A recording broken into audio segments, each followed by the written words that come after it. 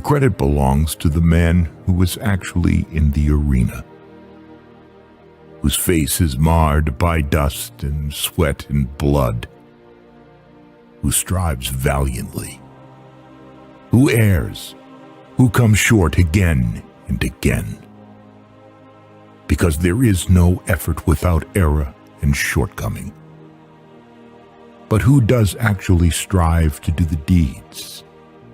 Who knows great enthusiasms, the great devotions, who spends himself in a worthy cause, who, at the best, knows in the end the triumph of high achievement, and who, at the worst, if he fails, at least fails while daring greatly, so that his place shall never be with those cold and timid souls who neither know victory nor defeat.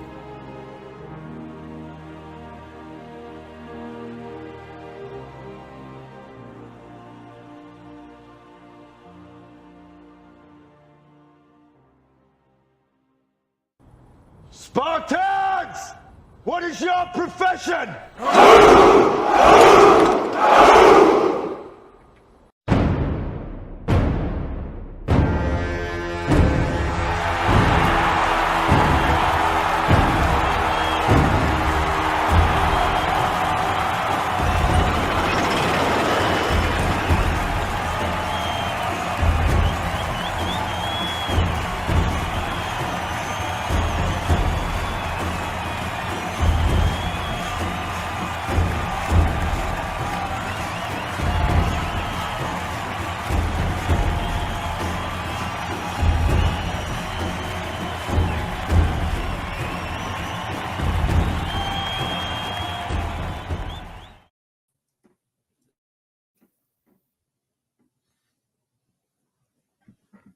What is going on, everybody? Welcome to another Coliseum Hangout, hosted by yours truly, R.P.L. I got my coffee. I got my roast beef sandwiches. We're about to have a good one tonight, because tonight we might go all night long, because I ain't got to go to work the next day, because guess what? Your boy's on vacation. That's right. Your boy is on vacation for the whole entire week, boy. Long time coming, man. I'm excited.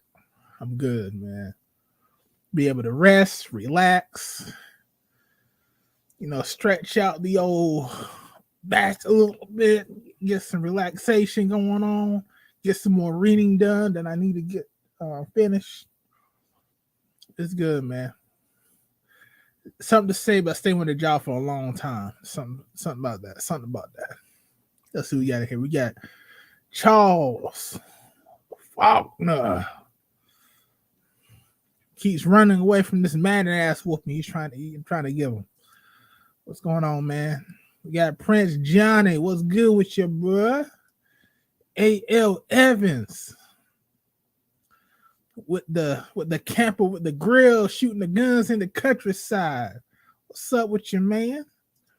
We got Smitty, Mr. Pittsburgh himself, saying what's good? What's good with you, Smitty? We got Aqua Techie with the Lionel Richie. All night long, all night, oh no. What's good with you, Aqua Tech? We got Jesse. What's good with you, man? What's up, man? Hope everybody's doing well. Everybody's doing good.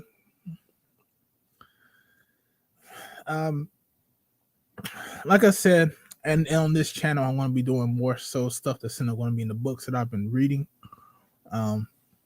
So after this week, after I get back on vacation, we're going to start going into the 1965 immigration bill, which I think that's pretty much come up with just like 1 or 2 nights, maybe. Just depends on how long I want to go into it. And so after next week, next Tuesday, I'm going to the 1965 immigration bill. And so I'm going to be talking about that. Then after that, the next book I'm going to go into is Freedom Is Not Enough by Robert T. Patterson. It's pretty much a compilation with the Moynihan Report. So I'm going to start taking tidbits out of that book and then talking about it on this channel on Tuesdays. So that's going to be the next goal coming forward as far as this channel is concerned.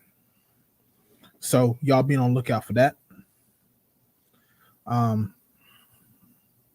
Also, too, even though I'm on vacation, I might go out of town to go see my brother, see family, stuff like that.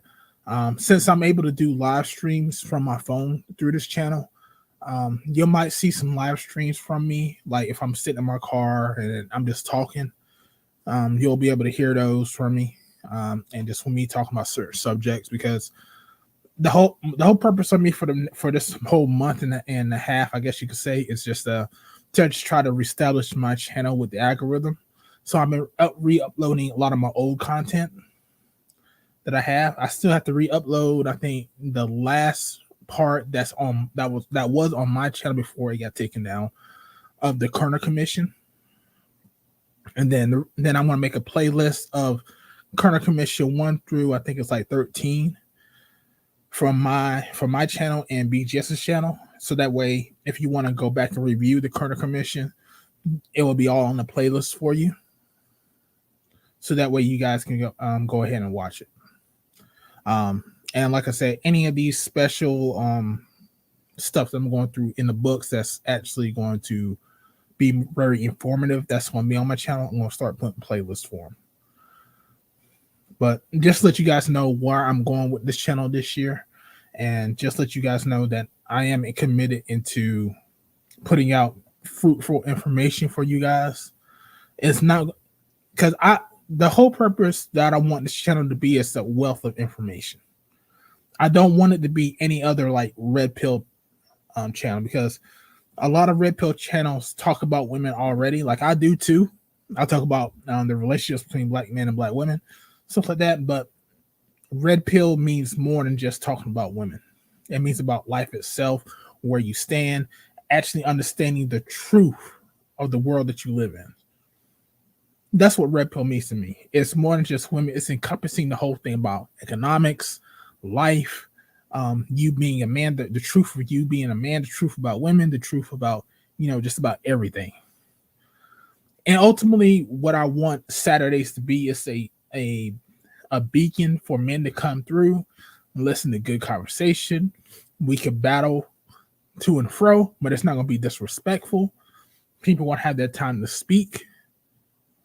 And this is going to be a place for black men to actually be able to vent their concerns with the world.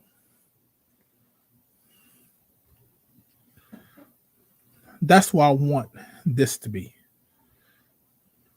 Because far too many times, black men have not had a voice in this society. And I can honestly tell you that even with me growing up, I didn't never see too many black men actually voice their concerns unless it was at the cookout underneath a tree and it was amongst themselves and they had to talk. Black men in the society has been mostly silent. They've been mostly left alone. No one actually asked them what did they feel, what did they think, or anything like this of the concern. And I want that this Saturday night hangout be that place for black men to actually do that. You can come on and voice your concern. That does not mean that you're right. That does not mean that you are not going to be challenged on your ideas, because this is going to be a place where you will be challenged. This is why it's called the Coliseum. Any ideas that you bring into this space, it will be challenged, because if we can break it down, that means anybody can break it down, because we have intelligent minds on this side. But that does not mean just because we break it down that we're going to try to disrespect you. We're asking questions. We're asking serious topics about whatever you bring forth. So that way, it helps you, because when you go back and rethink this stuff, you can come back with better information, better awareness about where you may be lacking in your ideas. and just let you know that, maybe I need to think about this thing in another light. That's what Saturday nights is all about. And that's what I want it to be. So I hope everybody that comes through here understands that and is welcome to that. And we're going to push forward because I'm doing Saturday nights for you guys that are supporting this channel. I'm not doing for everybody in the ministry. I'm doing for the people that are supporting this channel that make sure that I'm here every Saturday night. Because I understand that when BGS left the Saturday night hangouts, that it was very important to this space. Because of the simple fact that a lot of men needed to vent their concerns.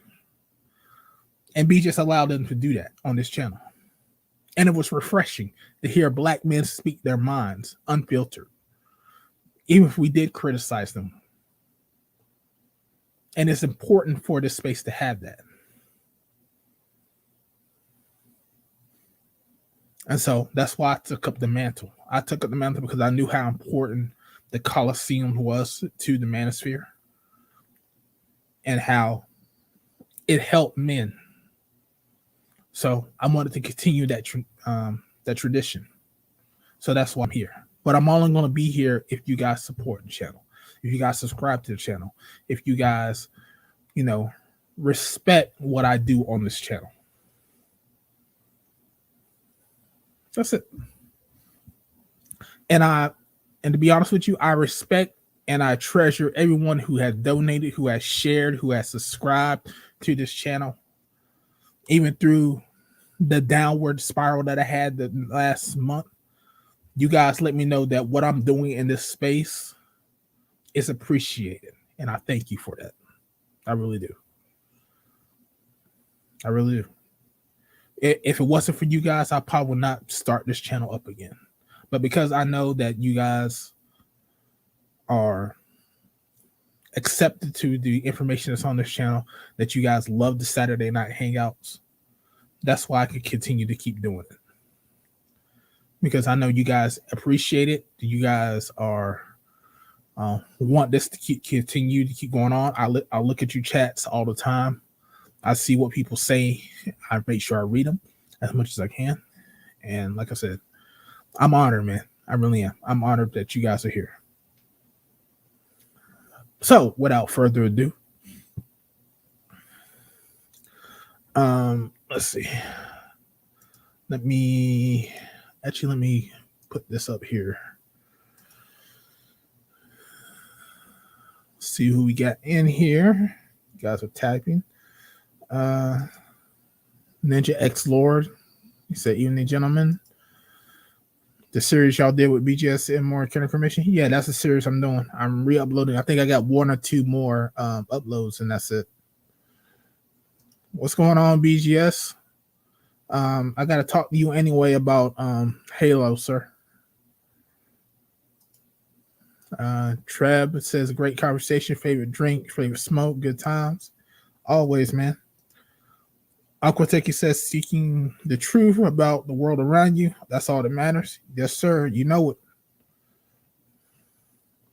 Got Destro. What's good with you, man? Hope everything's good with you this week. Saying what's up, though, and Art and the rest of the chat. Appreciate it. Trev says therapeutic, man. You know it is, man. It's therapeutic, man. Shout out to Black Ram 313 up in this piece. I call him the R.P.L Don. The R.P.L Don up in this motherfucker.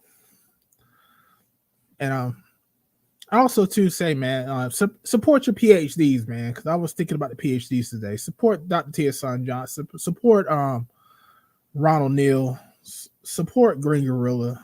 Support all the guys that's got PhDs, man. That's actually key that work. Support those people, man, because they don't have to be here. They're here because they want to help people, and they actually want to help people. So support all those people, man. Really support them. They're doing God's work. They really are. Can't say that enough. I know I might need to start supporting them a little bit more on my side. It's just when I catch them, I don't support them. I don't engage that much, but I am going to have to put more forth an effort to support the PhDs more in this space because they're doing the Lord's work. They're putting out so much information that's ridiculous, and they should be compensated for it. One thing about this world that I know is that if you're doing to do something, make sure you get paid for it.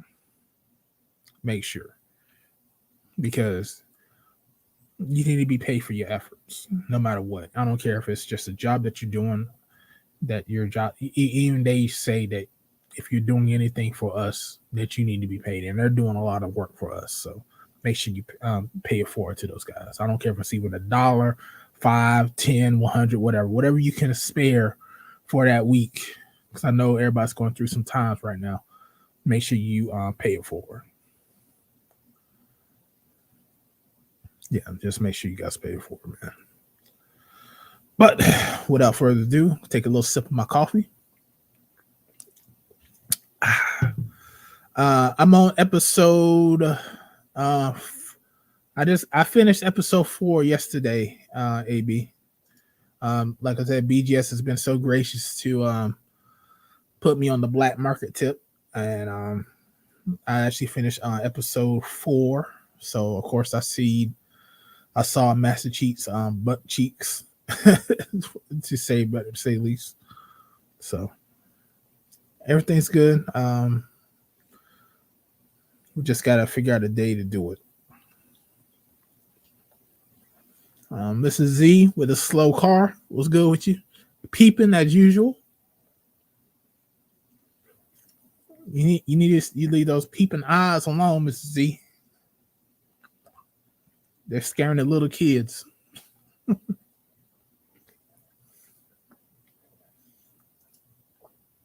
said, Art, no one's going through some times right now. Remember, we're all rich.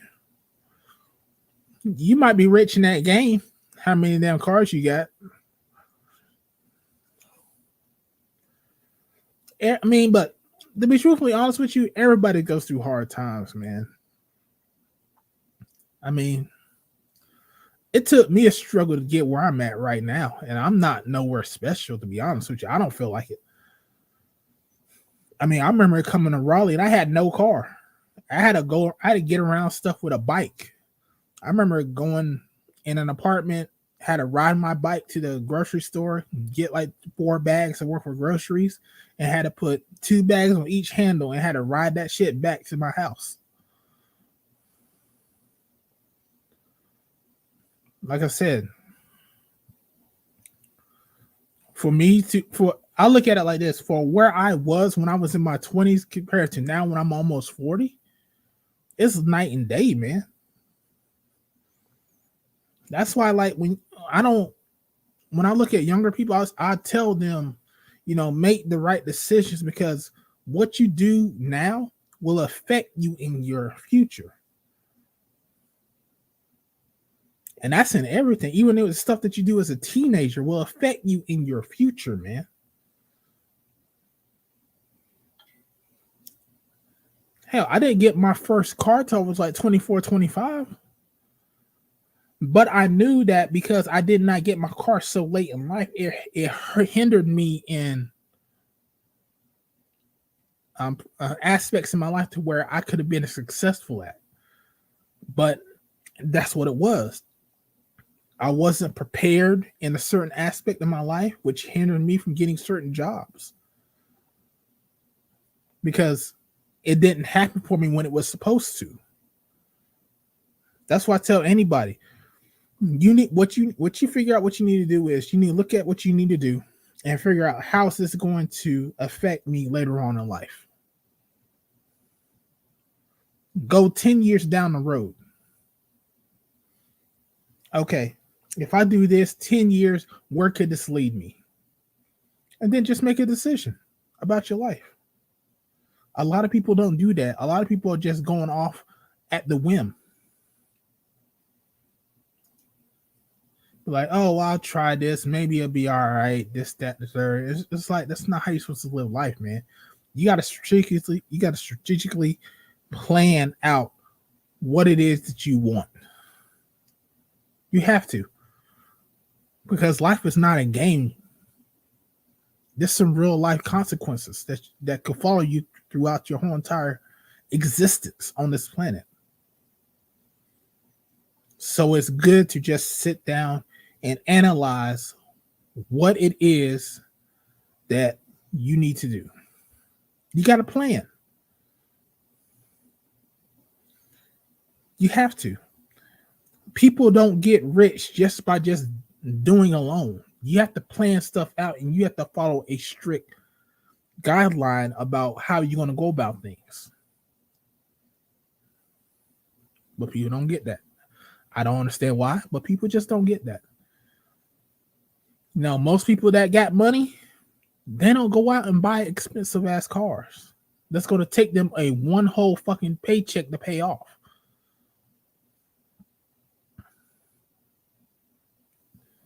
Most people that got money, they got a 95 Toyota Camry that I've seen. I've seen guys that had a whole bunch of money. They got a 95 Toyota Camry. Why? Because that car in particular is easy to work on. Trust me, I had one. That car is fucking easy to work on. You don't even have to get underneath your car to change the oil. That's how easy that car to work on. An oil can is right there on the front.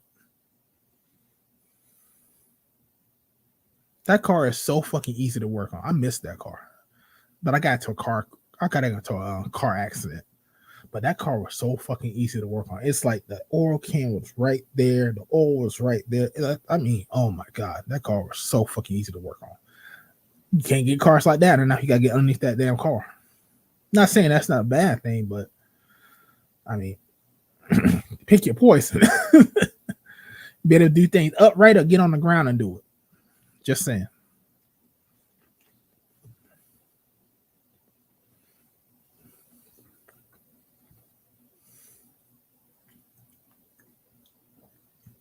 Uncle Techie said, not thinking 5 minutes ahead will end in a world of hurt. Yeah, that's true. That is true. Jesse says, facts. It's all about strategic planning. Yes, sir.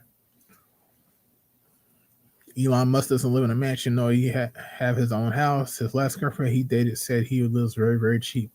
Yeah, these guys, because people value money. That's what it is. They value money. See, that's how you can tell people who are very successful with their money versus people who are not. Because think about it. How many entertainers that splurge their money all over the place have something later in life?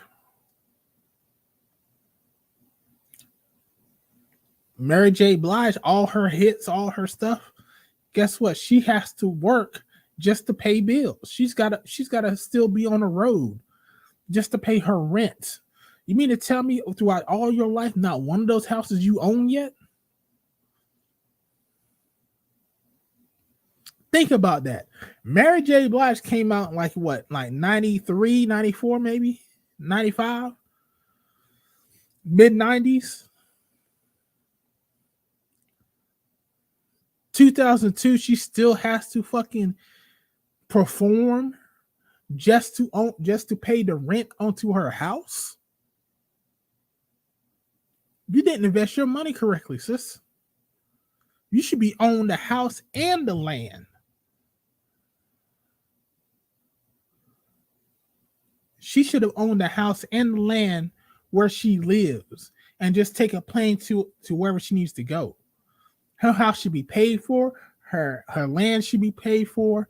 And all she should need to do is just live off the residuals.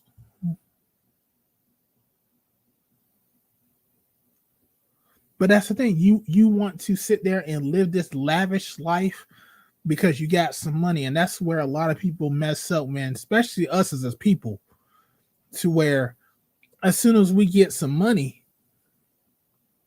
we want to buy these damn cars. It costs us $600 damn a month to pay off.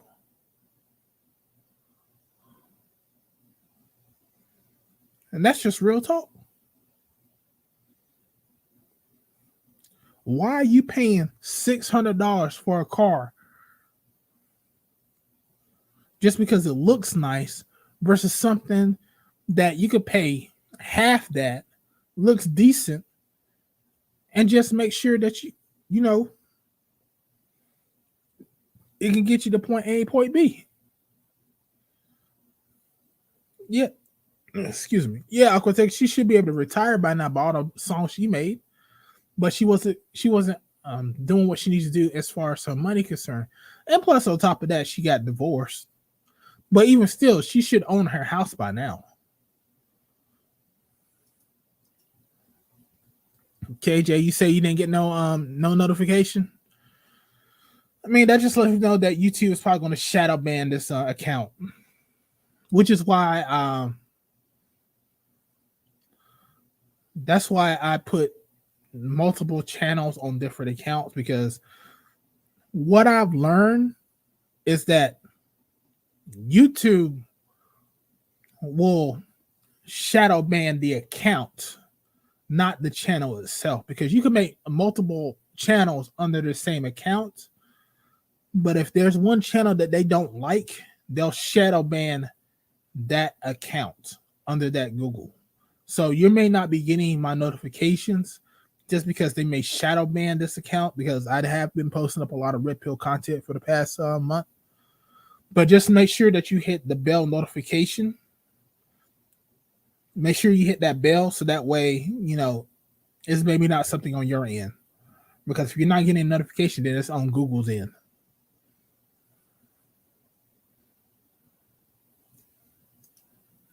So you had to subscribe again. Well, how long ago did you subscribe? Because when I did my first channel got taken out, I had a backup channel which stayed around for like a week, and that's it. So that may be it. If you haven't been up here in a while, because I haven't seen your name pop up. So that could be it.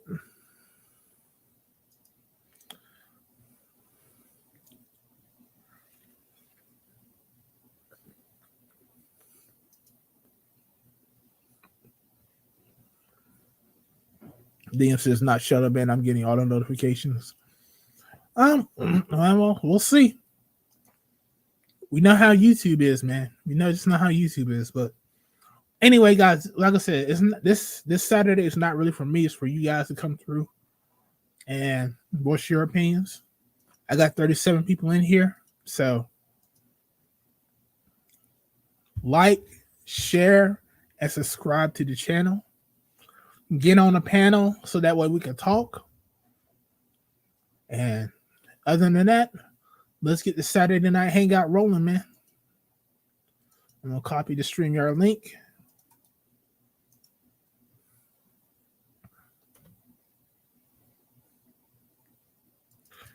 That is the StreamYard link. You guys want to come on? And if you're liking the content so far, here is the Cash App. Always ask for $1. Anything extra is on you guys.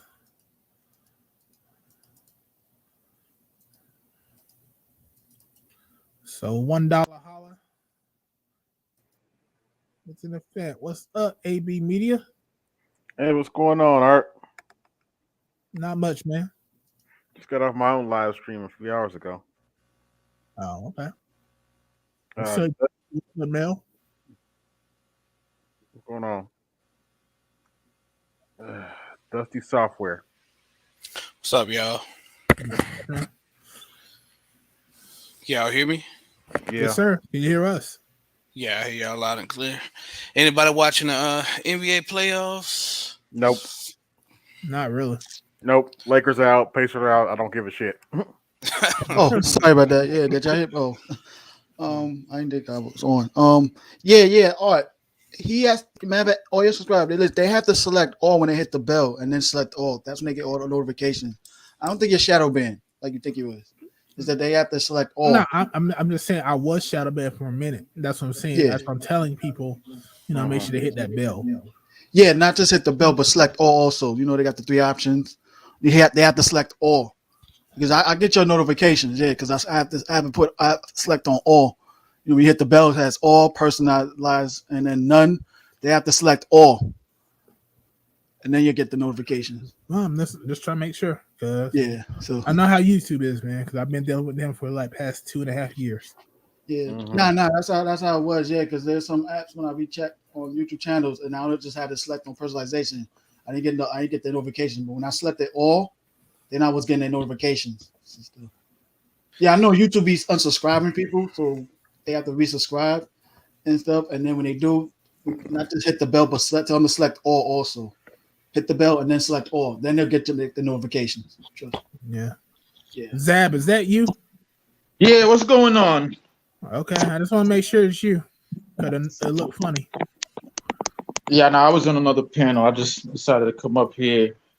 I just got a quick question. Now, when I first came over here, I noticed that you had Ib Moore in your name. Now, I'm a little bit new to this space. I've been in here maybe like a year. I still got And Ibmore in my name. Well, it used to be Art of Ibmore, right? I'm still Art of Ibmore. I just put Art Enraged as a short hyphen to the new channel. Yeah. So how comes y'all don't really expand on what Ibmore is? I literally had to Google Ibmore just to find out about it. Oh, what is Ibmore?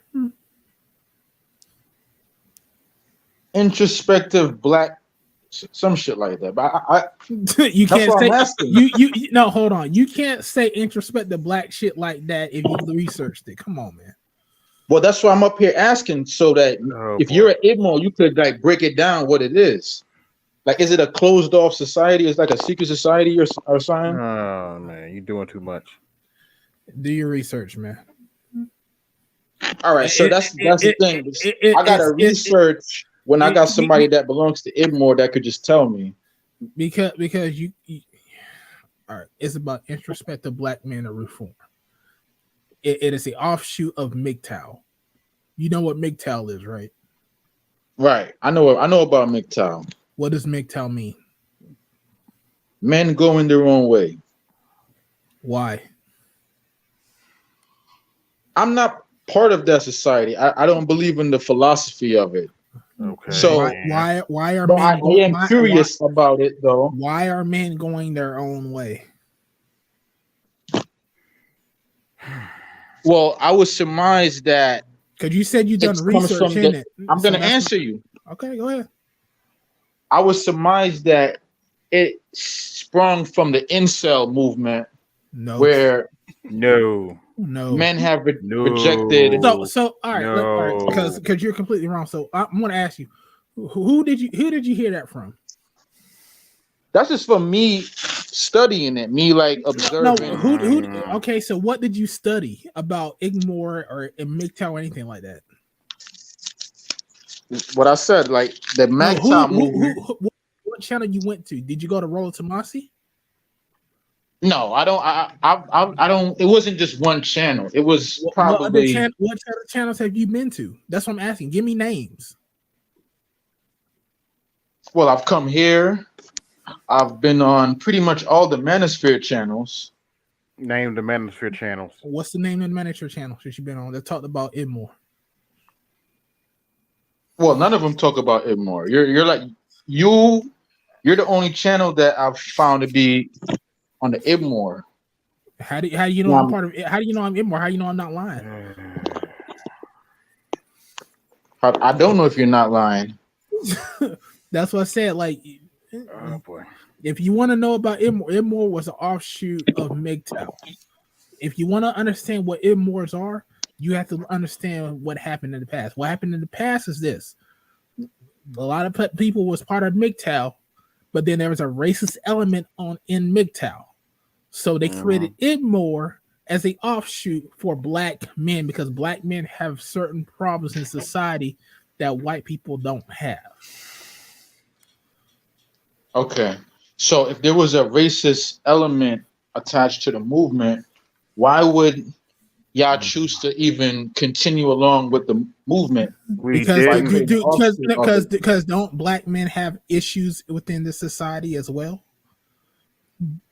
Absolutely. Okay, But then. they So stem from white supremacy. that's why they separated themselves and said that black people, because you gotta listen to me, Zach, because you need to listen. Black people, black men in the society have a different relationship within this society than white folks do. But I guess my question is no, this. no. Listen to what I have to say, because Go you ahead, have go ahead, because I'm bit more number 4 because we started the bit more movement. What do you want to know, man? So It's like this. If that's like saying Now, what we're do you an want to know? offshoot of the Nazi no. Party. Stop. Hold on a second. Stop Stop. asking boy. questions. I am and- we the four of us started it more, okay? And we came over to the black side. What do you want to know? What I want to know is the philosophy, why it's being accepted. Because black men have a unique problem with their women, right? The Mgtow, the Ibmore movement is offshoot of the men's right movement. You understand what the men's right movement is? Right, I do. You do. What is it? It's the movement for men's rights. No. What is it? No, There's that this doesn't mean idea it. that feminism has taken over the culture. Exactly. Feminism. There's the marriage and the child support courts, right? Divorce, all that kind of crap. That's what the men's right movement is, right? Right. Do But black men have that problem? I'm sure some of us do. Some of us do. Do black men in general have that problem? In regards to marriage and divorce, divorce. problems Yeah, with their women, we all that have kind of that stuff. problem. Yeah, of course. So that's what the MRAs, the Mgtows are offshoot of the MRAs, and the Ibmores are offshoot of the Mgtows. Do you understand what that is? Yes, but what I don't understand is white supremacy is the core of the issue, and white supremacy is ran by white men. Feminism is it's not the core of the issue. Too. In other words, so all the white people that are Mgtows, are they not white? Yeah, but they're misguided. They're aiming. They're aimed at the wrong. Zab, how are they misguided? Oh my God! If you're a white man in this society is built around you. It's built to make your life easier. If you're not able to thrive in it, if you're on the receiving end of the feminism of the child courts, you're not applying your white. How about the white women? What about the white women? What about the white women? Are they white? Yeah, they're white. Does white supremacy work for them? But the society wasn't designed for them. White women designed for the white men. It is designed for them. Yes, it is. See, in regards to the men, yes, it was designed for them, but it was really designed for white men. Zab, where do you get your? I need telling though. Go ahead, Zab.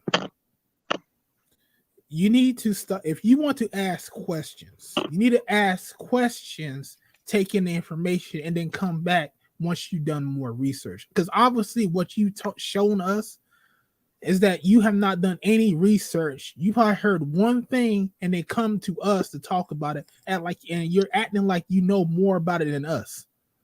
So what I need for you to do, because I'm getting tired of people coming in here and acting and doing this shit.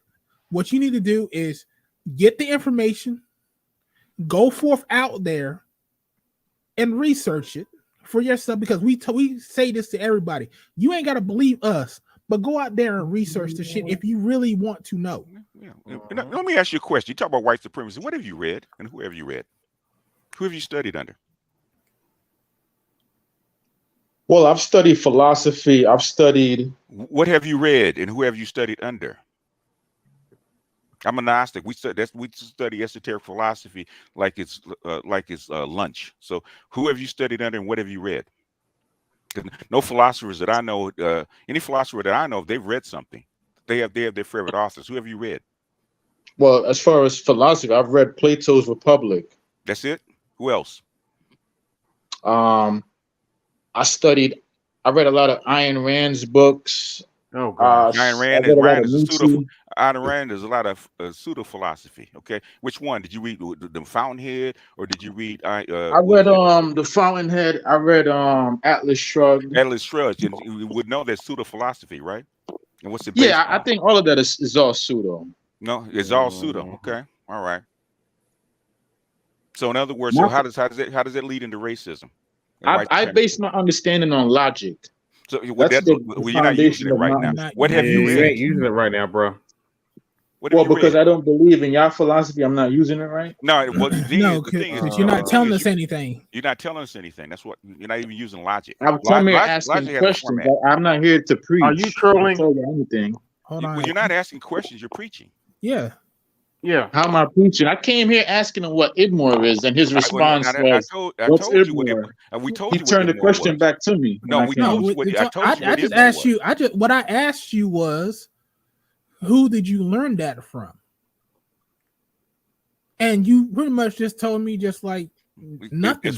There's 4 guys that started Idmore, so which is an offshoot from Mgtow. It was me, Black Ram, B40. I'm trying to remember the other guy's name. He's not on anymore, right? We're the 4 people that started Idmore and came over to the black side.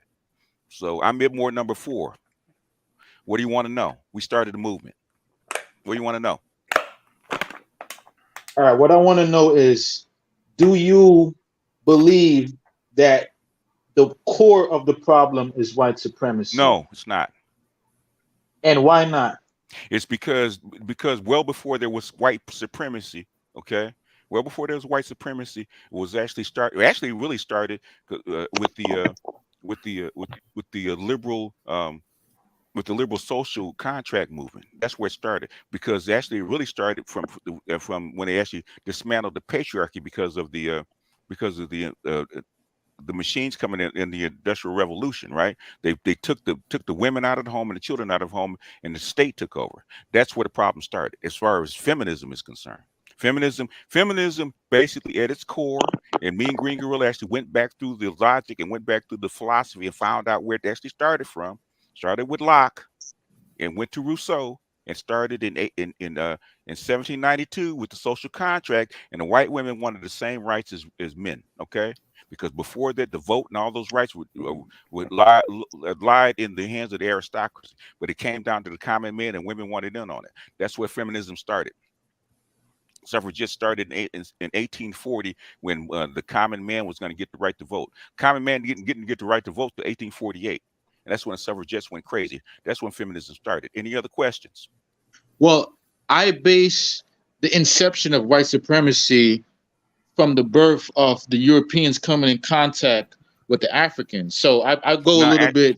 Actually, white supremacy actually started when the Europeans came in contact with the Mayans and the Incas, and they got silver because they weren't worth shit. Because guess who was in 1492? Wait, so you're saying that the Europeans contacted the Mayans before they contacted the Africans? Okay, You talking about white supremacy. Which one are you talking about? I'm talking about white supremacy. Are you talking about who did the white folks interact with first? The Europeans were in contact with the Africans way back in 3000 BC. Right. So is that when white supremacy started? Well, back in 3000 BC, the Europeans in Europe were primarily African. No, they weren't. No, they weren't. Where did you get that from, Zach? You're making it up as he goes along. No, from just reading a lot of the historical What texts. book? I want to look it up. What book? We're losing IQ points here, Zach. Come on. What book? I want to look at that book. What book?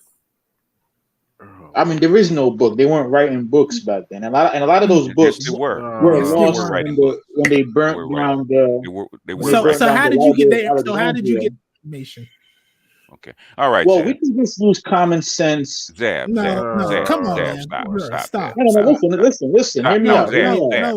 We don't do that mess over here, bro. We don't do that. If you're gonna say something, you need to back it up. But see, this goes back to the idea of white supremacy. This is like if you say something, you need to. By me saying that they were black, like it triggers them. When was white supremacy actually a thing? There's actually a date. It was in the 19th century when white became a thing. There were no white. White supremacy started when the Africans came in contact with the Western Africans. No, they didn't. Oh my God. No, it didn't.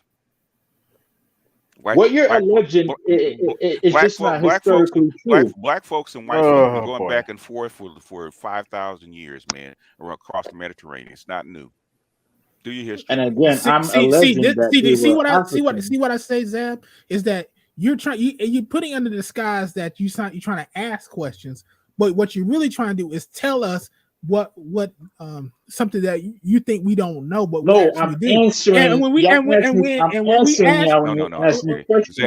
Zab, no, I put him on mute. Hold on for a second, BJ. Okay. And when we ask you questions about a fucking book that you read that from or some type of article, you can't give us the article. See, in this space over here, because they didn't have articles in this space over here. If you say something, it's just like I said in the beginning, you need to be able to back up your damn resources. Yeah. If you can't back up your resources about what you're talking about, then we ain't got time to hear that crap, man. So you're saying that you should be able to get some kind of book written, it's not Zab, some type of article that we can look up. Zab, we got 15 PhDs in this space. Stop that bullshit, man. Either you got it or you don't. Stop it. I mean, I've been in this game 40 years, man, in the Black conscious community, man. I done heard everything, right? And the bullshit that you're talking about is bullshit, okay? Why? Because it's not in a book. Because it's not backed up by anybody that I know. Listen to your elder, Jab, and shut up. Try that. I thought this is a space for us to debate ideas. You want me to shut up? We want you to back up your ideas. Back it up. Is that hard? When I asked you where'd you get that from, you didn't tell me anything. When I asked you what book did you read that from, you didn't tell me anything.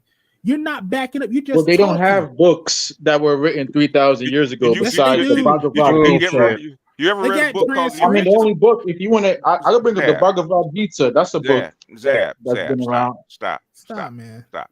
The Bible. So how did you get the information? How did you get the information? Someone just rolled it into your brain? Stop. Where did you read that? Archaeologists, historians. Zab, stop. What historian? Zab, are you high? Are you drinking, or what's going on with you, man? He's trolling. What historian? I'm sober. Name the historian that said Are you really sober? You sure? I'll admit this. I don't know them off the top of my head, but I could Google them. Zab, but one or two things: either you high, you drunk, or you fucking stupid. No, I'm sober, but no. I'm not gonna go into the game trolling. All right, hold on, guys. Hold on. All right, go ahead and handle it. Name me the historian that said that shit, and I want to look him up, and I want to play a video that he said that. Please give me the name. What's the name? I get it that you want. I can't give you this because I can't remember them. But that doesn't mean that what I'm saying is wrong. You like to get people on this trip back if they don't know the exact artist. No, Zab. If that was such an important thing for you to say, you would have known the historian. For you, but I don't incorporate my knowledge the same way that you do. You need to know the authors. I don't. Right, enough. That's how you learn. But enough. My mind is not your mind. Enough. Zab. This conversation is not going. Shut up, man. Shut up with that stupid shit. You ain't read shit. Stop. This conversation is not going no fucking where, man. Stop. Hey, how the brothers feeling tonight? Hey, G, what's up, man? What's up, G? Hey, where you at, man? Where you located at, man? We from Atlantis and the Lemuria too. Oh shit, Lemuria. Okay, I ain't heard that one in a long time. Now that's pseudoscience right there. Hey man, shut up, man. I remember when we was all coming. Really, when we was all coming into the knowledge, we got taught that shit. We fucking Moors that came from Turtle Island and Lemuria. Oh yeah, Lemuria. Yeah, the lost land of Mu. The lost land of Mu. Yeah. Nah, I know about the land of the lost. Or Antarctica when it was green. You remember the brother that it was started with the fact that y'all got this condescending view, man. Get out of here! Shut up, man. You can't back up anything you say, Zab. So we don't care until you can back up what you say. We don't care. All right, I'm gonna go find a white boy that wrote a book. Please. And then I'll present him to you. Maybe then you'll accept the information. Come back, man. Because what you're doing is word salad and mixing all these concepts up. Okay, you're mixing them all up. And they're not correct. At least you're gonna give us bullshit. At least give us straight bullshit. Don't mix it all up like a word salad, okay? Everything that you're saying is all mixed up. And many battles is I'm saying that the concept of white supremacy came about when When? No, it's Around recent. it came No, it about isn't. when the No, it Europeans didn't. came No, in it did. contact with It the West did. It Africans. did not. It did not come into contact. The information of the white race came in right after the Prussian school system, and basically that was in the 18th century, man. In the late 18th century, when the concept of whiteness came in. Before that, it didn't exist. I do agree with that, but The race didn't exist. we are a race of people, though. Oh, if you we want to do believe belong it, to we do belong to the Negroid race. well, then you believe in white supremacy, then.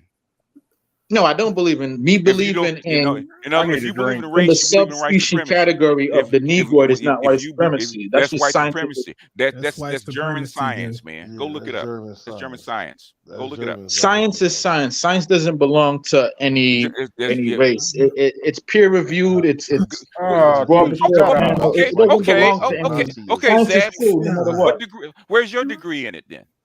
What's your degree in? I don't have a degree in science. Well then But you're that not doesn't an mean I expert. can't understand the concepts of You it. don't understand it.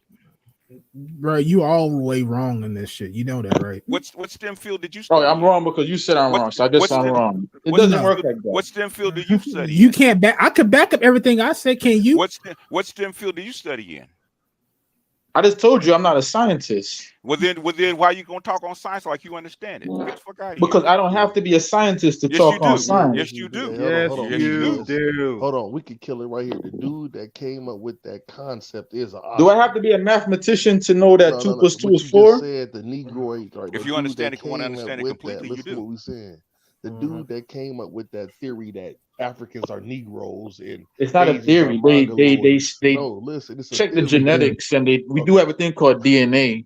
But what is it based off of? Why did they come up with that basis? It's based off of science. They could check our genetic and tell what race we belong to. We're all humans. Okay, let me ask you this. We are all humans, but all dogs the same? Let me ask you: was DNA a thing back in the 18th century when the concept of race came about? They didn't need DNA, but they could look at the physical appearance and say, "Oh, that's that man has a brown skin, so now you're talking something else." Yeah. Listen, what we trying to tell you. You didn't need DNA back then. They had common sense back then. Listen to but the science backed it up. Evidently, you missed that gene, sir.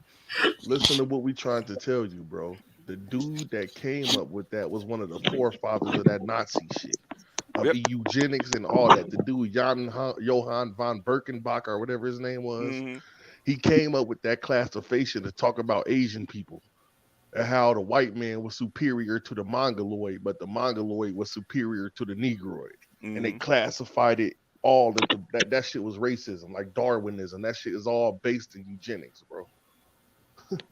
Well, I'm not going off of the eugenics. I'm going off the evolution is real. The scientific understanding of race. Well, cite your source then.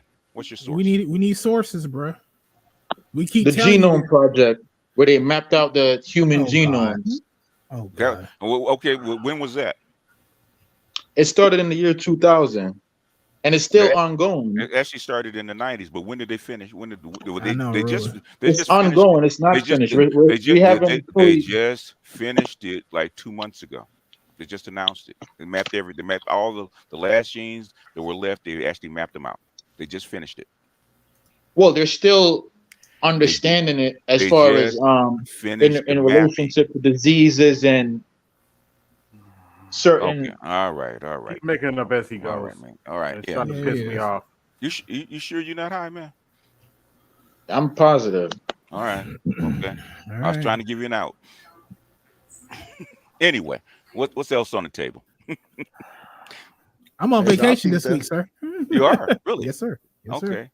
So I got to send you. So you're saying that race doesn't exist? Hey, Zab. We're done with this conversation. We're done. Stop. Go until you can find me some articles or proof or anything like that, or some videos, or that there's someone that's actually doing a conference on this shit. I'm not here to compare articles. I'm just here to have a conversation.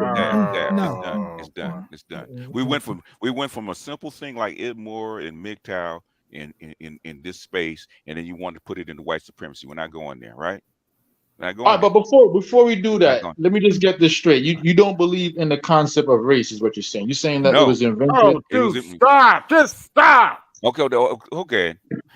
No, I don't believe in it because it doesn't exist. It's a made-up concept. It's a classification, just like anything else. Just like class, just like whether you're an American or a Brit or anything else like that. It's made up. Okay. In fact, in 20 years, it won't even make a difference because they're going to start messing with your genes. So that won't. So any classification that you can think of will be moot in about 20 to 40 years. Doesn't even matter. So all that stuff, it was just a way to separate people, okay? Because they were doing that. What do you think the Nazis did with the Polish and the Gypsies and the black folks and the Jews? Okay, that it's just a way to separate people. It's called tribalism by another name.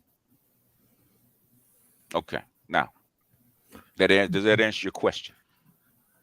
It does. So when I said earlier that they were African, you only had one question. That's it. You know how many different peoples there are on the continent of Africa? Yeah, I know there's a lot of different tribes and Give me a clans. ballpark figure of how many peoples are on the continent of Africa. Probably 5,000, because I know in Nigeria alone. At least. So that basically that's called tribalism. They're different peoples. You know how many different peoples there are in Europe alone that we call white? I'm not sure. I haven't really There's hundreds of studied it. different peoples on the continent of Europe alone. Okay, you look at Ukraine. Ukraine by itself got about 10 different kinds. So earlier when I said that they were African, why was that a stretch? When I said that the ancients were African, why was that a stretch? Because there's no such thing. Africa is actually a made-up word by the Greeks. Everything is made up if you want to go with that argument. They didn't call themselves African. Come on, man. We know that all of humanity migrated out of Africa. Some of them settled in Europe. Yeah. Anyway. So when I say 2,000 years ago, they were African, I'm trying to understand why there was a rejection of that. That just shows your nationality, man. We used to fly around in cars powered by crystal soup. And basically we had electricity generated by pyramids. Before white people came, we used to fly in cars. I'm not going into nothing pseudo. I'm just saying when I said earlier that they came from Africa when they built the European civilization, why was that rejected? No, we ain't saying that. If there is no such thing as race, bro, we're not saying that, bro. We're saying that the stuff you talking, that's like handbook introduction into black supremacy, bro. We've all been through that. Yeah, we went through that already. I'm not a black supremacist. All right, You're spouting black. This is what we're telling you. You don't know that you're spouting black supremacists talking. Well, me just talking about history of black supremacy. Guys on the earth who wore gold in our clothes and all. No, hold on a second. He's not going to take over the whole hangout, right? Yeah, he's not. We answered his questions. We answered his questions fully. Okay. We're going to go on to what we're doing. You can't just run in and make it the whole thing a part of your agenda. If you ain't read, okay, that's on you. There's plenty of books. There's plenty of tapes. There's all kinds of people you can get in contact with. We'll walk you through this shit, man. You don't need to come here and try to get it all out of us. Go do your research, okay? Like everybody else. Everybody else has done the work. Yeah, hey, you know what this remind me of? BGS and Art. There was this conversation that I had with these dudes, and a lot of the white dudes, right? They didn't know that fascism started in France and not Germany, right? So they was arguing, and they was like, why do you think that they relate to the Egyptians so much? Because the French started the thing that the Egyptians was Caucasian people after Napoleon and them went there after they got a permission from the Arabs, right? So a lot of people don't know the history. They really don't know the timeline that they're talking about. So they're talking about the 14 and 1500s, and they need to be talking about 2000, like you said, 2,000 and 3,000 years ago. But they don't know nothing. They think that they wasn't writing books and having correspondence and trade 3,000 years ago. Like, bro, people don't understand the actual timeline of the earth. They don't know that you're mixing ideas that come from two different thought patterns or two different schools of thought. Yeah, two different eras. Yeah. So that's all. He got information that he want to share and he don't know no better. How long did it take him to even translate the language that the Egyptians were doing? It was you got to remember before that you got to remember that the Europeans didn't know about Rome and Greece until the Arabs told them. So then they told them about The Europeans had lost their history in the Dark Ages. They did. They didn't know nothing about Rome and Greece. They just knew that the Anglos just knew that they were living in their ruins. They didn't know nothing about that. Yeah. So you know who actually preserved a lot of the history of that? Yeah, the Arabs, the Moors. Yeah. The Moors and the Jews. Yeah. Yeah, and the Moors and the Moors, when they were educating on the Iberian Peninsula, taught them that name, Rome and Italy and Greece, and they didn't know nothing about that. They, as far as they knew, they were Anglos and Franks and Saxons, and they didn't know nothing about that shit. They was tribal at that point. They wasn't imperial. So a lot of people haven't read the history. They think that because Europeans run shit now, they was running shit 5,000 years ago. That's not true. Nope. So, It's but only been- Amer- it's it's only the been a- American school. Yeah, the American school system did a good job of fuzzing up the timelines, but we don't even understand. A lot of people don't understand that BC don't being before Jesus. Hey, Prussian school system. I mean, I agree with everything that you just said, actually. Oh boy. Okay, good. All right. And next. What were you before this? No, I remember that. I remember learning all this. They when were I talking found about out- the NBA playoffs. No, man. We I just weren't gonna remember talk about learning NBA all this playoffs. stuff when we was talking about the concept of time. And then I started finding out that the Pope had restarted time a couple times and all types Yeah. of shit. Yeah, it's a demarcation. You know, I think the demarcation came under Rome. I think under the the Council of Nicaea, when they invented the Common Era. Mm-hmm. Do y'all think time exists? What do you think? No. What do you think? Explain I think it does, but I remember reading an article where some theoretical physicists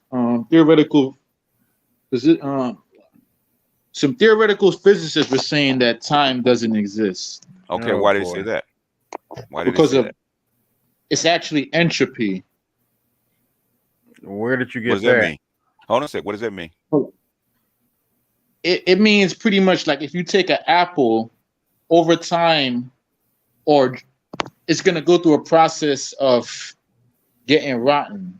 No, that's And rotting. we experience that process That's- as that's time, not- but it's that's actually not- that's- entropy. That's not entropy. Go ahead. Go look up entropy and come back. But again, I believe in time. I think time exists. Entropy is basically the transference of energy. That's Just contradict yourself, but okay, whatever. Yeah, entropy is the transfer of energy. So in other words, if you put something very warm versus something very cold, right? They would actually equalize out. In other words, the heat will actually go over toward the cold side and vice versa. That's entropy. Yeah. Same thing with water. Okay, if you put two different substances together, eventually they will start mixing. Right, one will actually be dissolved into the other. That's entropy. You understand? Right. Well, I do believe in time. Time is relative depending on the speed in which you're moving. Okay. All right. Now we're getting into Einstein. Okay. And relativity. Now you're mixing. Now you're really mixing things up. Yeah, this has nothing to do with Idmore. I mean, maybe Y'all want to switch the conversation. Basically, what you're trying to do is get us to teach you about these concepts that you don't understand. I mean, Basically I'm not trying a to part do. of I'm not a part of the official Idmore movement, but I believe in the Idmore philosophy and the doctrine as it's been explained over the years to me. Yeah. So Well, Idmore's changed a lot since it came into the Black Manosphere because it's expanded. Yeah, Before but it was you know, I understand, but I'm telling him that it's not a movement; it's a philosophy. It's a philosophy, yeah. Yeah, so it can't be. You can't join. Well, Idmore. I look at it as men checking out of the system, pretty much being like a monk, not Really? participating in it. No, Not all Idmores are created equal, sir. Not all Idmores are created Who told you equal. that? Who told you that?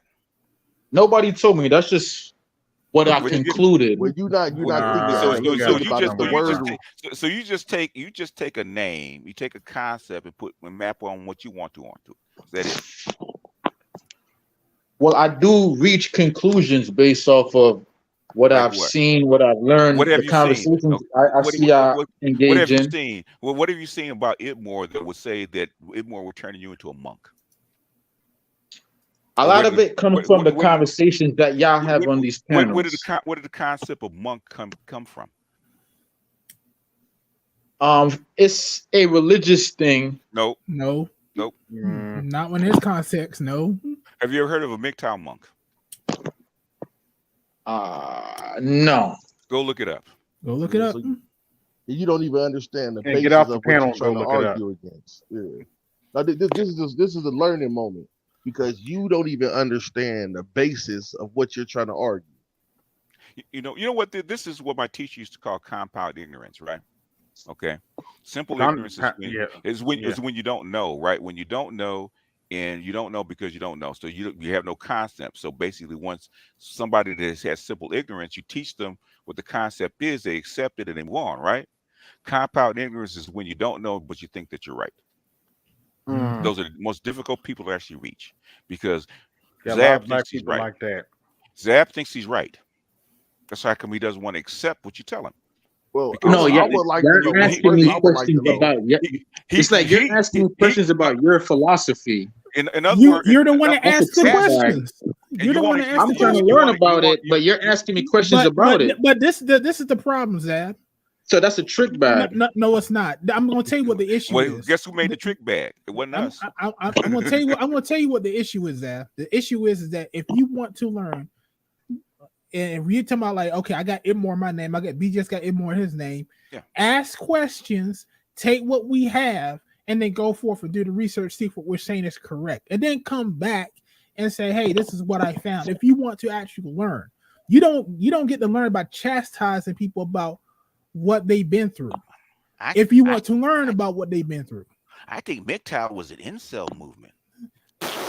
Like, well, if you want to view that in a negative way, then that's your. Well, guess what? When you wrong stuff, and we could correct. I get it that incel is considered an insult to some. Where did incel come from? Where did it come from? What was the original name? What was the original acronym? Or just the original name? I don't know all that. I haven't dug deep. Again, y'all asking me questions about y'all philosophy. He's actually honest about something. No, incel is not a philosophy. I understand incel, but to ask me what's the history of it, who coined it, what's the author that wrote the book about it? Like, no, there was no book. I'm not gonna answer because I don't know. There's no book. You can find out very easily if you do a Google search. We could tell you if you ask, but things you're making things up. That's why we're saying that incel and Mgtow are not the same. In fact, they're opposed to each other. If you knew what the term monk meant, you would know that monk is the exact opposite of incel. You're voluntarily not dealing with it. So you said that Mgtow and incel is opposed. They're opposed to each other. Okay, let me tell you, because you don't know, man. Basically, we waste too much time fucking around with you, stumbling around in the dark, right? The original term was true force loneliness. In other words, guys, they tried to get sex, were blue pill, tried to get sex, weren't accepted by women. Okay, that's the original term, true force loneliness, right? And then they adopted the word incel, involuntarily celibate, especially after what was the guy that shot up the whole Elliot Rodgers, right? Elliot Rodgers thing in 2016, all of a sudden this thing pops up called incel, involuntarily celibate. They changed it from true force loneliness to involuntarily celibate, right? They wanted to become part of the Mgtow movement. Mgtow's rejected them. Okay. Yeah. And Elliot Rodgers was not even an incel. He wasn't. And that's why I say, like, when people say that, people just need to understand like what his position was, because they want to attach that to this space, Elliot Rodgers, which it really isn't. So do you know basically what are the 4 levels of Mgtow? I don't know about all that. Okay. What is it? Investigation, which is purple pill, right? Level 1. Level 2, girlfriend, but girlfriend, long-term girlfriend, long-term relationship, but no marriage and no living together, right? It's level 2, right? Level 3, guess who the biggest Mgtow is? And that happens to be a dating coach. Believe it or not. Coach Greg Adams, right? Mgtow level 3, spinning plates, the free agent lifestyle, not getting married, no no long-term relationships with you having a lot of sex, right? The last level is for old folks. It's called Mgtow monk. He's got tired of all that shit. Most of Mgtow monks are kids and grandchildren. Got tired of bitches. Got tired of the maintenance of bitches. Okay, it's easy to be by yourself. Mm-hmm. So it's easy to dabble every now and then, trick off. You need to do so and go buy you some pussy and come back home, right? No relationships. That's a Mgtow monk. Got it? Interesting. Yeah, I get it. Got it? You understand? Yeah, Is that break it down simple enough for you? right. You No, understand? that actually explains. Yeah, I like that breakdown. Thank you. Can we move on? Well, I do want to expand on that. I don't No. know. No, there ain't no expanding unless you know what the fuck you're talking about. Go forth and do your research and come back with more. Because you expand on it, you don't even know it. So how you going to expand on something you don't know Because about? I'll be honest with you, spent like almost an hour on this, man. Yeah, for nothing. Y'all got something better to do? Yeah. Yeah, we do. Yeah.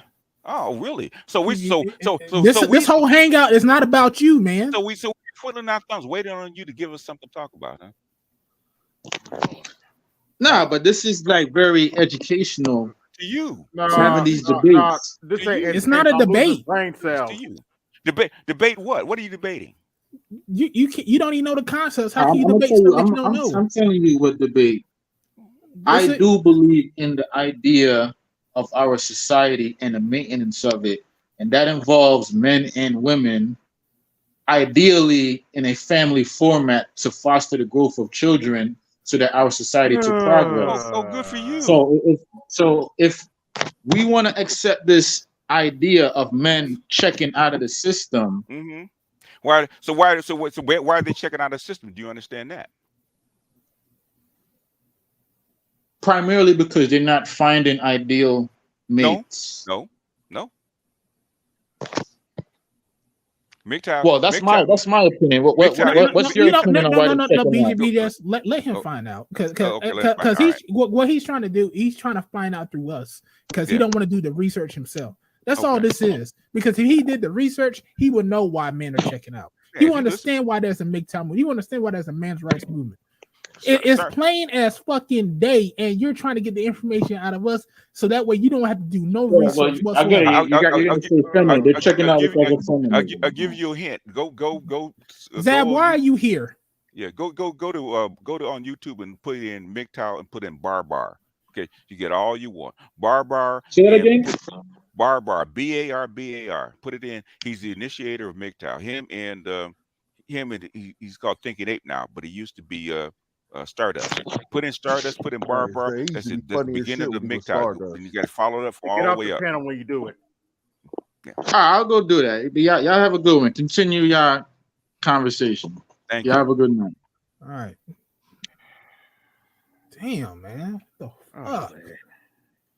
No, that's just the basic initiation. No, it ain't the basic. He wants to talk about what he wants to talk about, and Yeah, people do that waste all our the time. time. People do that all the time when you have panels. They want to change the conversation to what they want to talk about, and they don't want anybody to get any leeway. And I get tired of that. And I get tired of that shit when people want to come on your panels and want to change the conversation to something else. What it sounded like for real, Art, was he was up here trying to check us. He came up here talking jazzy, and then VGS came up here, shut it down. Then he didn't have no argument, but he still wanted to argue. That's why he went into that women and like our society maintenance. Man, get out of here. He has a point of view about something, man, and it's like you're trying to force your views or what you believe on to other people that's not for that. Like he was saying about with marriage and everything. That's how he was believing and stuff. I believe that too, but I'm not going to talk about it on this channel because I respect y'all views, and I'm not going to force my views onto y'all and stuff like that. So it's not the time for you to talk about all that. And that's what he's doing. It's like he's going to one store and going to another store. Okay, you in the men's store. Why would you want to buy lingerie in a men's store and stuff? No. If he kind of sort of knew what he was talking about, we could get with him. But most people don't know what they're talking about. Mgtow is not against women. They're against a legal marriage against the state because it's unfair to men. Yes, That's the basis of it. I've been on YouTube in this space for like damn 7 years, man. I mean, just about 7 years. So I'm hearing him talking. It's like he didn't want to ask questions. He didn't want to learn. He wanted to be right. He just wanted. Yeah, he has the same issue that women have. Man, you think Mgtow was due to white supremacy? No, man, it's not. No, he's like, I think it is. Yeah. Come on, man. You ain't doing no damn research. Anyway. Yeah. Yeah. Reset. And it comes from a misconception a lot of times that we're not over here having intelligent conversations because a lot of people don't even understand the manosphere space. I'm noticing that, like, as the years go on, I've been listening for about 10 years now. But as it goes on now, I'm noticing that most people don't even understand the manosphere space. So it's causing a lot of, it's like layers. They're hearing the game coach shit. Then they're over there hearing up the pickup artist stuff. But they don't understand that don't really got nothing to do with the manosphere, even if those people participate inside of it. Like, that's not the basis of the manosphere. The basis of the manosphere is just an open media platform for all subjects. But since you guys are focused on women and relationships and shit, you think that's what everybody's talking about. That's not it. Exactly. Even if we're talking about social constructs, it's like when you guys are going over the Kerner Commission, people couldn't understand that wasn't about us changing, nigga. That was about us letting you know. That was about you guys putting the information out there intelligently so you could understand and form a real idea of what you were looking at. But the thing is, they don't come on those platforms. They come on, dumb shit. Because they don't look at that. I guarantee he's not looked at one bit of they that didn't listen commission. to it. I'll listen to you guys' Kerner Commission stuff, and it only be like 60 views. So I know it's not a lot of people because they're listening to Kevin Samuels or somebody else. Not that that's bad, but they think that that's indicative of all the manosphere content. Yeah. Yeah. Like they're trying to make different subjects in their class only one. Is like I said, you go into your ideal is going from one store, but you're going to another store to get what you want from the store you really want to go to. It don't work like that. There's multiple layers.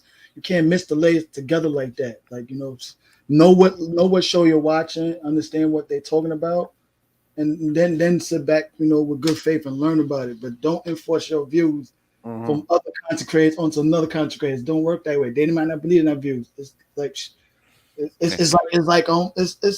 okay, if you're a person that doesn't smoke weed so much, why are you gonna go to a party that smokes marijuana and promote it hard and trying to force your Christianity views onto them? It's not gonna work that way. It's like yep. Or it's even more so like just because I talk about a subject don't mean I agree with it. You know what I mean? Like we could like how the brothers always talk about the gynocracy. Just because the brother explaining it to you don't mean just because he knows what it is, that doesn't mean he hates women. No. Right. We're just saying that that's what exists and we talk about it. That don't mean we hate women or don't want them to exist, but it do it. We're talking about something that exists socially and you're trying to relate that. You're trying to make it personal. You know what I mean? That's how you argue with people. You make it personal. Oh, you just hate women. Why? Because I'm talking about the gynocracy. So because we're talking about a gynocratic system that we exist in, we hate them. Well, the thing is that's what the women told them. Yep. They also told them, and women told them that if they mentioned the gynocracy or the matriarchy or anything with red pill, that means you just hate women. Okay. I'm glad. Go back to your mammy and have her whisper in your ear again. Go suck on your bottle and get tucked in. Yeah, you're getting discombobulated because the winter soldier chip is kind of malfunctioning. Go back and have it reset. Gotta see them passwords, right, BGS? Yeah. It's ridiculous. Yeah, I watched your part 2 of the she doesn't qualify. That was pretty good. Oh yeah, it just because I talked about this. God, when did I first? Actually, it was me and a female dating. I appreciate on Facebook. Go ahead. Yeah, I don't care what a woman's done. I appreciate the honest ones because they're up front. They just tell you what they did. Like, okay, the one the one is like because you said she retrospect, it's like, yeah, I didn't qualify. Yeah, she didn't. She realized that, and she realized she didn't really want to be married either. That's what a lot of them they were saying, because a lot of them don't want to be married. They just like the idea of and I can going through the respect that. marriage. Yeah, because that's what a lot of women now are today. Are they don't really want to be married. All they want to do is have that day. Yeah. To brag and show off, and what type of man they marrying that I can show off. I'm married to this type of high caliber type of man, stuff like that, like a trophy. Yeah, they want a trophy husband. Yeah, pretty much. Appreciate you, Aquatechie. Appreciate you, Jerome, and appreciate you. Come on, load up. Ninja King. Appreciate you guys for donating to the channel. Yeah, because I could, good thank God for Art, because Art said don't take his just don't take his head. No, because I already knew what he's doing, and so I'm just like it's a lot of people get into these circular damn arguments and they're not going nowhere. So why fucking bother? He wants to. He's bored. He's bored. Man, get a damn hobby. Start your own stream for people like you. That's what I'm saying. Like people, and all three of them. Yeah, people need to. If you got so much to say, start your own damn stream. You got a YouTube channel. Oh, a new sub. Okay, Beehive, go ahead and appreciate you. Already Beehive. subscribe, Beehive. Don't forget to hit the bell though. Mm-hmm. Yeah, hit the bell notification. Is that? I guess that's Marvin Hagler. Yeah, that's Marvin Hagler.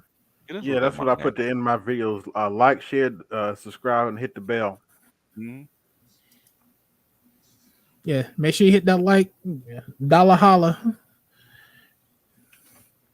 Gotta get this gas money going this damn road trip this week. Where you hit it? I'm going to Charlotte. Go see my brother. Oh, okay. Ooh, fine. It's a long way away. 2.5 hours. Oh, that's not bad. I don't like driving at night just because stupid people be on the road. Oh, that's true. That's facts. That's true. I remember one time I drove at night. There was a damn guy that almost ran me off a damn road, a damn semi truck. Mm-hmm. Oh, yeah. Man, Hey, I ain't been on a road trip in years. Yeah, Go ahead. Yes, sir. Oh boy, did you hear the rumor? About what? Bernie Sanders allegedly said he's going to run again. Why not? Hell no. Why not? Well, they ain't got nobody else, but you know why? Why not? But still. I take that actually, presidential campaigns are actually a moneymaker if you're a candidate. Yeah, that's true. All right, guys, weapons free. Oh. Okay. Are you Kevin Samuel's dad? No, I'm his friend. But yeah. Oh boy. Weapons free, guys. I'm his friend. He did shout me out the last video though, so that was cool. He shouted you out a bunch of times in the last year or so. Yeah, it's cool. Yeah, it's my boy. So I'm proud of him. Kevin Samuel's dad. Hey, I wish I would ask him for a loan. Oh, man. Kevin Samuel's a multimillionaire right about in this piece, man. So hey, man, Yeah, cut that a check. I would love. That is not an insult. I wish I was. Cut Dad a check. We get the hell no. Tell him he get some. Give me. Hey, BG, tell him give Dad a grant. I had to go see who put that damn comment. God damn, man. It should be, if you're on there, you should be able to see it if you're on. I said I went on my cell phone. Oh yeah. Well, his channel, I wish he was. I wish it was his dad. I sure would get cut. Hey, son. Oh man. Oh, that's funny. What's your take on what they're doing and whatever they're doing in Ukraine? We got a Lindy sighting. Lindy. Oh, hey, Lindy. What's going on, Lindy? Hey, what's going on, everybody? Where you be in the States, man? Are you in the States? Oh yeah, I'm in the States. Okay. I never know where you are. Hey, Lindy, sit you up here. Okay, you still down there? Okay. Yeah. All right.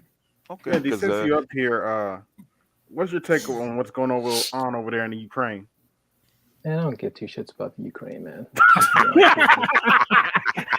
I don't want to sound glib or anything. I mean, I'll put it this way. Go ahead. I mean, if you guys been keeping up with the alternative news spaces. Mm-hmm.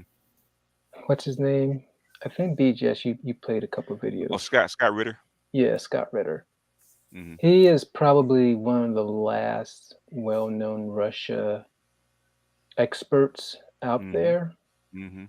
So, I mean, I find his overall delivery and some of the things he says, you know, it's kind of like, all right, dude, you're being a little hyperbolic and sort of Pollyannish about certain things, but overall, his assessment of what's going on there is pretty spot on. Mm-hmm. So far, yeah. Yeah, and like I said earlier on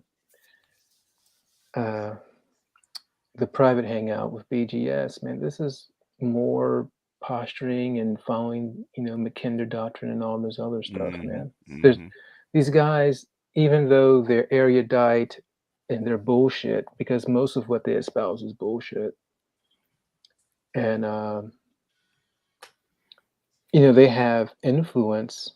I mean, they're going on a 120 some odd year playbook Mm-hmm. that is failing, Mm-hmm. and it's obvious, and they're doubling down on the same dumb shit, man. It's like, you know what? Turn your rifles into plowshares, man. Grow some fucking vegetables and stop the foolishness. Yeah. You had Yeah. your time. It's over. Yeah. Yeah. They've been trying to prove quickly wrong for the last 60 years.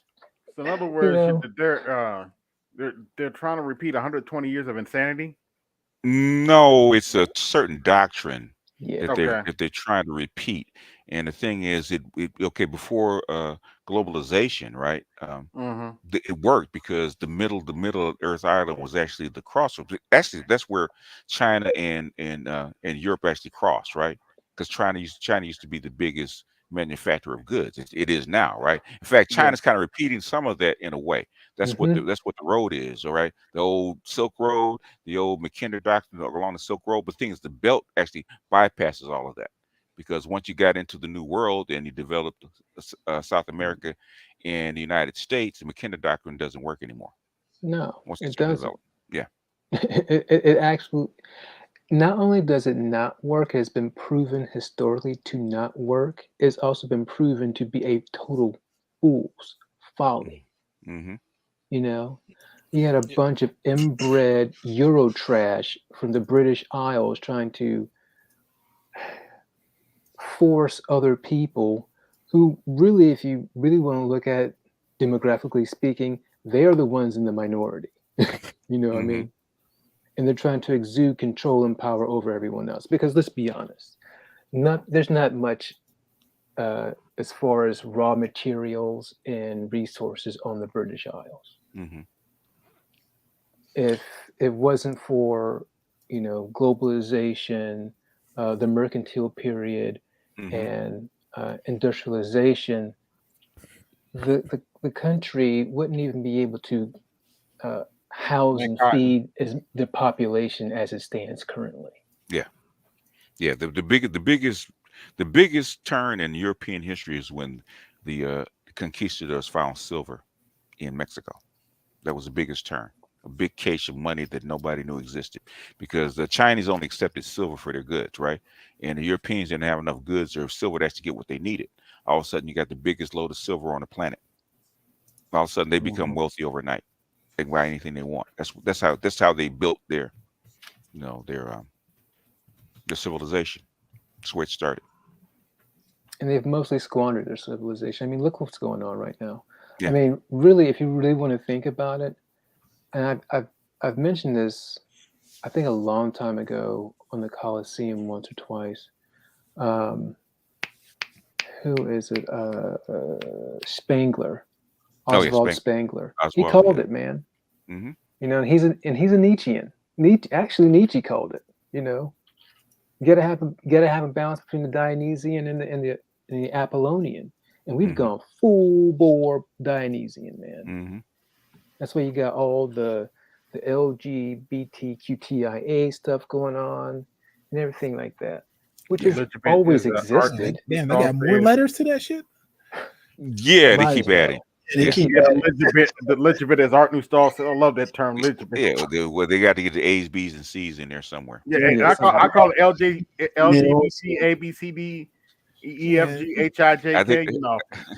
that new name need to be Automatopoeia. Hey, that is a good all of name this. for it. yeah. Hey, but all of it is interesting as we move forward Mm-hmm. because a lot of this stuff is with the people is that they don't want to fudge stuff together, but we got to be real. Like they talk about the system, but then they complain, then they start crying if the electricity went off. You know what I'm saying? So we got to Mm-hmm. be like, no, look, bro, you have to just. I don't know. We kind of in a weird space in history and a turning point at this moment. It's a switch over, right? Just Yeah, like it's a switch it's over a where it's switch over. like, Well, yeah, you have several switchovers at the same time, right? Um, Not only is a switchover in as far as leadership of the, if you want to call it civilization, which basically it was called by Xi in 2017. Okay. Um, but we all switch over from the industrial technology that we've been in for, since for 200 years into high tech biotech technology, right? That's the fourth industrial revolution. That's the switchover, right? That's just getting started. It's just getting started. So everything else is going to go away. So you're going to have to go through a year of turmoil. If you go look back at the Industrial Revolution from like 1780 to about 1850, man, you had people on the streets, you had kids in orphanages, you got yeah, people they had dying, little starving to kids death. working, man. That's Yeah, what yeah. Annie and shit was about. They It, had little kids in warehouses and working. warehouse and stuff like that. If you go back and look at what is it, uh, Charles Dickens, right? That was the Dickens Yeah, era. that's why I Okay, asked everybody had they ever read Great Expectations, and nobody had it. They went like, I had read that. That's when I because you had looked. that changeover. Okay, you're Yeah. getting that changeover is getting ready to happen again. Okay. So how, in your estimation for what you've been learning about this, BGS, because Hmm. I have my own theories about this, but how long you think the I guess you could say struggle is going to be until everything gets settled out? Since things moving so rapidly, I say a good 20 years. It won't be the 50 to 60 years that it took in the Industrial Revolution. Okay, there's a good book called The Technology Trap. They talked about that that this kind of ad lasted and really didn't get sorted out until 1880. So for like a good 100 years. Okay. Um, that's a, that's how come you had to have things like the social contract. So all the isms came with it, right? Because you start to individualize people. So all the isms came with it because if if you needed men to fight, you needed men to work in the factories and stuff like that, they wouldn't work to keep the system going. Got to give them some rights. That's where socialism came in. Your right to vote, your public education, your social security, your 8-hour work week, all that kind of crap is socialism. Yeah. So all the conservatives say they don't believe in communism, socialism, but you believe in your right to vote. You believe in your individualism. You believe your right to own property as an individual, right? Okay, that didn't happen, under aristocracy. The king and the whatchamacallit, the lords owned all the Yeah, the property. You didn't Lord. own Yeah. it. You didn't own it. Couldn't own it. Wasn't Yeah. yours. Okay, all that came in under the social contract. Yeah, they had to give people stuff. Well, yeah, but if you want them to work, you needed people to actually open up all this new wave. You had to give them rights, Hmm. and that's where your individual rights come from. You have to give people an incentive Yeah, to utilize your system. or otherwise otherwise you're gonna burn it down because when the machines came in, the old social contract of feudalism was actually moot because machines came over, took over the labor of the people on the farms. They didn't need as many people on the land anymore. They put them in the cities to starve, which is why these Europeans wanted to come over to America because they didn't have no land over there. Okay, they have no land over there. They were landless. They're in these cities, these squalid cities, and I think the what is it the life expectancy went from like 40 years old down to like below 30. Damn. In the past mirror for like 20 years because It was they that were all bad. Good Lord. yeah, it was that bad. Yeah, in fact, Italy, I think it was Rome. It said that I think Rome and Greece, it got down to like 31 years. So it got down to like 30, 31 years, right? Your life expectancy because all the pollution and all the decay inside those big cities all crowded in one one spot, right? So they couldn't wait to get the hell up out of there. So that's how they all flooded over to the United States. We're gonna give you land. We're gonna give you something that the Europe was not gonna give you. They're not gonna give you land or a place to work. So if you come over here, help us work this land and drive these Indians off, we give you land and a farm and a new start. White folks rush to get over here. Mm-hmm. I don't blame them. I would have done it too. Go ahead, Lindy. America was the land of opportunity. Yeah, that's what they call it. Yeah. Yeah, was. Yeah. I mean, you got to think about it. It's probably a much greater chance of being a president of like a democratic country than ever being king in like a monarchy type situation. Yeah, almost. Yeah, you have a better chance. Not much, but you do have a better chance. Well, I say this. One of the things is that the Europeans love their monarchies and their autocracies to a certain extent, and these clowns are calling for that. Like they're actually. I have heard, and I would say more right-leaning, white nationalist podcasts, sort of, where they're talking about how they were freer under the auspices of the king. And I was like, man, you people have lost your goddamn minds.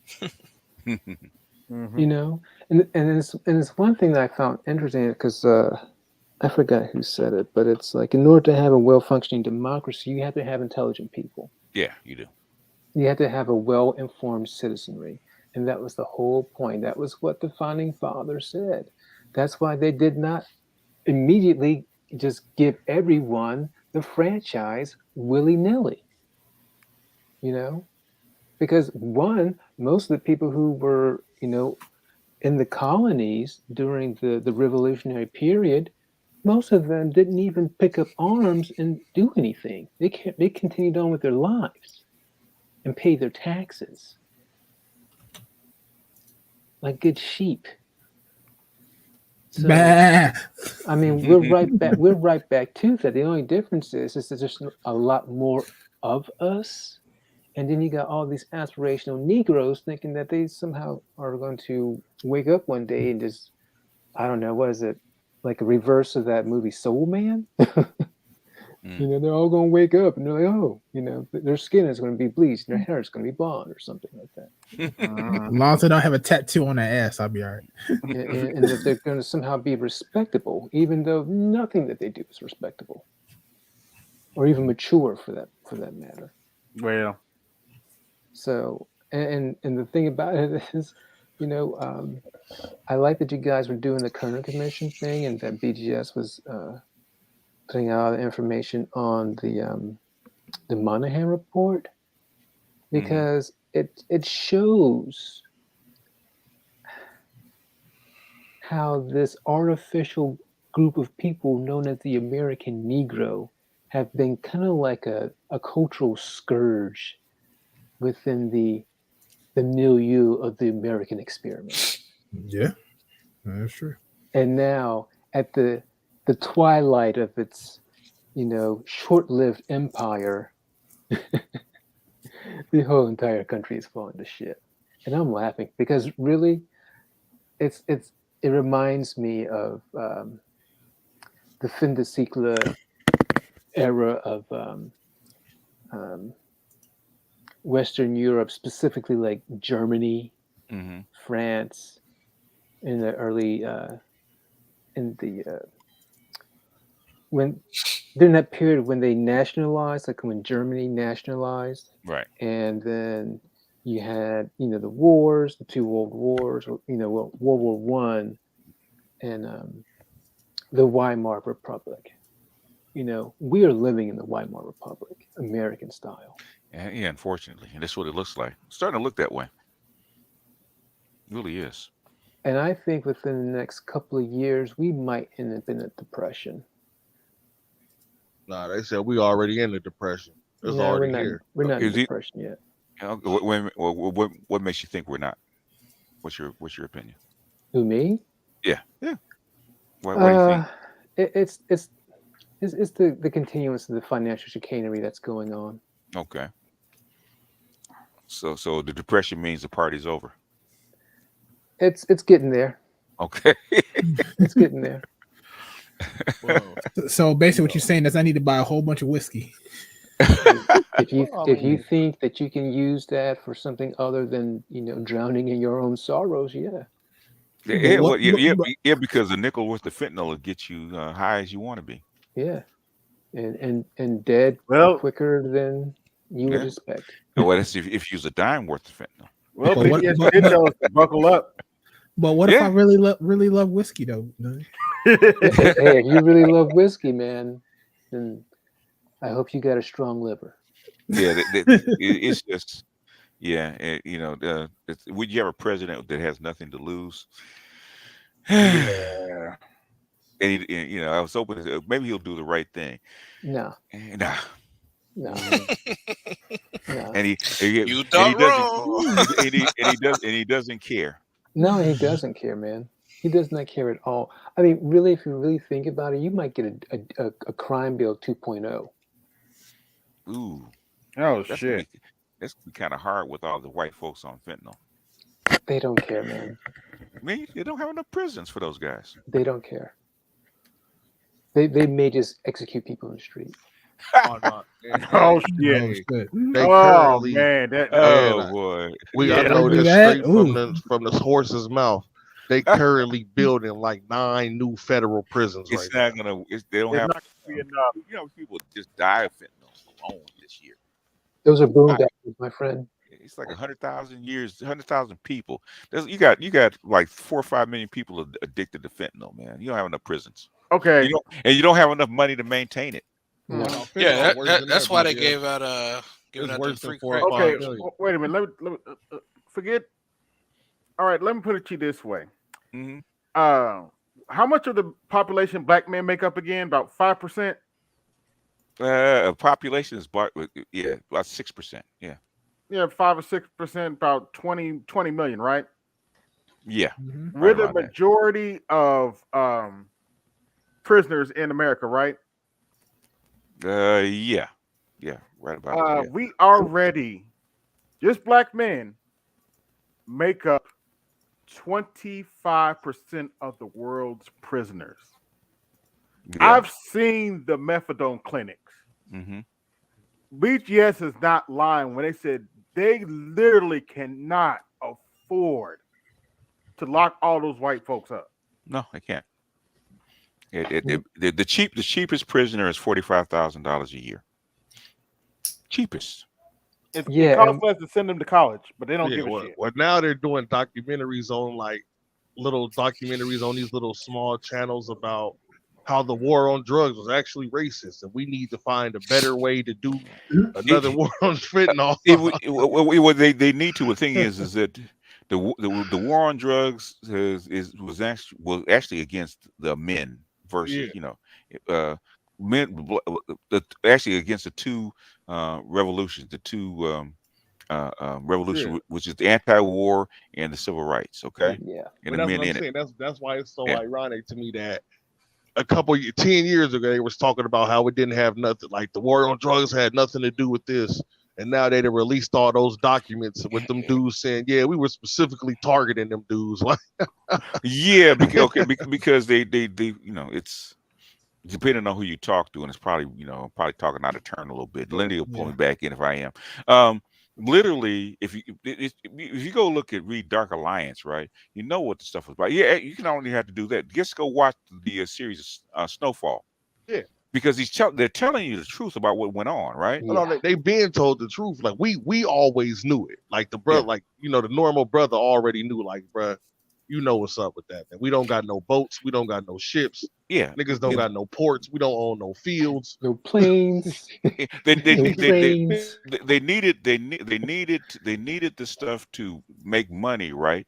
But the thing is, they didn't want it to spread. Okay, so you contain it within the black community. So if you contain it that way, when you need to clean it up, then it's easier to clean up. You don't talk about maybe less than 1 million people in certain areas. It's easier to actually clean up and actually erase that kind of stuff. That's what the whole crime bill is about. Because the crime bill wasn't even voted on until 1989 when the Soviet Union fell. After it fell, they didn't need it anymore. but they needed to clean up this neighborhood because you got this thing going. Well, really, what they did was export that stuff down to other places, like what was going on in the crack era in the 80s and 90s is going on in Mexico right now. Same shit. Mexico in Honduras. All those But border what's towns. interesting, what's really interesting, I've been reading some of those documents, was the shit that's coupled into what you guys were talking about in the Kerner Commission and with Monahan. Like all of those operations were going on at the same time as they was instituting certain policies in the Department of Health and Human Services or whatever, that when they created that department. So that department was specifically made for that because they knew that they were getting ready to do that in like the 70s. So that shit was crazy. What your thing is that you know it was in reaction to. So the thing is, did they plan it? Probably not. The thing is, it's in reaction to it because when you implement something, they don't. We give them more credit than they deserve, right? They implement something, they see if it works. It doesn't work, and okay, well, this doesn't work. How do we clean this up? Yeah. So a lot of I this was stuff is reading clean about up. how they wasn't counting on that era because no matter what we think, you know, we know a lot. There was a small group of people that got rich from that shit, and they kept the money, and they wasn't. They were talking about how that kind of fueled modern day hip hop now. Why it's so gangstered out and shit because them dudes that made all that money in the early 70s and 80s, when they shifted out of selling crack, they still had all that money. And then you had the people that came in behind them that emulated everything they seen, like Big Daddy Kane and them. They was emulating them dudes who got rich off of cocaine and shit in the 70s. They didn't like that was the image to portray to get famous. A lot of hip hop wasn't influenced by the 70s. Yeah, but hell, really, a lot of that stuff was actually influenced by Miami Vice. Okay, in the 80s, the chains and in the swag. That's where it came from. The modern day swag with the big houses, stuff like that. Go back and look at Miami Vice in the early 80s.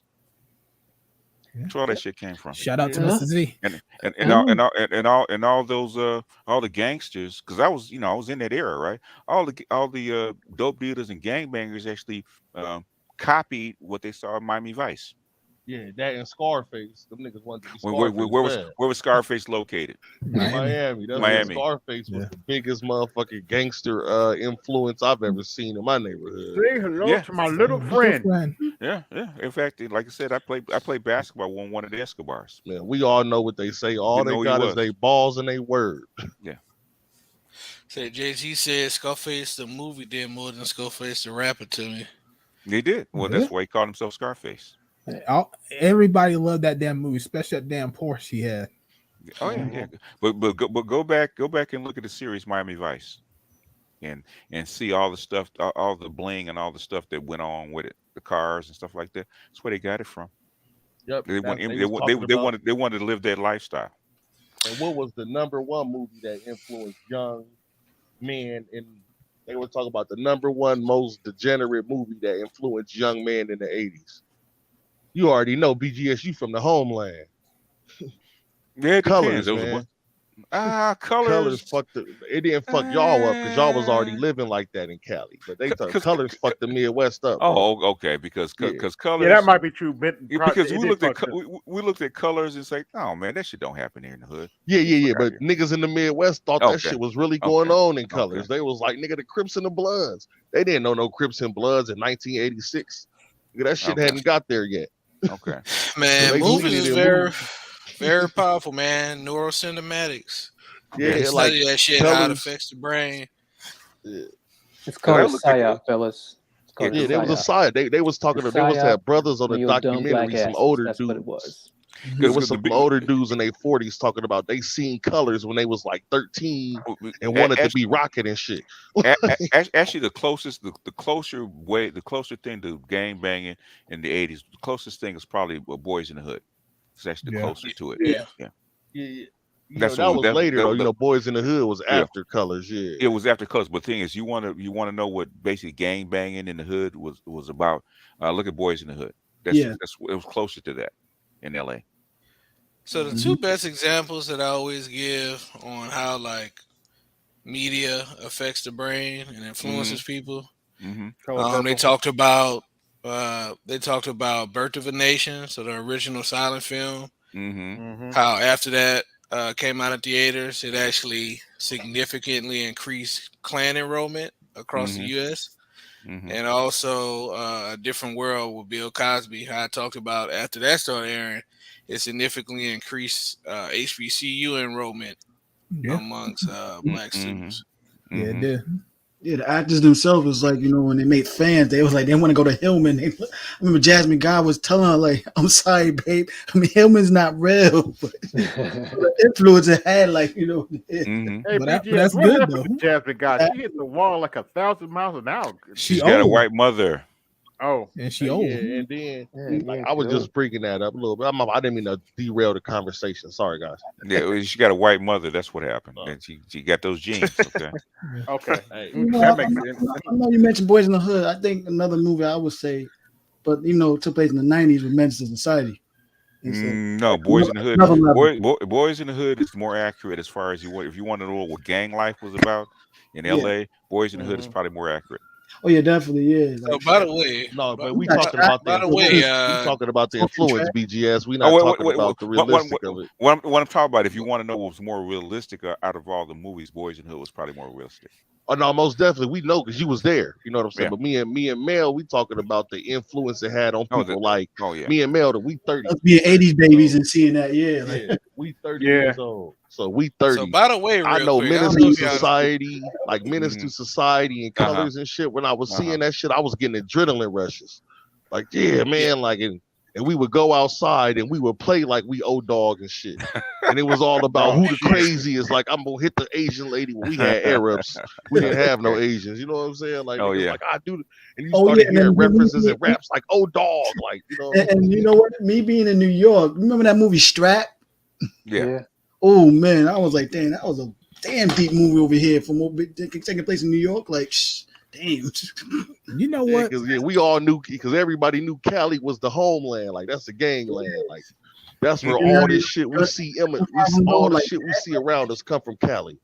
You know what? The one hood movie that don't get no love, but it's good, that I never hear nobody talk about. What's that? New Jersey Drive. Nah, I never heard that. I don't think I ever seen that movie. That's not even a hood movie. That's a hoodlum movie. Yeah, but it wasn't really all that to me. Like that's probably why that movie was good, man. Come on. To me, Belly was deeper than New Jersey Drive. Belly That's a classic. That was a classic, man. It can't be a classic when nobody don't know about it. Underground classic. It's a sleeper. A cult classic. Sleeper. It's a classic, man. Like, oh, I had to look this shit up. That's like In Too Deep. A lot of people don't know about In Too Deep. Like, oh yeah, yep. Nah, In Too Deep is a classic, man. You talk about Omar Epps. Yeah. No. I don't know about that, man. People sleep on it, but another series is The Wire, because the Wire came out. On The Wire. Who the hell sleep on The Wire, man? About that movie to the a lot of folks actually emulated the same setup that The Wire had. Oh, okay. Yeah. Nah, The Wire a classic though, man. I actually the actor that plays Bunk actually lives around when I lived in New Orleans, he lived around the corner from me. Oh, Bunk, yeah. Cool guy. Wendell Pierce. Yeah. Damn, R.P.L. The influence of those movies. Remember that one that always outnumbered, always outgunned? Yeah.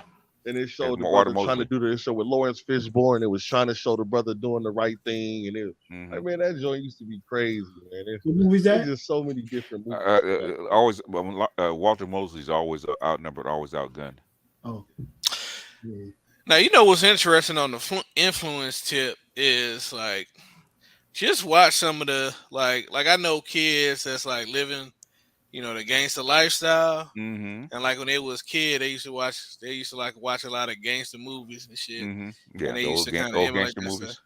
Yeah. Yes. So that's funny. Not funny. It's sad. That's where the drive-bys came from. The old gangster movies. But it's just interesting to see how it influenced them as a kid. The old Chicago gangsters. Yeah. Like you said, BJ's Boys in the Hood, man, with the drive-bys. Yeah, that's where it came from the old Chicago gangster movies, right? Where they sit on the running boards and start shooting at people. See, in New Orleans, we never did drive-bys. We did pull-ups.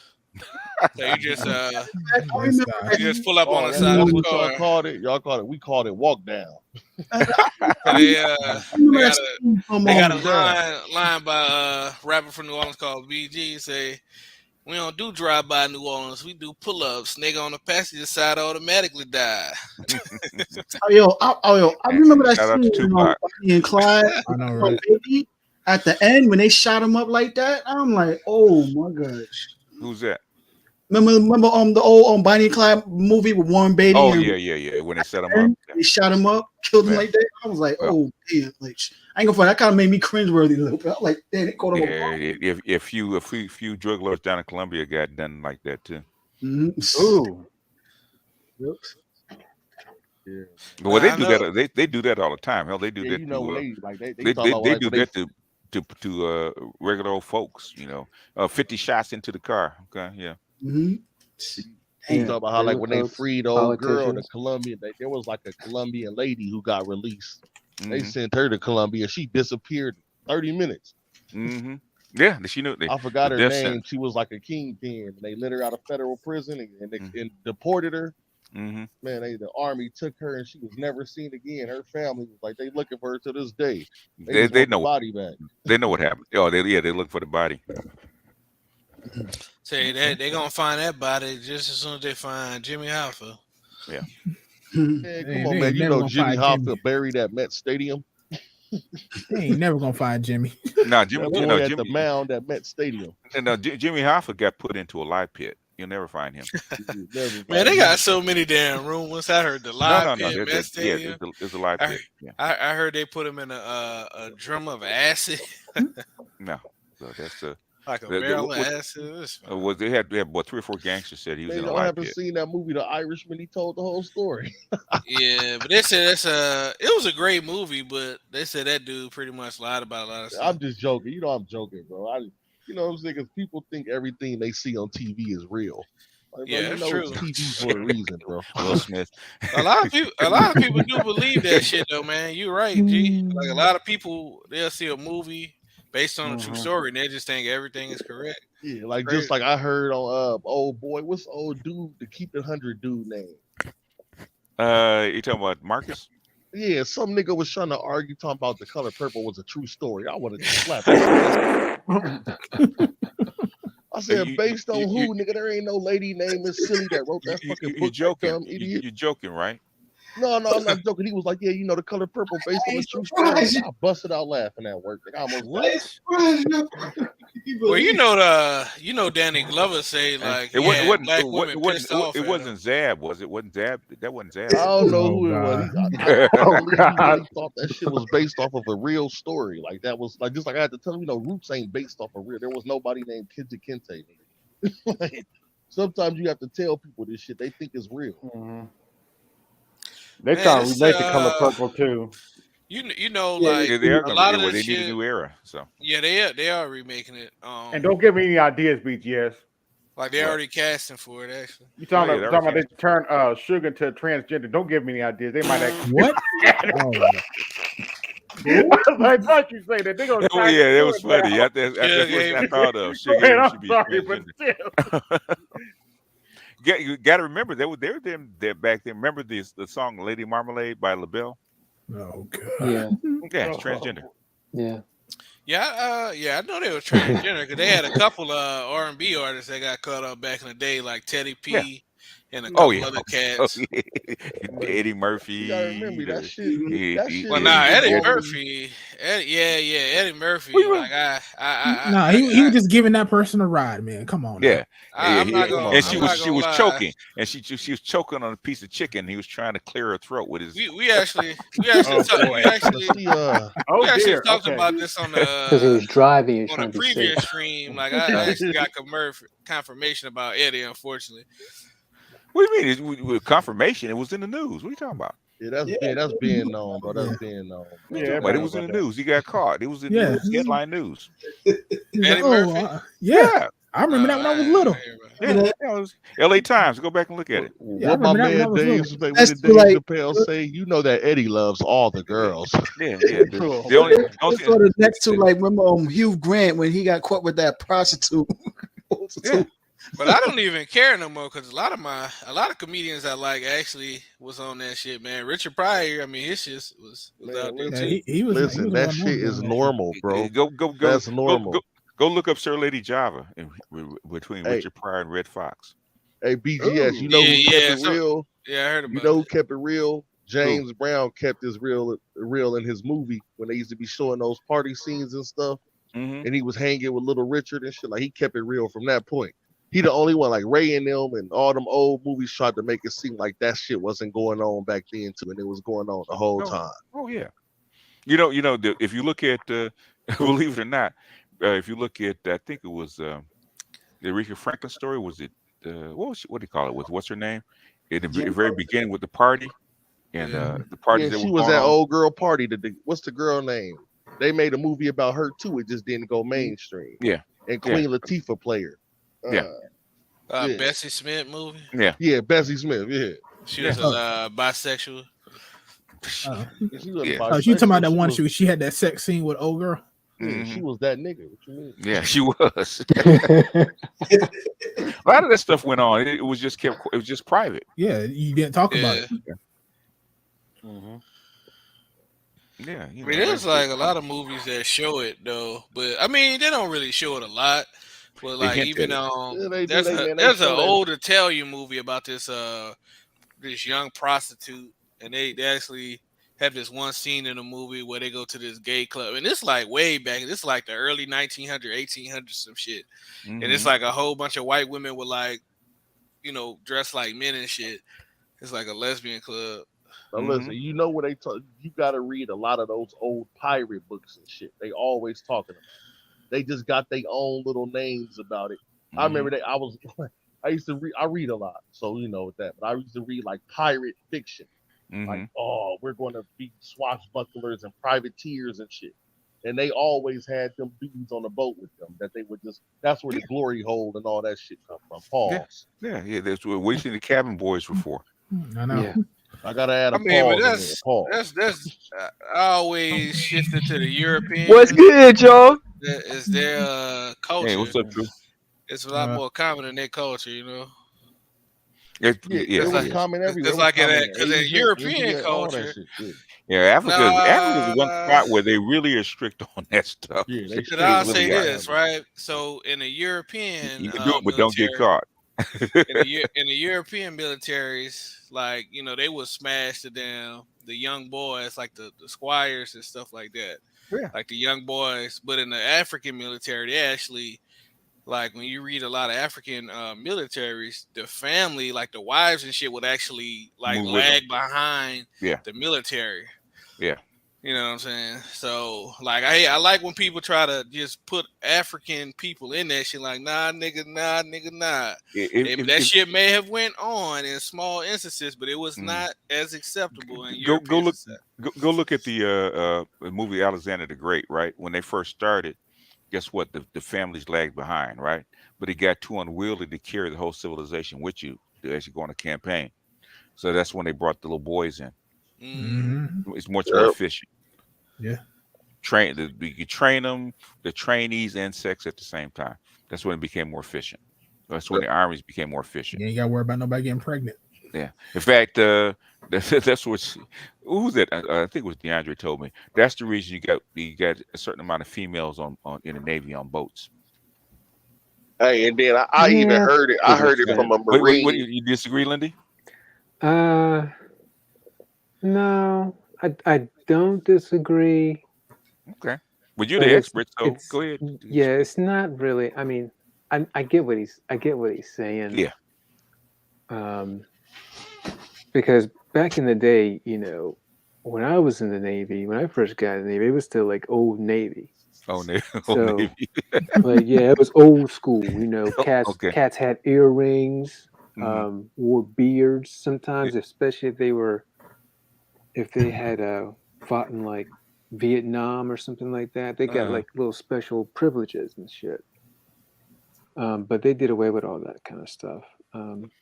But I was on a cruiser, and they wouldn't put females on combatant ships. Okay. Because they had to outfit them because of the piping and living quarters, and they had to make special arrangements. They had to retrofit these ships to accommodate females and their needs. But yeah, no, they written. They would have them on like submarine tenders, supply ships, things like that. And we would always joke. I mean, well, I didn't always joke about it. I didn't care. But a lot of the old heads would joke like, "Yeah, here comes the love boat."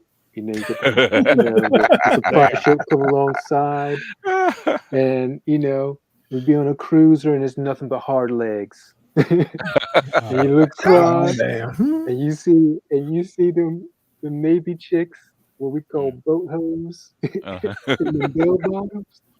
And it's like, and the guys would sometimes get up there, and they have the big eyes. So these stationary binoculars, but they're really large.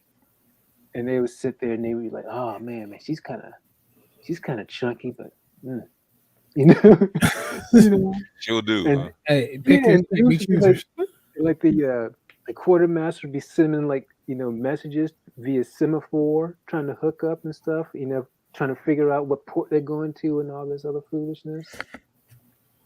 Oh man, yeah. And then the carriers. Let's not get into that too. Man. It's like straight prostitution and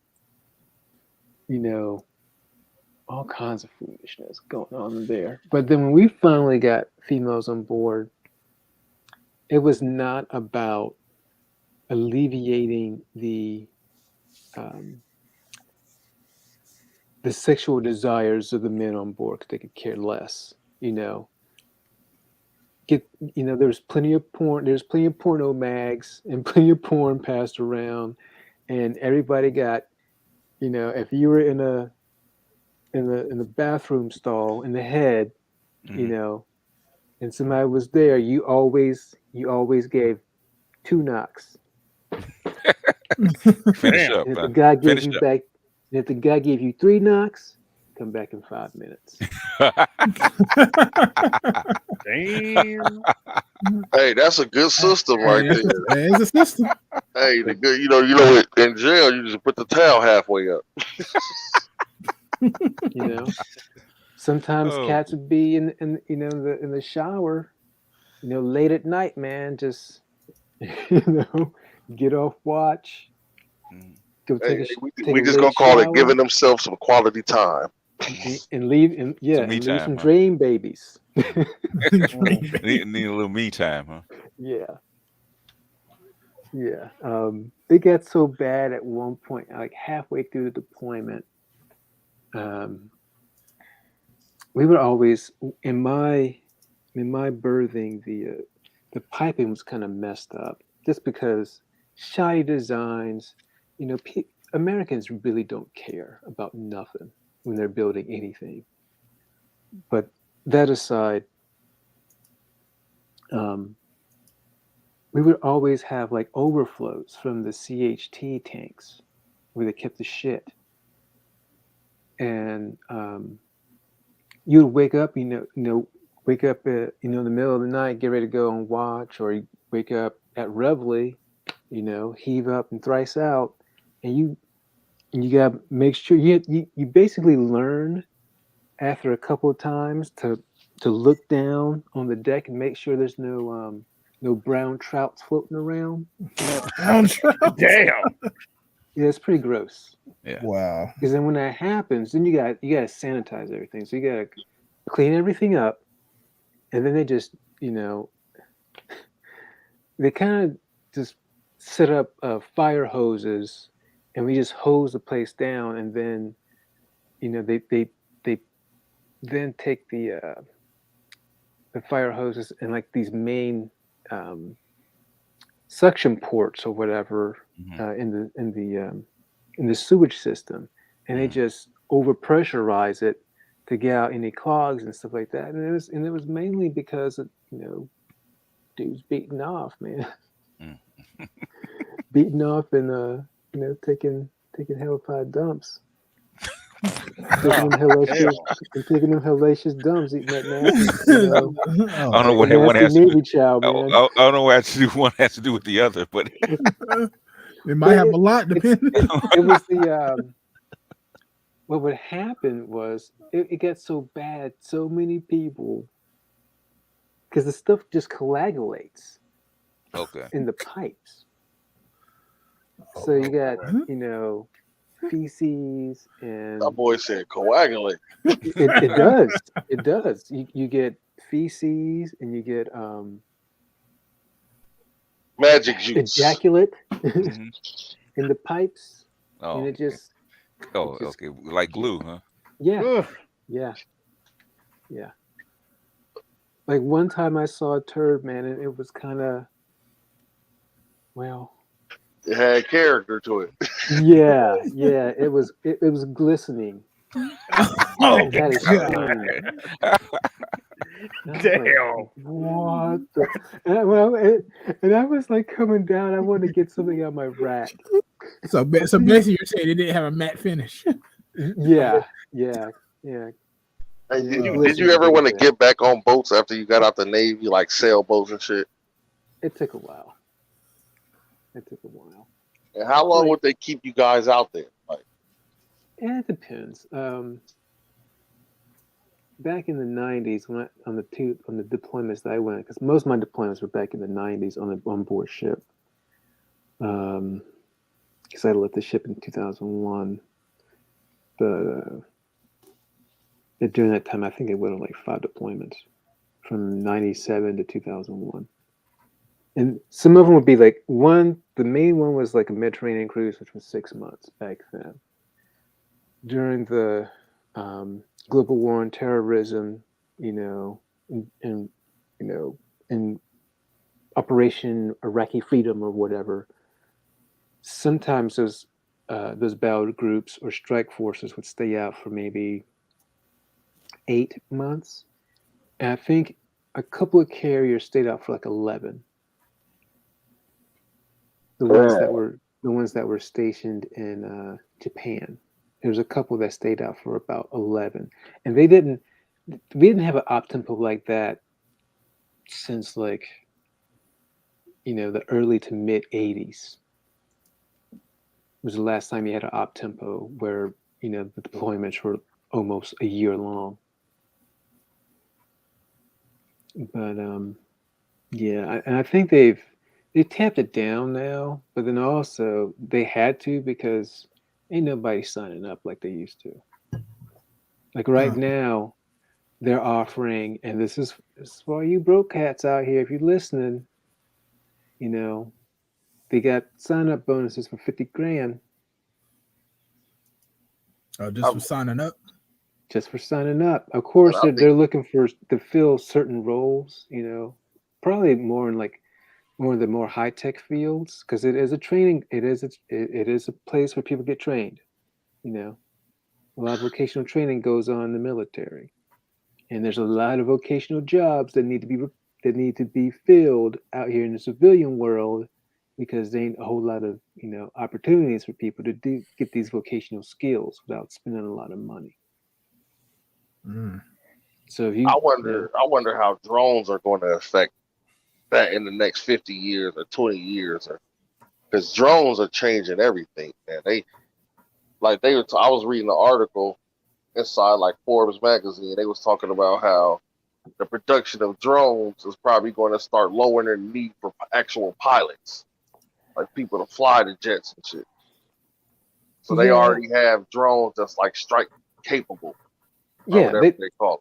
Yeah, the Predator drones are strike capable. The ones that they use in Iraq and Afghanistan, those are strike capable. Yeah. So I mean, that's nothing new. I mean, those things, they were, you know, they had drones in like the Vietnam War that were guided by wire. So I mean, all this stuff with AI now, they can be more autonomous. That's a true drone. A drone is actually an autonomous vehicle where it has a set flight plan. You know, you upload the data in it, you give it telemetry and all this other stuff, and you send it on its way. and it comes back. You know, Yeah.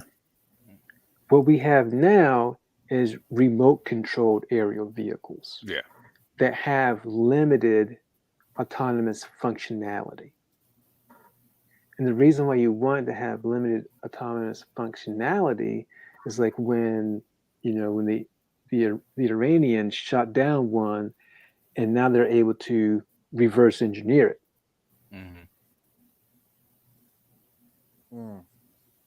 Wow. Yeah, I just was reading that about. They was talking about the actual production of the electric motors and shit. I was just reading. I just study. The article talk about a lot of stuff, but the main point was the people that's making the motors and shit.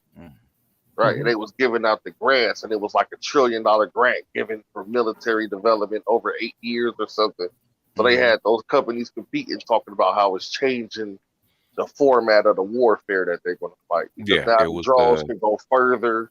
They can cut. They got drones that can actually charge themselves while they're moving. Like that's just wild. Yeah, so it's a long way away. It's a long way away. They still running off of oil, but you know what I mean. Once they get the engines powerful, that's the grant is for them to make an engine powerful enough. It's not the engine. It's not the engine. It's the batteries. It's the battery technology. Yeah, for the they get battery technology. Yeah, the engine's are already there. The battery. Yeah, you can make. You know what I'm saying? Yeah.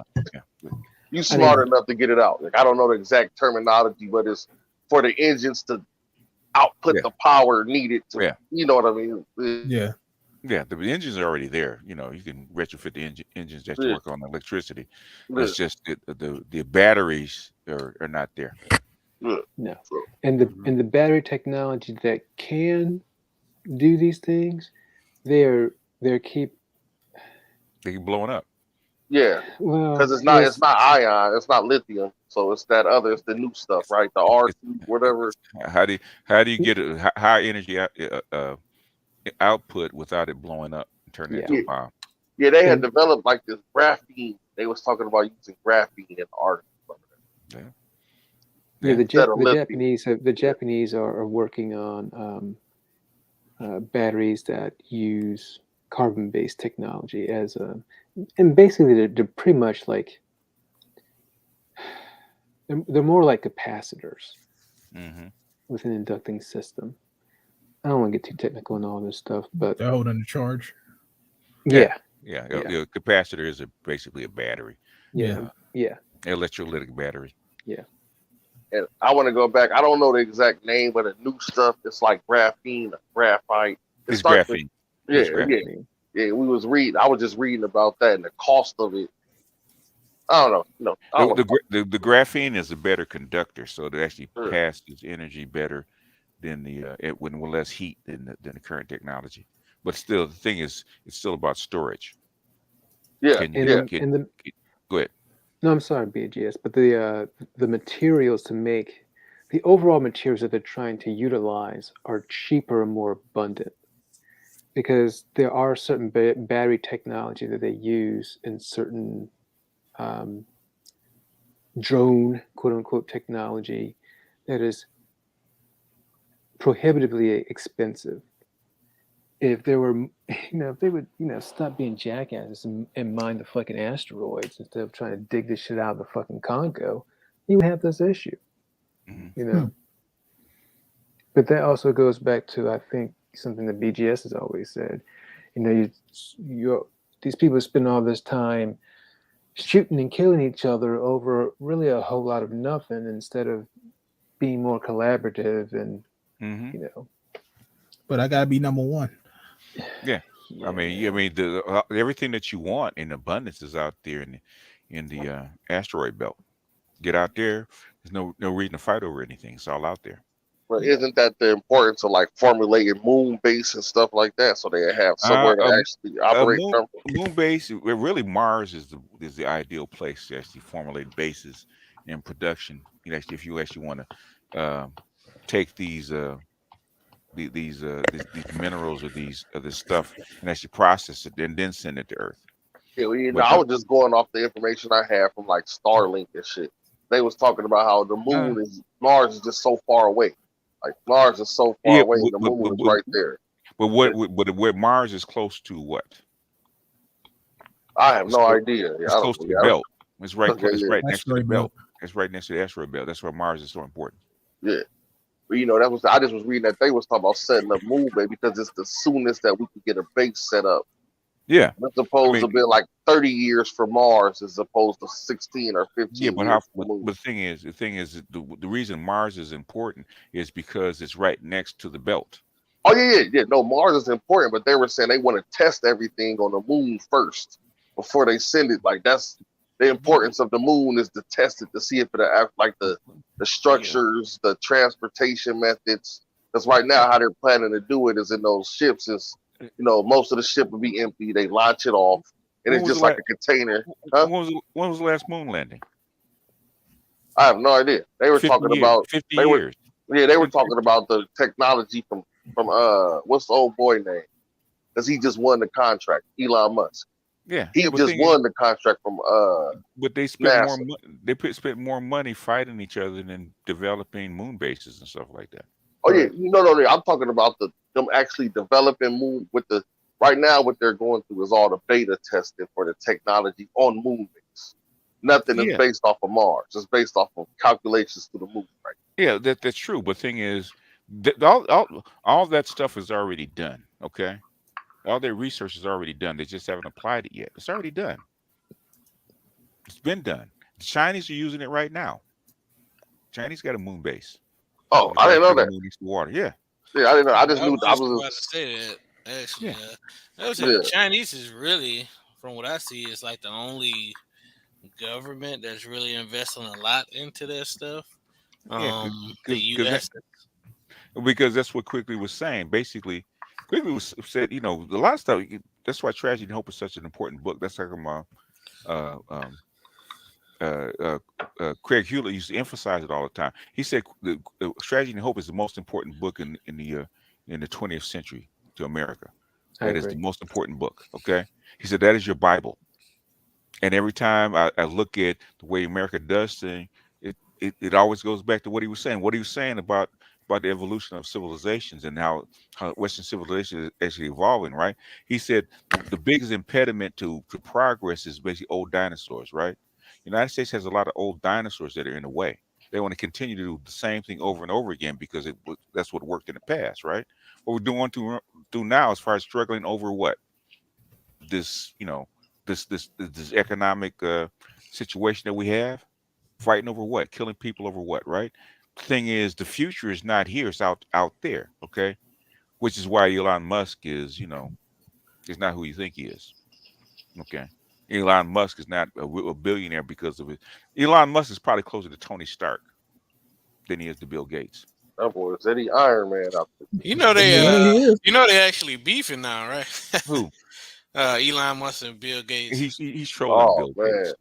I'm about to say, yeah, that's Elon But Musk but versus but, Lex Luger, nigga. That shit but going down.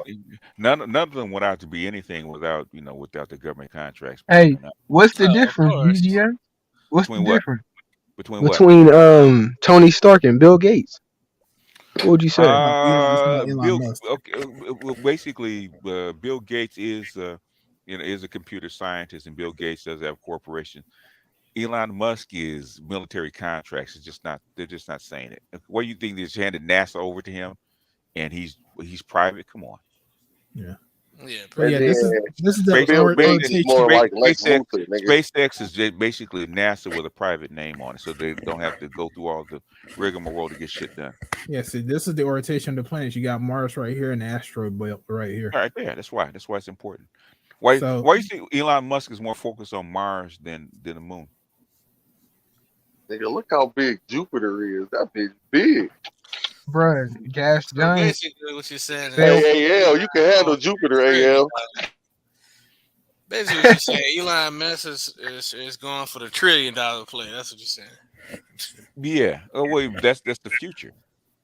And go go look at The Expanse. The Expanse talks about it, right? Hey, I got a book series to recommend again to the sphere. Okay. It's called Biography of a Space Tyrant. Right? Okay. And like I want y'all to read this. I read this book. I read like 9 of them. It's like 14 of them, but Okay. it's like biography of a space tyrant. Man, that shit's serious. I want y'all to read it and test. I think that's more. It's like fiction, but it's based off of scientific fact. Yeah, the dude that actually first introduced that kind of stuff. Trying to remember his name. I read him. It's got to be close to 20 years ago. Was it Gene Roddenberry? Because I read a lot of old No. Gene Roddenberry short stories. I'm trying to remember the dude. Basically, the Expanse was based off of his work. He talked about setting up a moon base and then setting up a Mars base and basically out there mining the asteroid belt and bringing the stuff back to Earth. You know what's crazy? That's exactly what the biography of a space tyrant. It's a series of books, and the first book is called Hope, but it's based off of mining space and becoming an intergalactic society. Yeah. So. Was it Space Odyssey 3001 is about? Oh, I read that. Yeah, I read Space Odyssey 3001 about mining asteroids and bringing them. Actually, what is it? Basically putting colonies on Venus and terraforming Mars and terraforming Venus and using the asteroid belt to actually terraform the planets. Yeah, The Expanse is a good show. Yeah. Good show. I'm still not caught up though. I need to finish the last 2 seasons when I get time. Yeah, but that's so all this the stuff that they're talking about is in the future is what it's based on. It's based on bringing the wealth from the asteroid belt back to Earth. Well, at that point, that's what Bio of a Space Tyrant. Like the whole theme of it is decentralized. It's like Earth versus Mars. Like this shit is weird. Like, and it's like all and Jupiter's in it. They haven't got as far out yet, but they got like 5 of the main planets colonized. Yeah. All right, can I get a 20-piece McNuggets? 20-piece McNuggets? I'm putting him on mute. Go ahead, guys. I think that stuff. That's why I be telling people I'm turning into an android immediately. As soon as the technology get here, they link me up. Yeah. It's already here, man. What you waiting on? I'm not a billionaire. Pookie should have used the McDonald's app on Wednesday because you could have got a 20-piece McNugget and got the other one free. So I actually was watching. I was watching something, man. I think it was a Jeff Goldblum series on Disney Plus, and they was talking about how can't think of the term, but it's basically like you using technology incorporated with your body, like to you know how they have like Apple Pay, and so it's like it's an increase of shit like that where you have it tattooed on your skin and you just swipe with your hand and stuff like that. Oh yeah, that's they already got that, don't they? Yeah, they been had that. They got that already. No, that's I'm just saying that it's like it's you talking about a skin graft, like you could just they got that already. Yeah, they used to call that the market of the beast, sir. They had it since the 90s. No, that goes all the way goes all the way back to the ancients with the Revelations, market of beasts. Right. No, I'm talking about the technology. You talking about the Bible? So I know it's been they did. So I know they had the technology to at least like the 80s and 90s. But it's getting real popular now. You don't get what's being said to you. Yeah, that is the mark of the beast. Yeah, that is total slavery. Yeah, that is what that part of the story is about. If you accept the mark, you are going to be enslaved. Yeah, completely. If you want to do business, you got to have the mark. Yeah, the only thing that's stopping them, Elon said, the only thing that's stopping them. They could do Neuralink, but they haven't figured out something that stays cool inside of your body. Sir, if I wish I could find the old R.P.L stuff because Sir Charles actually talked about this back in the early 2000s. Come on, right? Pookie, your thing is on, man. Yeah, they was talking about. I know when I was reading from it, they was like. In other words, you got to find something that doesn't burn out your neurons. Yeah, that's what they talking about. They was talking. You got to find something that don't burn your nerves. They got to stay connected because when it starts working, it's going to heat up. Like when energy transfers, it's going to heat up. But going from a silicon base to the organic base, the transfer is the problem. How do you transfer the knowledge and the ones and zeros? You know, they gonna grow those trees like they did on Altered Carbon. Yeah, that's true. That's You know, we got to yeah, mix that's some close. science fiction. All Well, They right. had like the thing is that's why Google's trying to grow the organic brains to do the same thing. They're trying to grow an organic brain separately. I don't know. Yeah. Are they going to be able to do that without a spinal system? Because you Yeah, need those neural networks. you don't need a spinal system to grow neurons. They've already done it. So they can just have the brain suspended? Yeah, they cloned shit already. They got cloned. They did all. Didn't we share that one article? Yeah, one day, it was when they had like the robots hooked up to the brains they created. Yeah, they did. But things they showed Google actually growing at 2017 growing mini brains. Yeah, that's what I'm saying. Yeah. The mini brains they grow. The mini How complex is the brain system? Is the brain system? They don't know. They don't know the full capacity. It's smaller, but it's a duplicate of the human brain. Yeah. Like they don't got everything figured out yet, bro. But Yeah, they got a lot figured out. the neurons, if you grow enough of them, they'll connect themselves.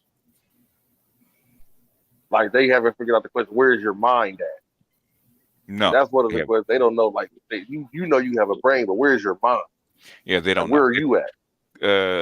What's his name? They say it's a projection. When you wake up, it's a 3D projection that's in your mind. The brain is like the hard drive. So in other words, your mind doesn't start working until you actually wake up and boots up.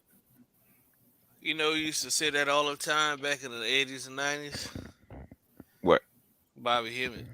Oh yeah. Bobby Hemmett, no. That's Baba. So basically, you're in your field, or it's where they say your mind is actually a 3D projection where your mind is stored. You know, I would wonder what would it be like at that point once we get to that point of technology in society where motherfuckers gonna be around here having Pokemon battles, bro.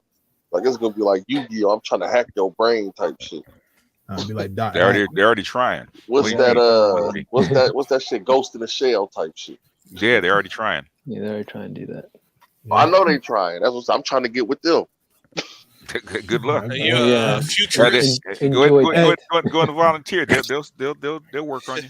I ain't gonna volunteer. I'm gonna wait for the first people to go. Hey, G, I put it to you like this. I thought you was that dude, man. No, I'm the protagonist. I'm the nigga that hooked up his own brain. They ain't gonna. Hey, G, I'm gonna put it to you like this, just like in Ghost in the Shell.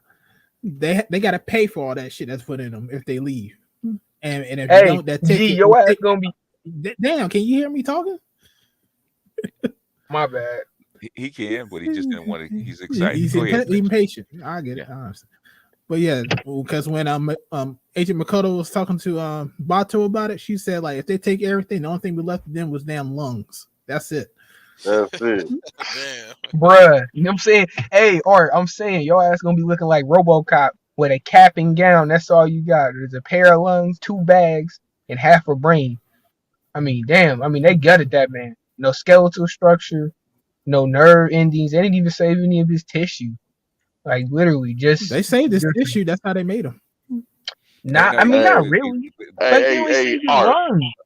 Hey, Art, we're gonna be in Cambodia and North Korea harvesting body parts. Nigga. They gonna be that Hey, you might be on the menu. You black, so you better. Nigga, that's why I'm going to Brazil. Hey, our new classification is super Negro. Nigga, we going to blend right in Brazil. Nigga, we ain't going nowhere. So you're ADOS, so yeah, you know the physicality. Oh yeah, good stock. Come with me. Nah, bro. I'll be like, I'll forget out. I want your eyes, man. Yeah, I want your eyes. Nah, prime organs. Shit, hopefully at that point, that shit like it is in there. United States ain't a superpower no more, nigga. We a third world country compared to them. Don't do me. Nigga, that's gonna be worse. What you mean? I'm coming for asylum, nigga. That's gonna be a while, man. You know, I know. I'm just talking shit. I'm talking. I know BGS is gonna be like all of 6 years. No, I know. We already seen our miracle for the century, the internet. We ain't gonna be around for the next miracle. Gas keep going up. BGS, you finna see it. Just wait. People in the 1800s seen electricity. Well, the Europe thing probably is gonna fall before the U.S. does. yeah. Well, Europe is going to They break already up, have. man. Yeah. Why Well, do you it's think? a progression. You know, we already seen our miracles. One group of Why people do you seen why do steam you power, the why others do you seen think electricity. We seen the internet. Now the why do next generation gonna see something way why do you wild think out why there. do you think the UK jumped out of the EU? They saw what was coming. They saw I it coming. think the U.S. would be the last white supremacist stronghold to fall. Personally, Why do you because think that?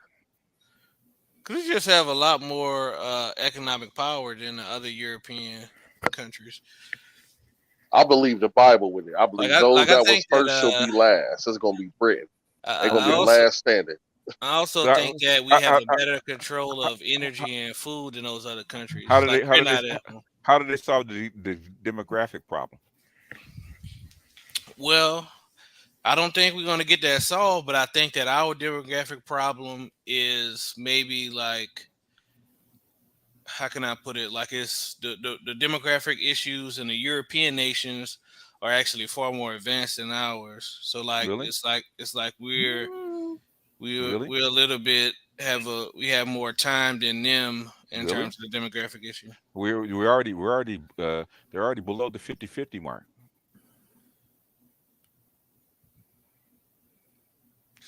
It's no longer a majority white country anymore. Yeah, well, So, that actually may be. I mean, that actually may be in the white controlling class favor because at least now you do have those. That's why they importing those Hispanics because they actually do have a better birth rate than the other populations. Will they be still considered white? yeah, they're Well, losing that I white think what's identity. going to happen is I think it's going to be kind of like a South Africa situation where it's like the white people just rule it at the top and they use like the Hispanic or whatever, Mhm. it's mainly Hispanic, but the Hispanic population with the higher birth rates for like labor and stuff. Let me ask you this question: how does South Africa rule without white Europeans? Without white European power? What do you mean In exactly? other words, South Africa if South Africa is not connected to Europe, where the money and Mhm. power comes from, how long will they actually rule South Africa? Oh, not very long as we see. Yeah, so So South Africa is Yeah. South Africa is closer to Israel than it is closer to Europe or United States. Let's assume. Yeah. How do we know in 100 years these same countries will still exist? We We don't. don't. That's what we saying. That's why I'm agreeing with y'all. Like, what if this shit ain't even called America? Though? What if that shit not Europe and there's no more Africa? Yeah, we don't know what this shit gonna be called in I 100 mean, we years. just No, really just Africa's a continent, so yeah. they'll probably keep their name. I mean, you know what I mean. You know, it's gonna be different names and shit in 100 years. Are you saying that America as we know it will be conquered?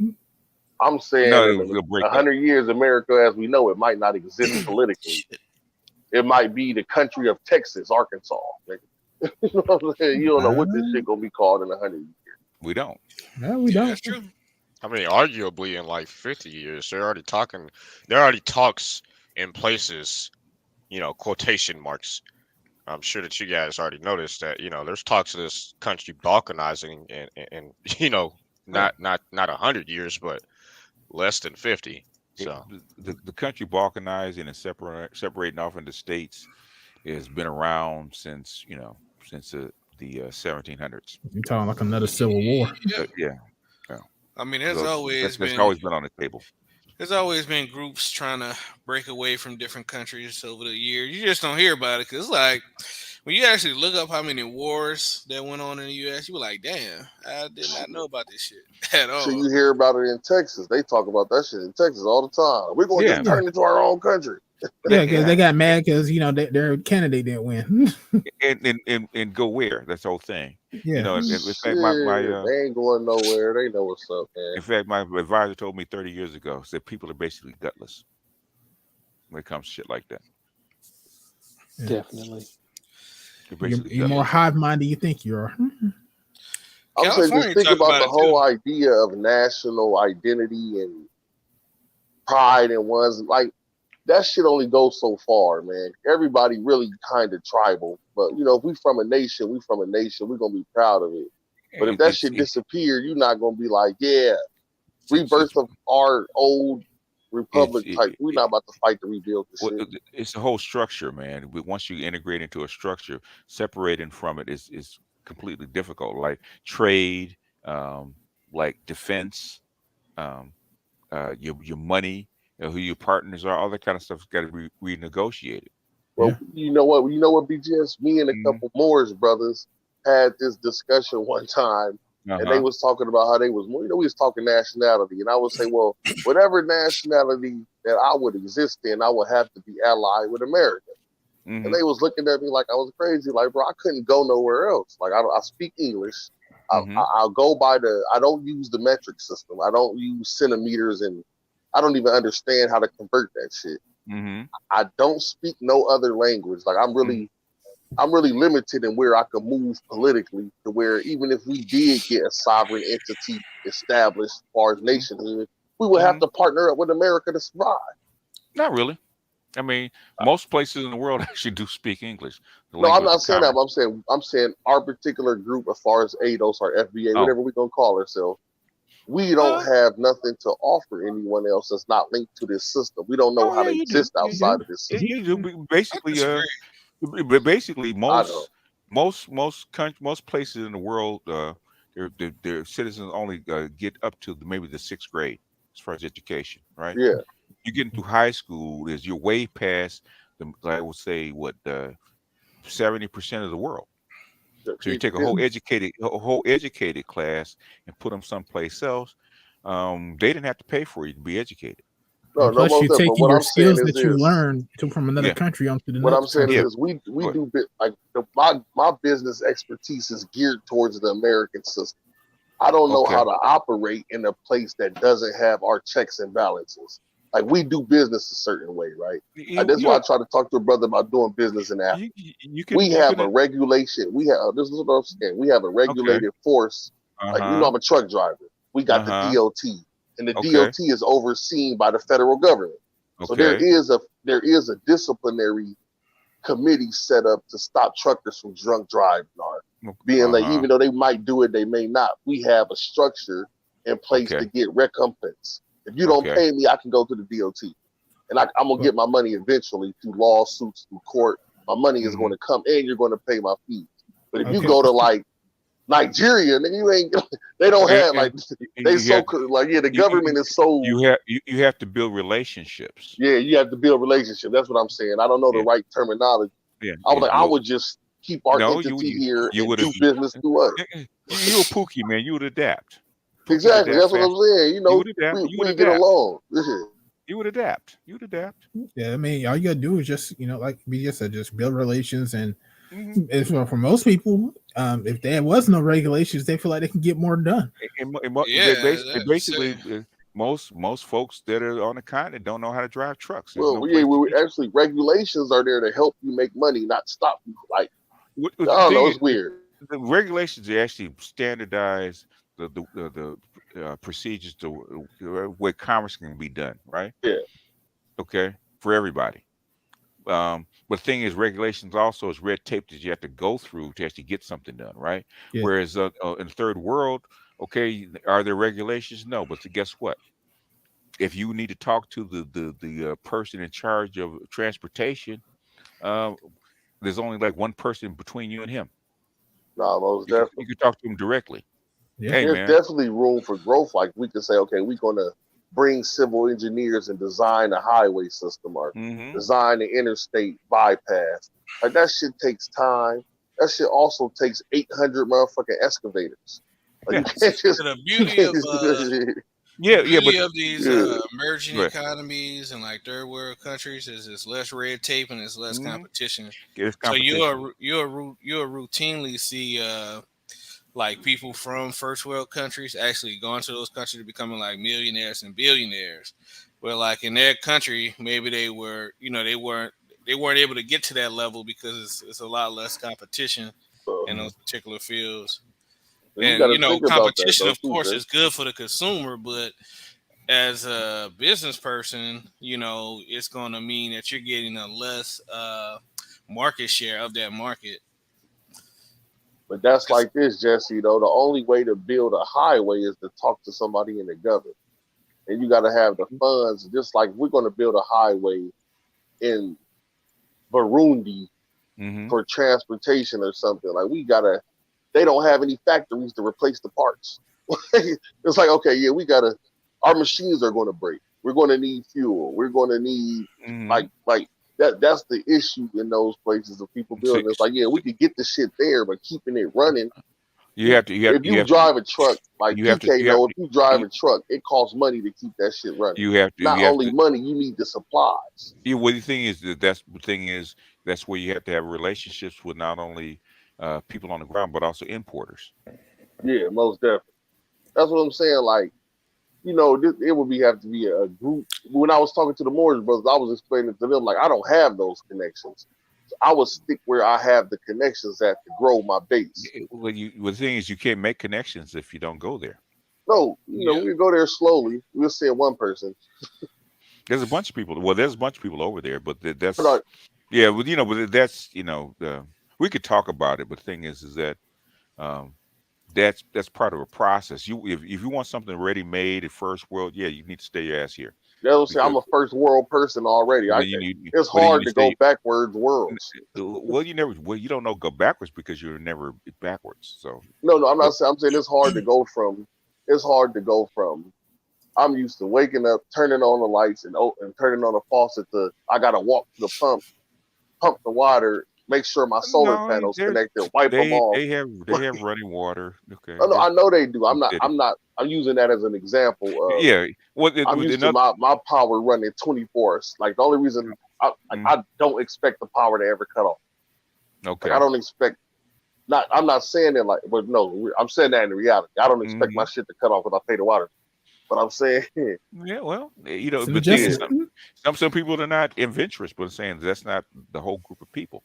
Most definitely. Yeah, if you're gonna go over there, then you have to understand that when you go over there, things are gonna be different, and so you gotta prepare yourself. Listen, man, I didn't travel, and I'm gonna say I'm cool. I'm cool. Not like that. I'm gonna visit. Have you been over there? No, not yet. Not yet. Have you done business over there? No, not yet. I can't figure out how. Every time I ask, you gotta go over there. Go over there. You land and talk to people. So it's not like I'm talking to the people that came over here from there, asking them questions, and they've never seen them know. You have to. They can't tell you if you're not there. If you're there, they can tell you. Oh, okay. You got to be on the ground in Africa, man. Yeah. It's not like first world. You can look everything up on the internet. No, some things you can look up. Some things you can look up. Some things you can't.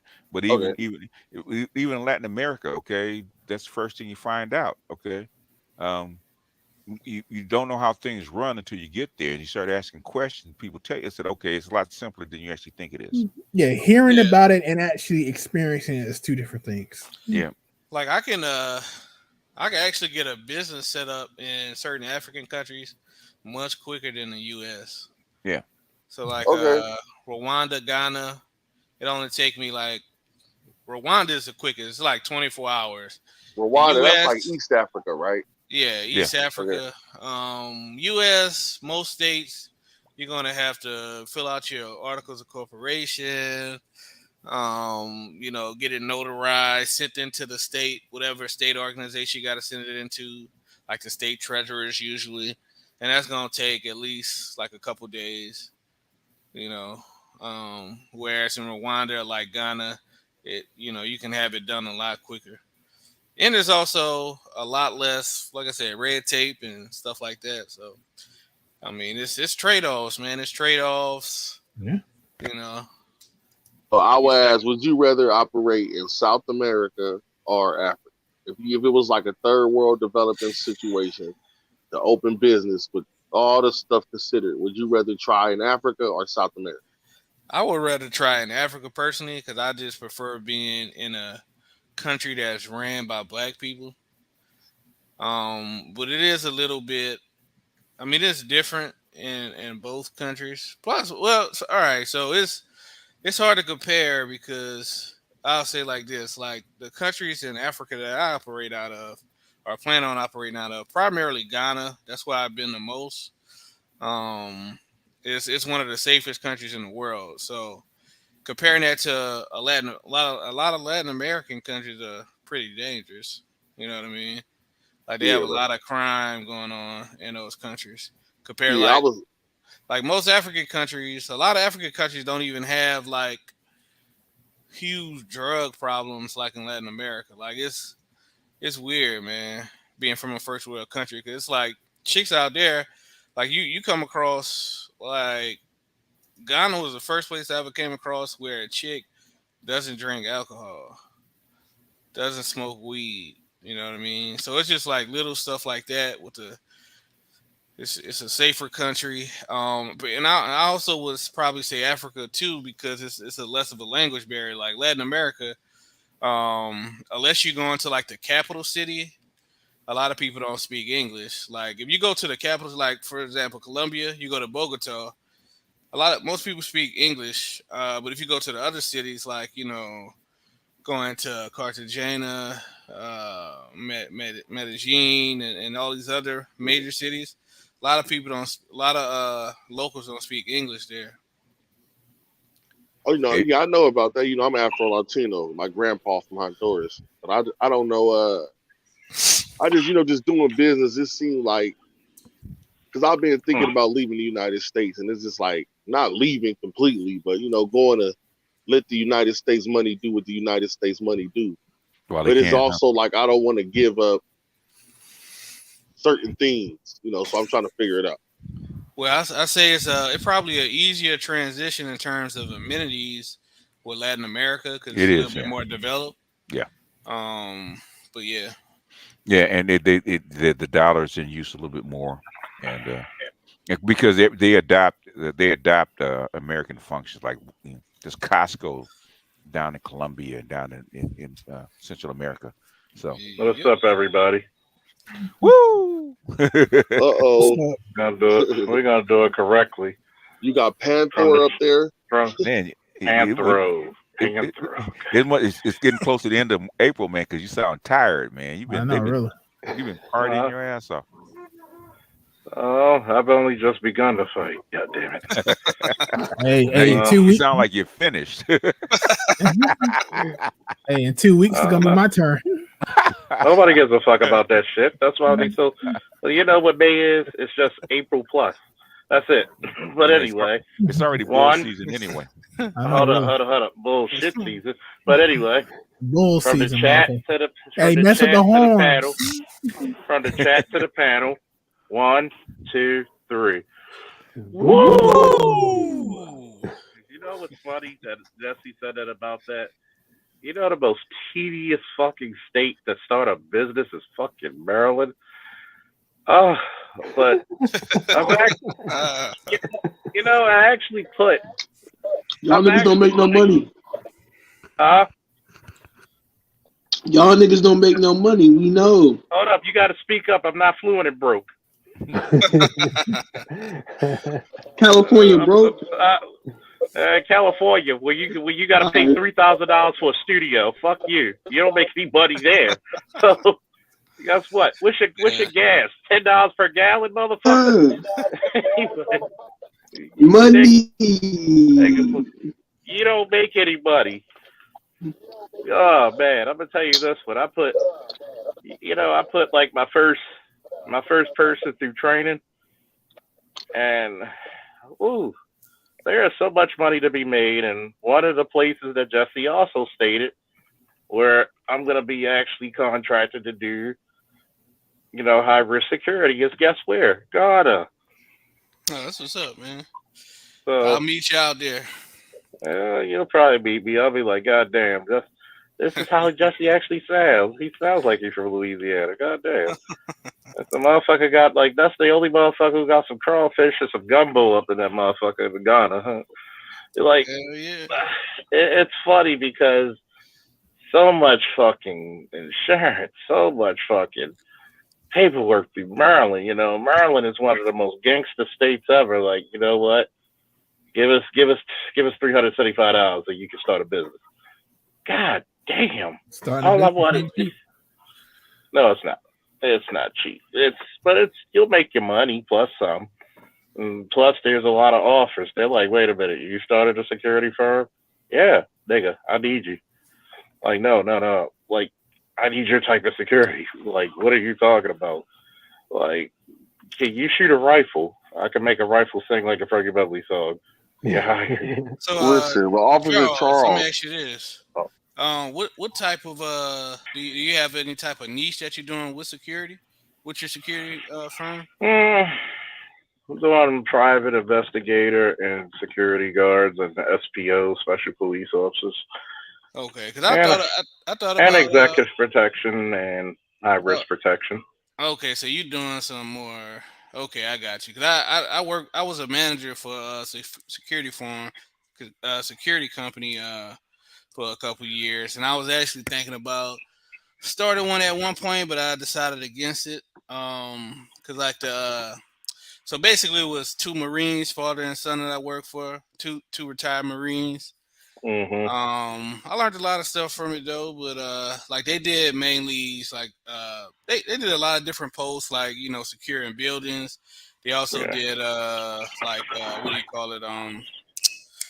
What's the term I'm looking for? Like when you go to the convention center, like those type of events. And so yeah, it was cool, man. I think it's like one of my specialties is people going to be armed.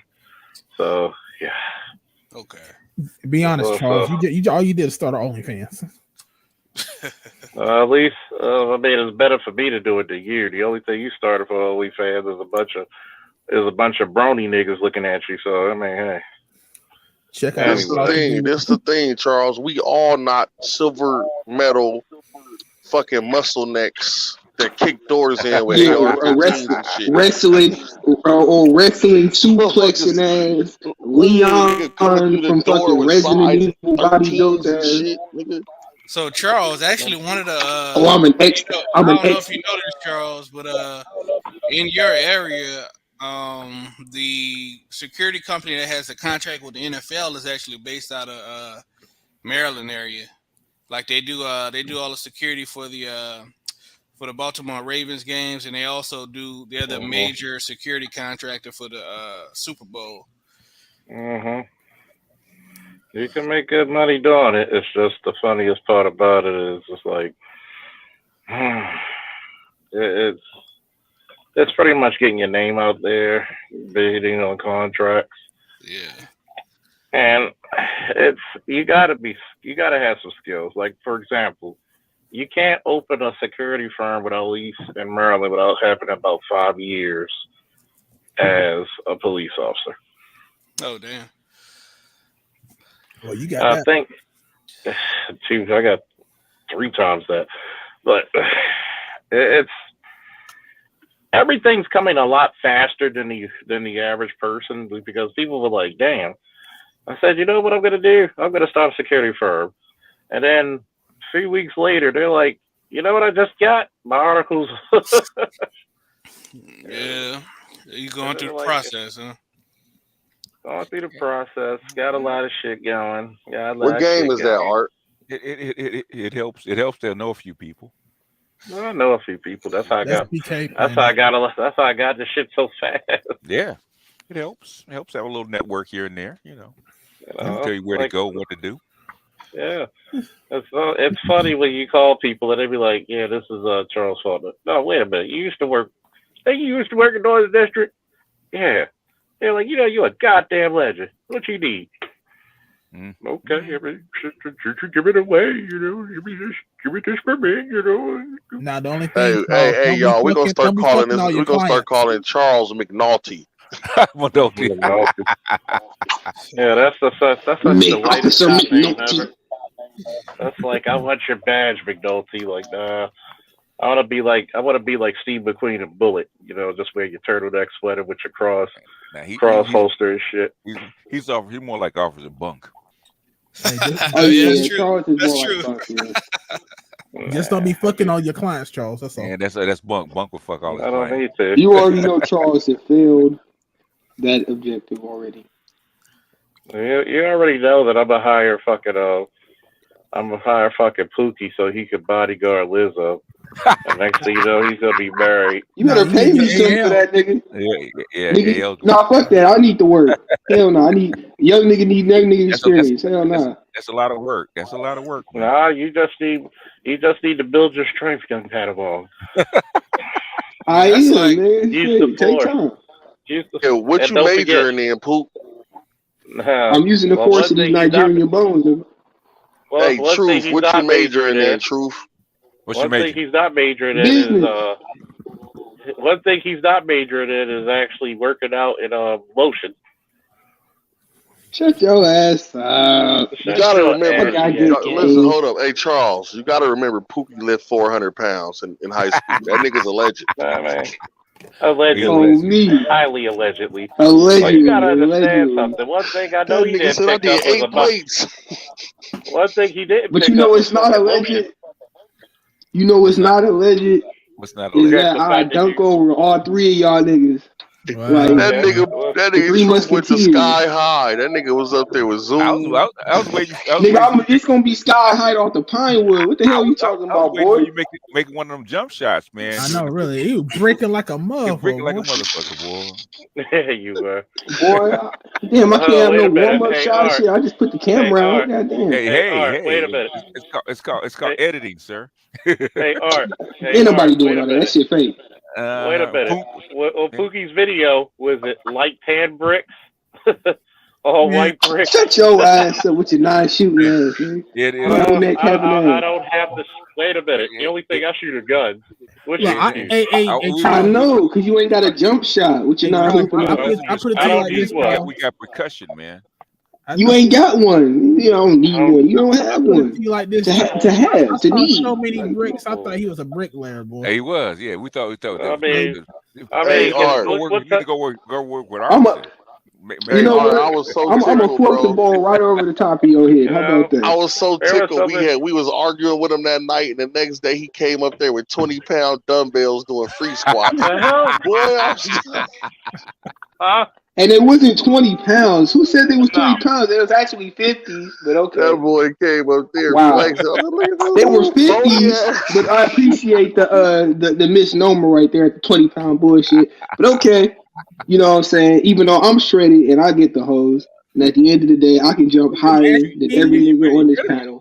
You basically you're $125 something wet. You better be shredded. $125. Hey, BGS, that boy pulled out that outfit Eddie Murphy had on and Nutty Professor. That boy was doing squats. I was like, this nigga in a singlet doing squats.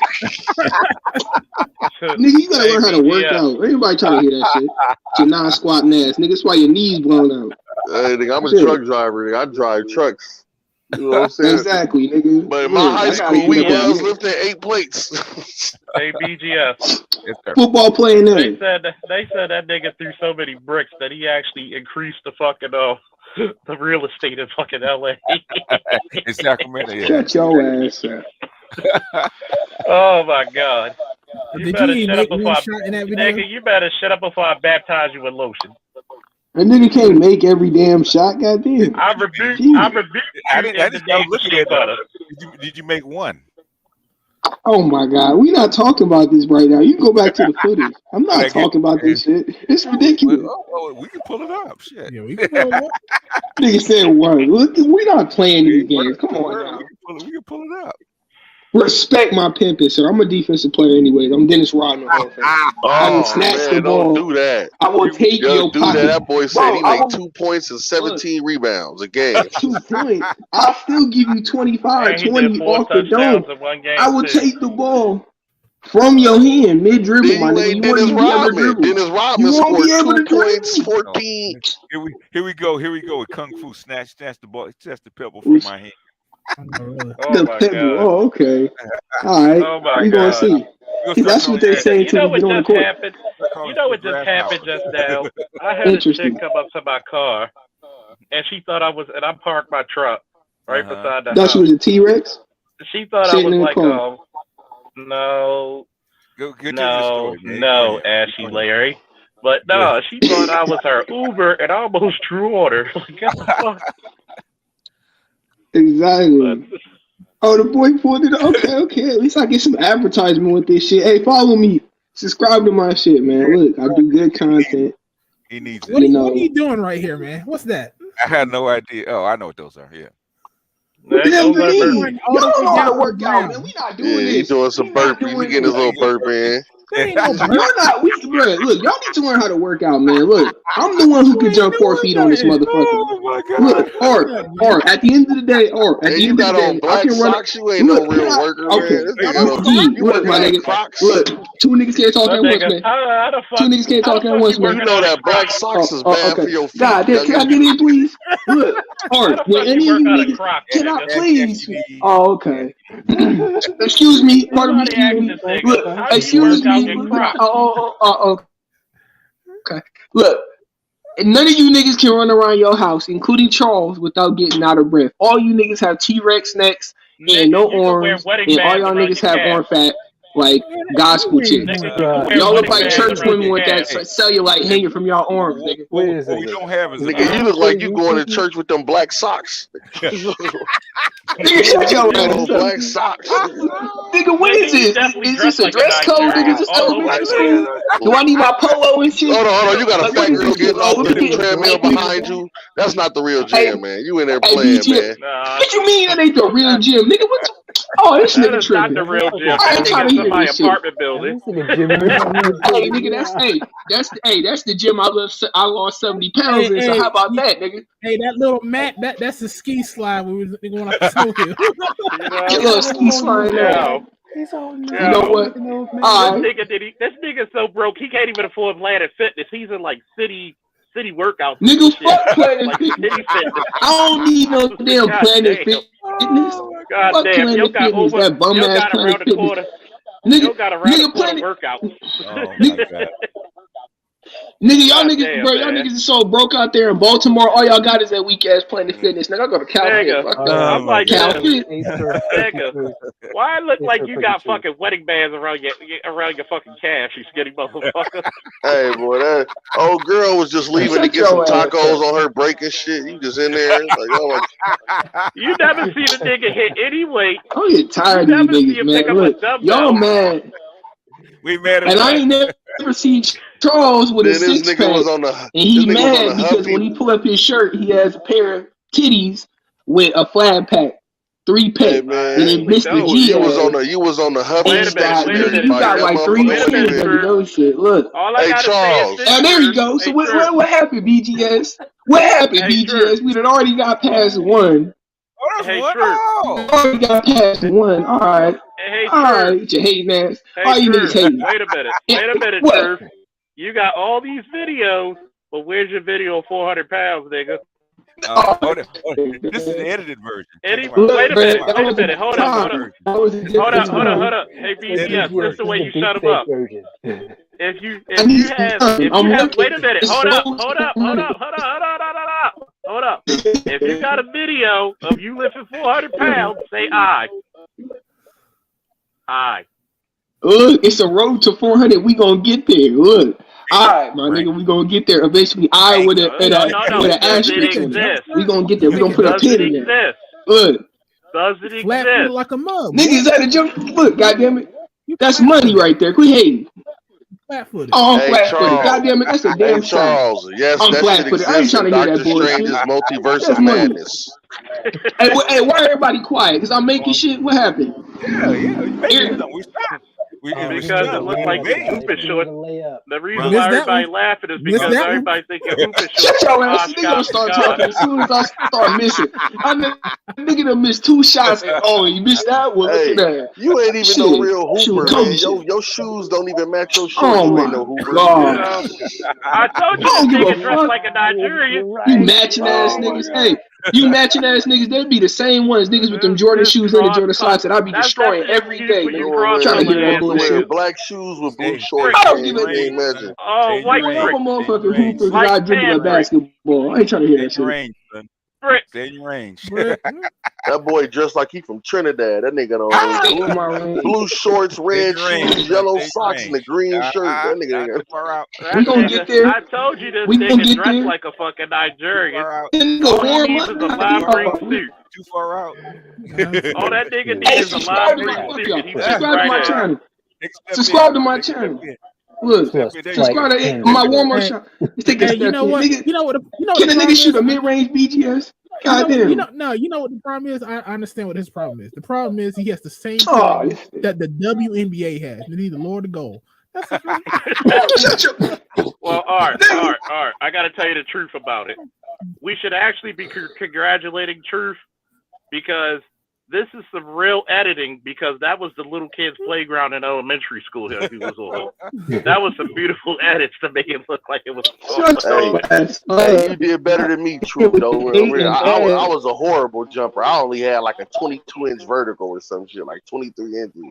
That shit, I had a little baby you know what? It's all good, G, because at the end of the day, I know if I see any of these dudes on the court, the energy would be there. These niggas are scared. I mean, are you gonna bring in? Wait a minute. We a bully you on the court. You want me to be on the court? You want me to be on the court? But I'm not trying to hear that. Hold up, Truth. You want me to be on the court, but are you gonna take your ass in the mat? Nigga, no. What the hell? That don't count. That don't count. Hell nah, motherfucker. That don't count. So why nobody wrestling with your ass? Hey, that ain't even fair. Nigga, you. Hey. Hell nah, bro. You like 100 pounds bigger than me. Like, that's bullshit.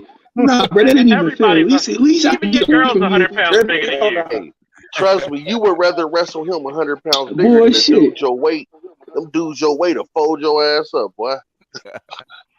Them collegiate 170 pounds. How much you weigh, Pookie? How much you weigh, Truth? 170, nigga. Listen, you don't want that's 170. Listen, that's one of the hardest wrestling classes. Listen, let me explain it to him, Charles. But between 120 and 190 is arguably the hardest wrestling classes in the world. Nope, it's 140 to 189. You think 140 to 189? Okay, them is the most competitive wrestling classes in the world. Oh, I don't give a damn. You don't want to get on the mat. Listen, trust me. No, you don't want to get on the mat with a collegiate 170-pound wrestler. I promise not to use my weight. Look, bro, Charles is gonna try to break my damn arm or some shit. Look, I promise you two things. I won't use weight or strength.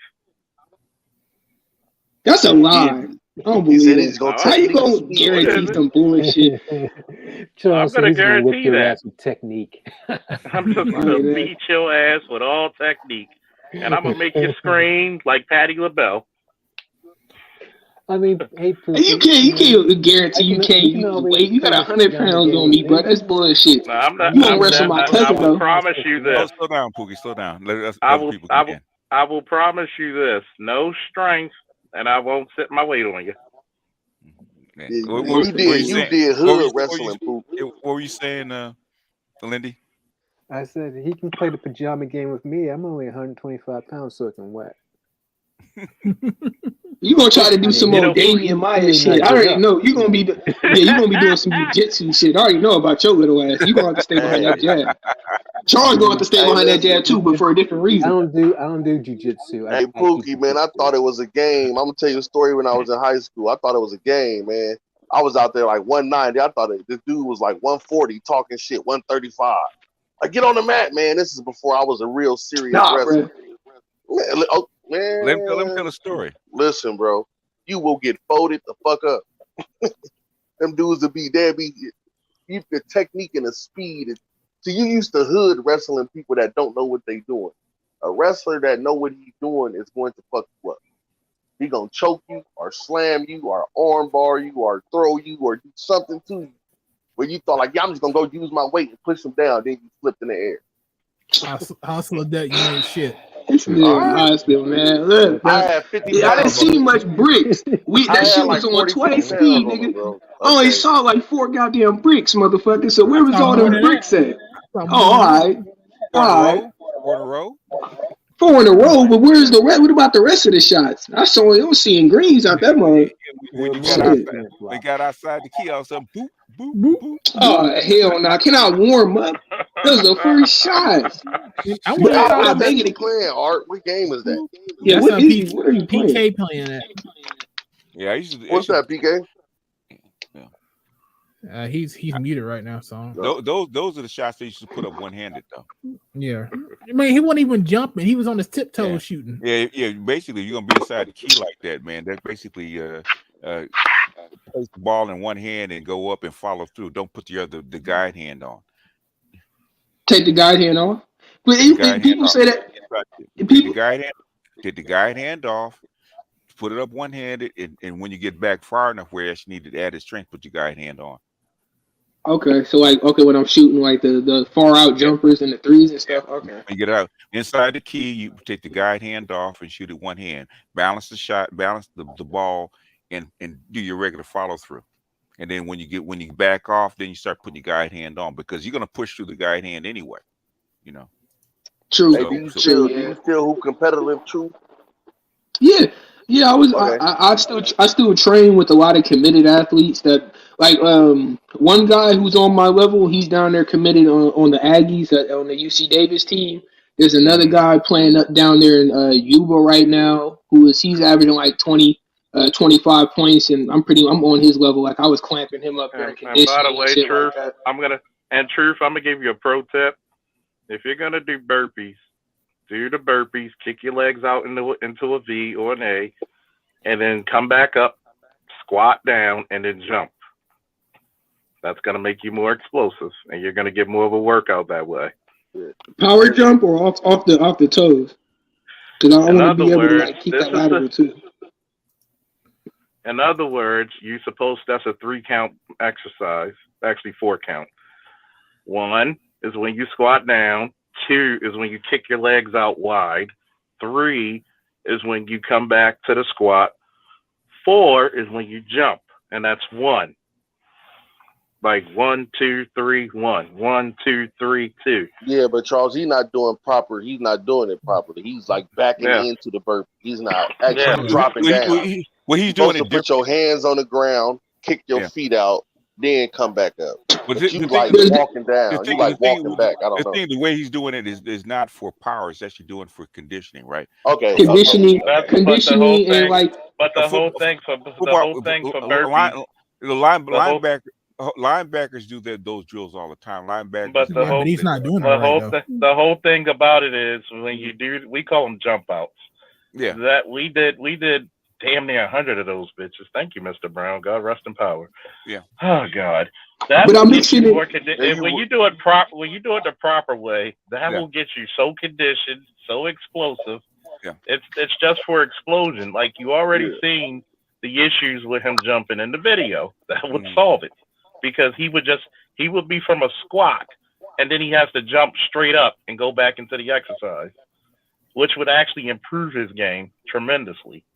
Yeah. True, because I want that major spring. I get what you're saying, because back in football when they had me in the conditioning classes in the morning, that's what we were doing. It was more of a power spring, get as high as you can, and then we would do like power jumps off the boxes. But when I got with my conditioning guy, he was like, you want to be able to do this shit back after back. Like if the guy is trying to get to his spot and you beat him defensively and he pump fakes and you may jump, if he may sell you on the pump fake, you got to be ready to be able to bring that 4-foot spring right back out. Because I'm gonna tell you what, if you did 10 of those properly, you will be feeling it. We're not talking about high numbers. Wait till because it's already a long enough. It's explosive. That's the one thing about wrestlers. They're very explosive. It's not. There's strength, and then there's power, then there's explosion. Like you're not even jumping when you get up. Yeah, because I need it to last. I need it to last, not just. Let's say the same motions you need to do a jump shot is very similar to a wrestler doing a double leg takedown. You got to explode. That's like an explosive movement, and that's where a lot of athletes I've trained through the years, it's either they're going to pack on the weight when they don't need to pack on the weight, meaning put a lot of shit on the bar they can't lift, or they don't put enough to lift, or they don't practice the explosion. Just like sprints. Sprints is just an explosion. It's like you do your long distance running, and by the time, let's say you're running around in the gym or the court, run around the court, you sprint the long ways, jog the short. And if you can't remember it in your workout, just do a push-up. And if you do a push-up and a burpee, it'll naturally make you jump back up. So when you go down, instead of staying still on your hands, just do a push-up. Yeah. And I'm Hit your probably hands, gonna do a do. push-up, spring Don't back make me up. do a video, and I'm gonna send it to you because when you do it, the way you're doing it is you go down. Like let's say you're starting, you go down to the squat. You don't do it one at a time. You kick both of your legs at the same time. You come back to the squat. You kick your legs back under the squat position. You come under. You jump. That's one. Mm-hmm. It's just like when doing kettlebells. A lot of people do the swings, and trust me, you would know when people do those kettlebell swings properly because your hips. You're supposed to explode through your hips, like damn near touching the back of your, like the midpoint of your groin, and throwing up to your shoulder. And trust me, when you're doing that exercise about sets of 20, and you got to think, I did that shit like a couple of weeks ago with a set of 20 with an elevation mask. You like, fuck, what the fuck I was doing, running? Yeah, especially with that push-up in there. You throw that push-up in there, when you go down and push your body back up, and when you push, because what it do is the push-up make you naturally bring your feet back up. So you're going to drop down, squat down. Like you said, you're going to squat down, your hands going to hit the ground, you kicking out. And as you kicking out, you going down into a push-up and pushing your body back up to pull your feet back up under you. And it's going to help your rhythm. It just helps the rhythm of the workout. And you're going to jump up in the air. Bam. Yeah, that is push true up, jump. because Bam. it's a very. Here you go, a video. Fair use. Shit, what I'm really looking at is what I'm really trying to improve on really is like just, that. That's like that's what you're supposed to be doing, Drew, with burpees. You see how he do the Look push at that up little and ass- jump back up? It's little like ass- a natural thing. True, yeah, that is a rhythm. That's how we did it. And you know, the only difference he's not doing is spreading his legs wide. And the reason why you do that is because one, it simulates being explosive, and two, that's also a sprawl for wrestlers when you spread your legs wide. Yeah, that's why we did it at wrestling practice to practice our sprawl. Yeah, but that's why we basketball, did it. but basketball is a different movement. You got to keep your feet moving. That's the whole thing. Why? True. That's Yeah, the 'cause point you of the. can't get- That's the point of the burpees is that it's going to keep your feet moving because No. like It even doesn't. the guy with the even the guy in the video It didn't spread his feet out. doesn't keep your feet moving the same way. That's why he was doing it that particular way. Not enough, bro. Because I mean, especially when I'm competing, when I got to clamp up an athlete of my caliber. Basically, guarding a man in basketball is similar to a defensive back guarding a receiver. Same kind of motion. In fact, something that they don't teach anymore is called that they still teach in football is karaoke, right? Football, you gotta have karaoke. Yeah. You gotta be able to turn your hips over. You gotta be able to turn your body. Yeah. So we learned it in basketball a long time ago. They don't use it anymore in basketball. They use a different technique, right? But the old karaoke they don't teach anymore. They actually do work. They turn everyone. I don't know why they do this. Like it's so fucking stupid. Everyone turns their goddamn shoulder and then tries to turn back. It's money all day. That's why all you gotta hit them with is a double crossover to sell the first one, and on the second one just be quick. You can't do shit every time. Karaoke, when you practice the karaoke, it gets you used to switching your hips over. Switching your hips over, yeah. That's what the karaoke is about. It's switch your hips up and down.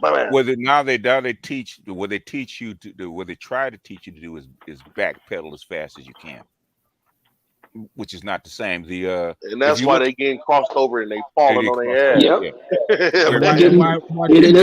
If you look at good defensive players, like old school defensive players like Michael Cooper, basically, Ron Artest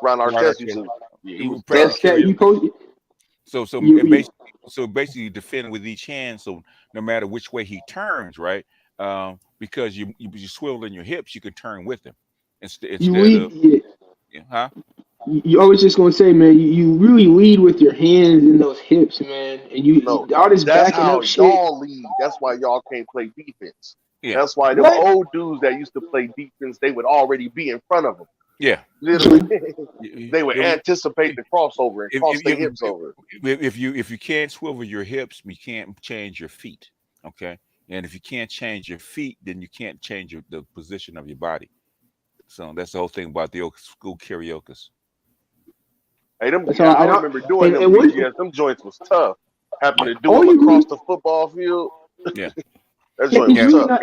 It's It's actually really, it's actually a dance move that the Venezuelans came up with, and they modified it for football. it's all it really is like once you do that and just come across with your hips, all you're doing is staying low and just waiting for him to pick up the No, ball no, and set no, his no, no. feet. No, it's basically it's basically if you're on the move and you can change your feet, right? Basically, Hmm. what you can do is run with the guy, right? So in other words, Yeah. if the guy crosses over and you swivel your hips, you can change your feet back around to where you can run with it. So if you can run with them, say people you can change your feet. Say the guy's going to the hole on fast break, right? Hmm. And he crosses you over. You can change your hips. You just beat him to the spot instead of Yep. instead of him crossing back over you. Basically, you change your hips and you run with him and run parallel with him where he can't get directly to the hole. You just shut him down, and then if you got long arms, if he's directly in front, all you gotta do is just reach your hand right Look, in between his hand you're and the not ball, listening to what he's money. saying, Pookie. Listen to what he's saying. How do you guard somebody that's faster than you? You gotta He's stay in fast. front of Listen him. to what I'm saying. Your arm length don't matter. He's faster moving forward than you can move backward. Right. Listen, that's Yeah. why he said you have to turn over and beat You him got to turn to a over, spot. beat him to a spot. In other words, you But if turn you're it. trying to use your arms, you're going to get crossed. That's why Oh yeah. No, AI that's crossed Jordan. Remember when no, you that's seen the video I'm of listen, Pookie. You s- He's playing in the karaoke. Remember when AI crossed Jordan? Why did he cross Jordan? Because Jordan didn't because change his hips over. Yeah. yeah, He because tried to AI he reach with his reached. arms and he got crossed over.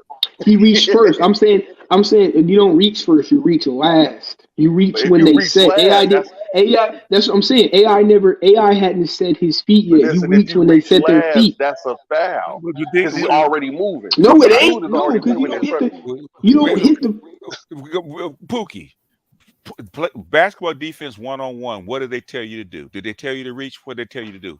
First thing you do is do what?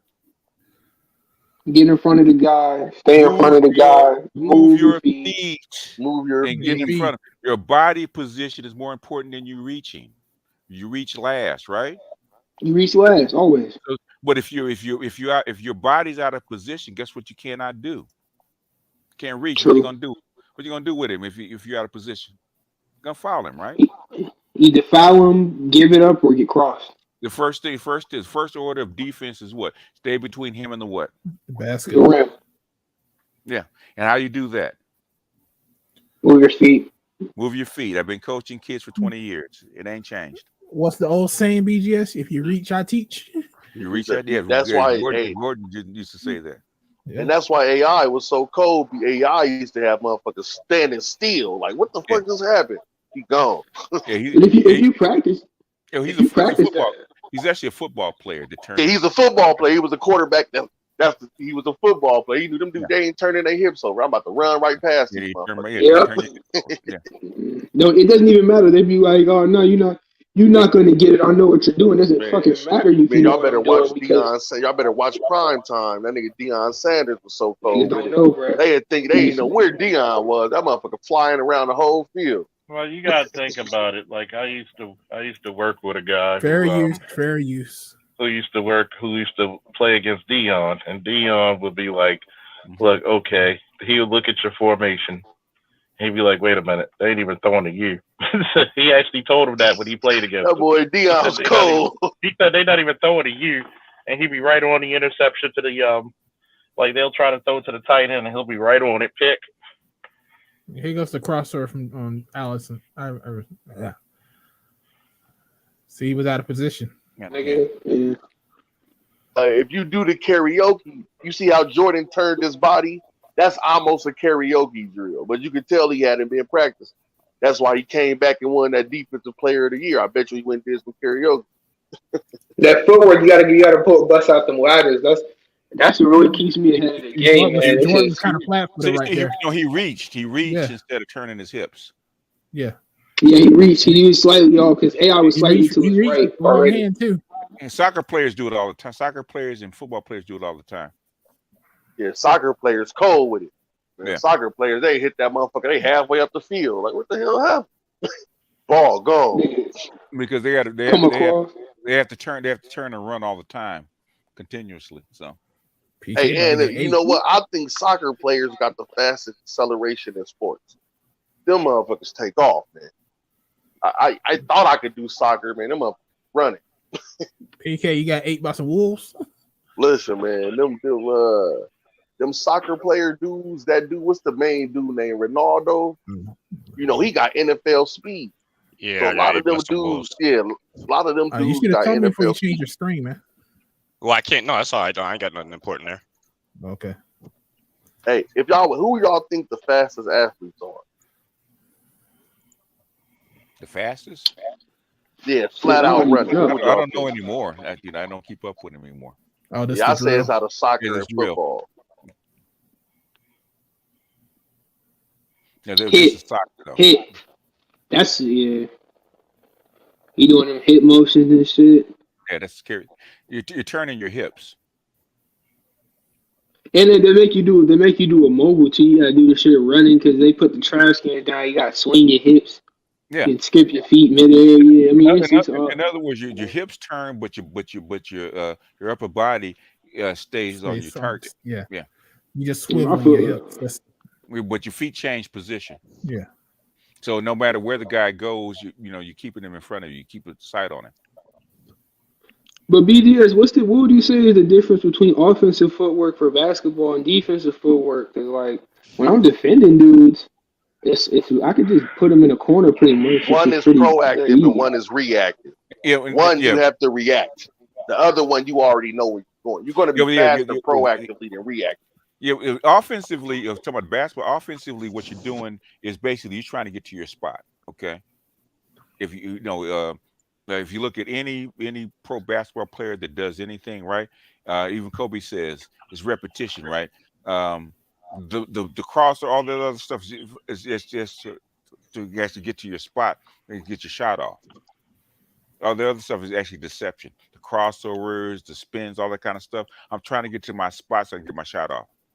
And he's trying to prevent me from getting to my spot undefended. So that's how come you practice those little circles, those drills in certain spots on the court, because those should be automatic. So once you hit a certain spot, go right up, because you don't basically you should be able to shoot those shots blindfolded once you hit a certain spot. Shouldn't be without even looking. So I should be able to blindfold on you. You should be able to make 10 out of 10 without even seeing this basket. I'm gonna tell you one thing watching your videos, I'm just gonna tell you from a critique standpoint and coaching, you got to work on your explosives. You got to work on being explosive, period. Not just your footwork, but just being explosive. Because it's one thing to do it for a video, but at the same time, when you do it for the video, you got to be explosive. Because you want to learn the economy of motion. I don't care what technique you want to learn in wrestling. If I could shorten that technique down, that means the technique becomes what? Faster. Yeah. So it's less. There are less moving parts to counter. Meaning I could just walk straight into a duck under, boom, or arm drag, boom. Once you learn, the proper way of doing it, let's see how I could get myself into that position already. I'm just using that as an example. You can insert sport here. That's the reason why I said you got to learn on being explosive. And here's another key word, practice. And I'm going to tell you one thing that always eats athletes I've trained. Practice on what you are worst at the most, not what you do the best. That's why I don't practice defense like that. Hey, you know what's wild, Pookie? Hey, you live in the age of some dynamic basketball players, bro. Like them dudes, like Steph, them niggas so explosive. Steph could just step off. He already in the air. You can't even look at him. He already shooting. By the time you turn your hips, he up shooting already. You know, that's what jokes are like. Them dudes is so explosive with they move. You trying to, oh, I'm gonna reach this nigga in the air. He up there already. He gone. The shot gone. Just that one little reach, he was able to move and shoot already. Mm-hmm. So like that shit serious, man. Like speed kills in any sport. Speed kills, but quickness is more important than being fast.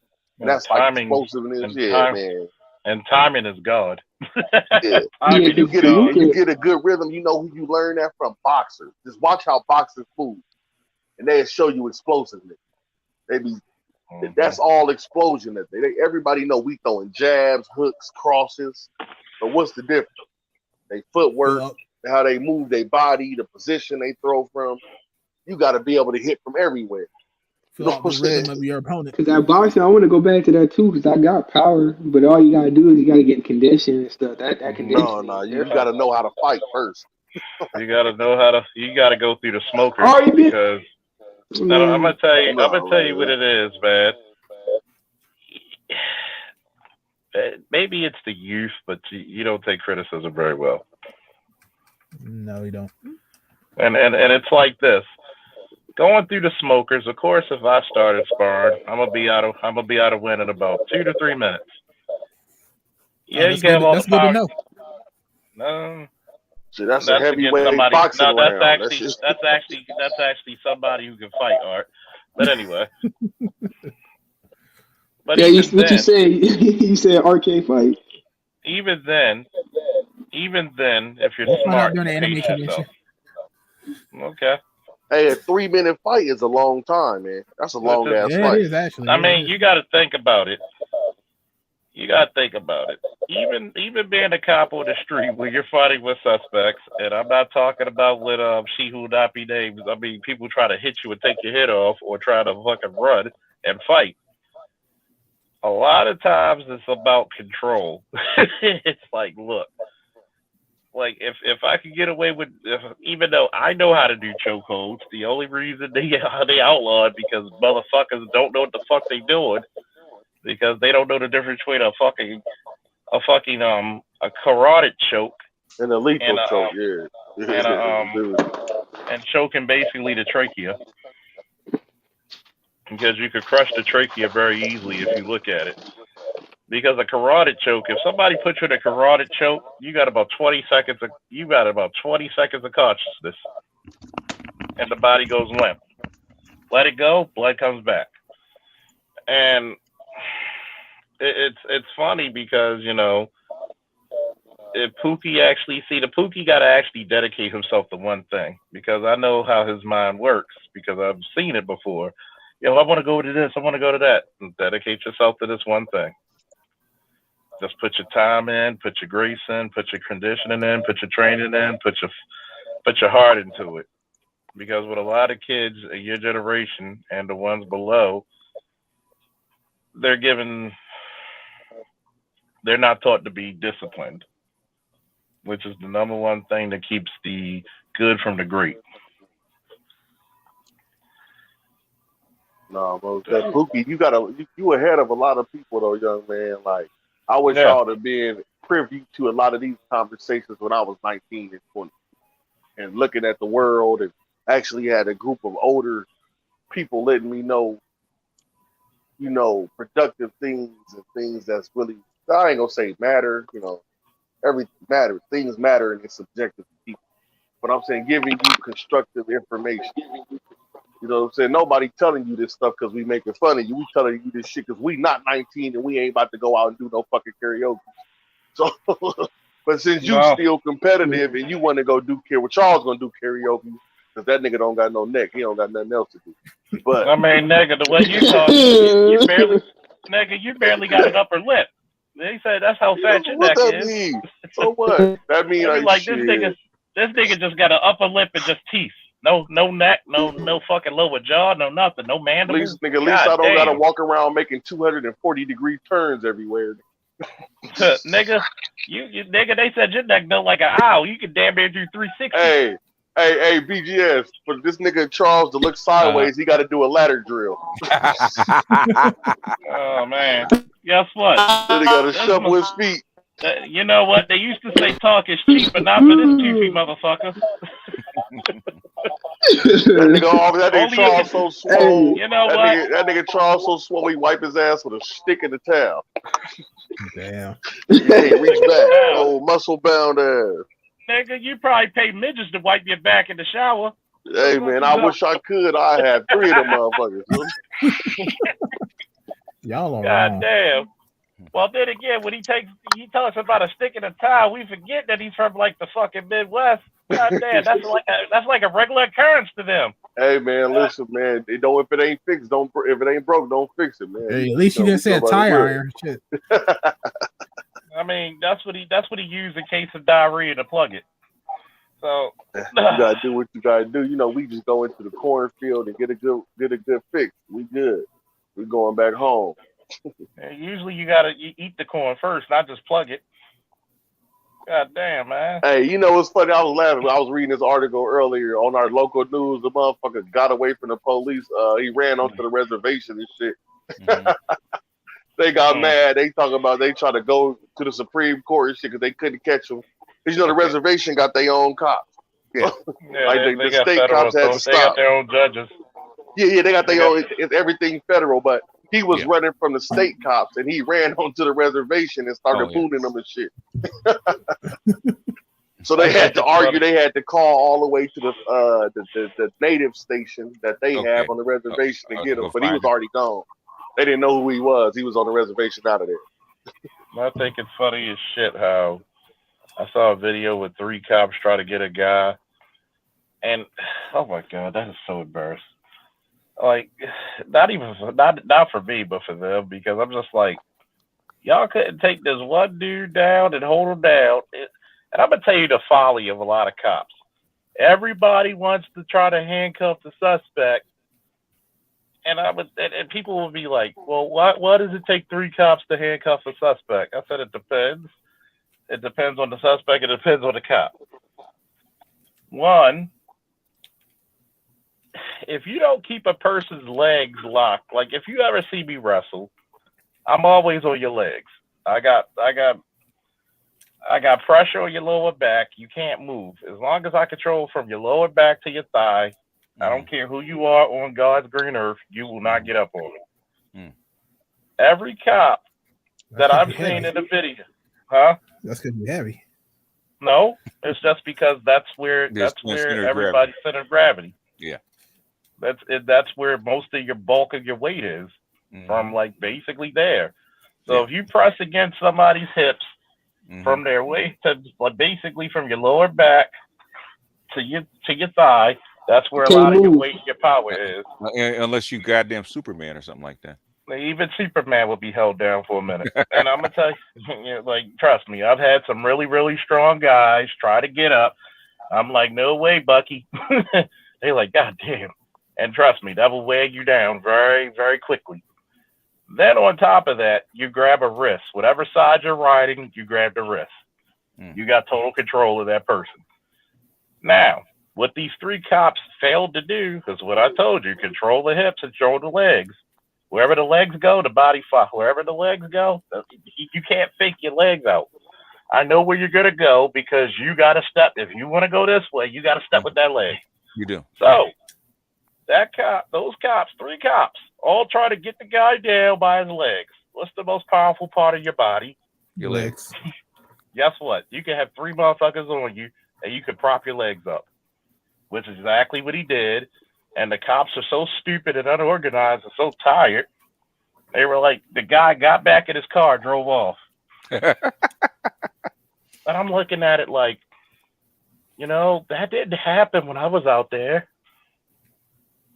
They were like, because you hit him with that Coco Bobo stick or that damn baton you got. You bust that man upside his head. You can't hit him in the head, man. Trust me, you hit him in the meat of the thigh. Yeah. Well, damn, that's how you hit in the head. You're probably gonna put him in the hospital. You don't want to do that. Well, Charles can do that anyway. Charles is going to do that anyway. Put it to you this way: I rarely use my nightstick. When I mean rarely, I can only think of 2 times in almost 15 years. That's what she said. I'm not shit. Trust me. She doesn't say much because she has lockjaw. Yeah. But anyway. Yeah. But here's the phrase that it pays is that I could actually say that as long as I've been a cop, I never pepper sprayed anybody. As a matter of fact, when I had partners who were about to pull out that pepper spray, I said, "You do it, I'm gonna beat your ass." They were like, "Why?" Because we still gotta fucking arrest this motherfucker, and we're contaminated with the same shit. What sense does that make? Like, unless this motherfucker's in somewhere in a confined space, you better be dragging his ass out. I mean, I've seen some hilarious shit. Like I swear to God, I'm gonna do stand-up comedy talking about this time. And my old lieutenant, he retired now, so he was laughing his ass off. It was this one guy, the little cocky white guy. He got the little the battering ram, and you ever saw like a little old Jehovah's Witness lady knock on the door? Mm-hmm. That's the amount of fucking force he was using with the ram. Are you serious? Yeah. Well, one, because the ram was too fucking heavy for him, and he kept hitting the door for like a couple of minutes. And I said, "Dude, get out the way." So I step around and heel kick it. And the door flies open. And the lieutenant just laughing at him. It helps to be a door kicker. Yeah, I know. Yeah, this is good practice. And he's looking and he's like, "What?"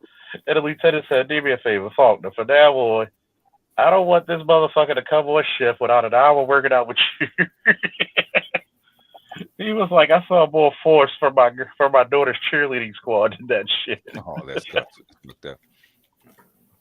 Oh, little skimpy little white boy with them skimpy arms. Nigga need some Nigerian bones. I just couldn't push that door open. Nah, he ain't got them bones in Niger. That's why. He ain't got no shoulder strength.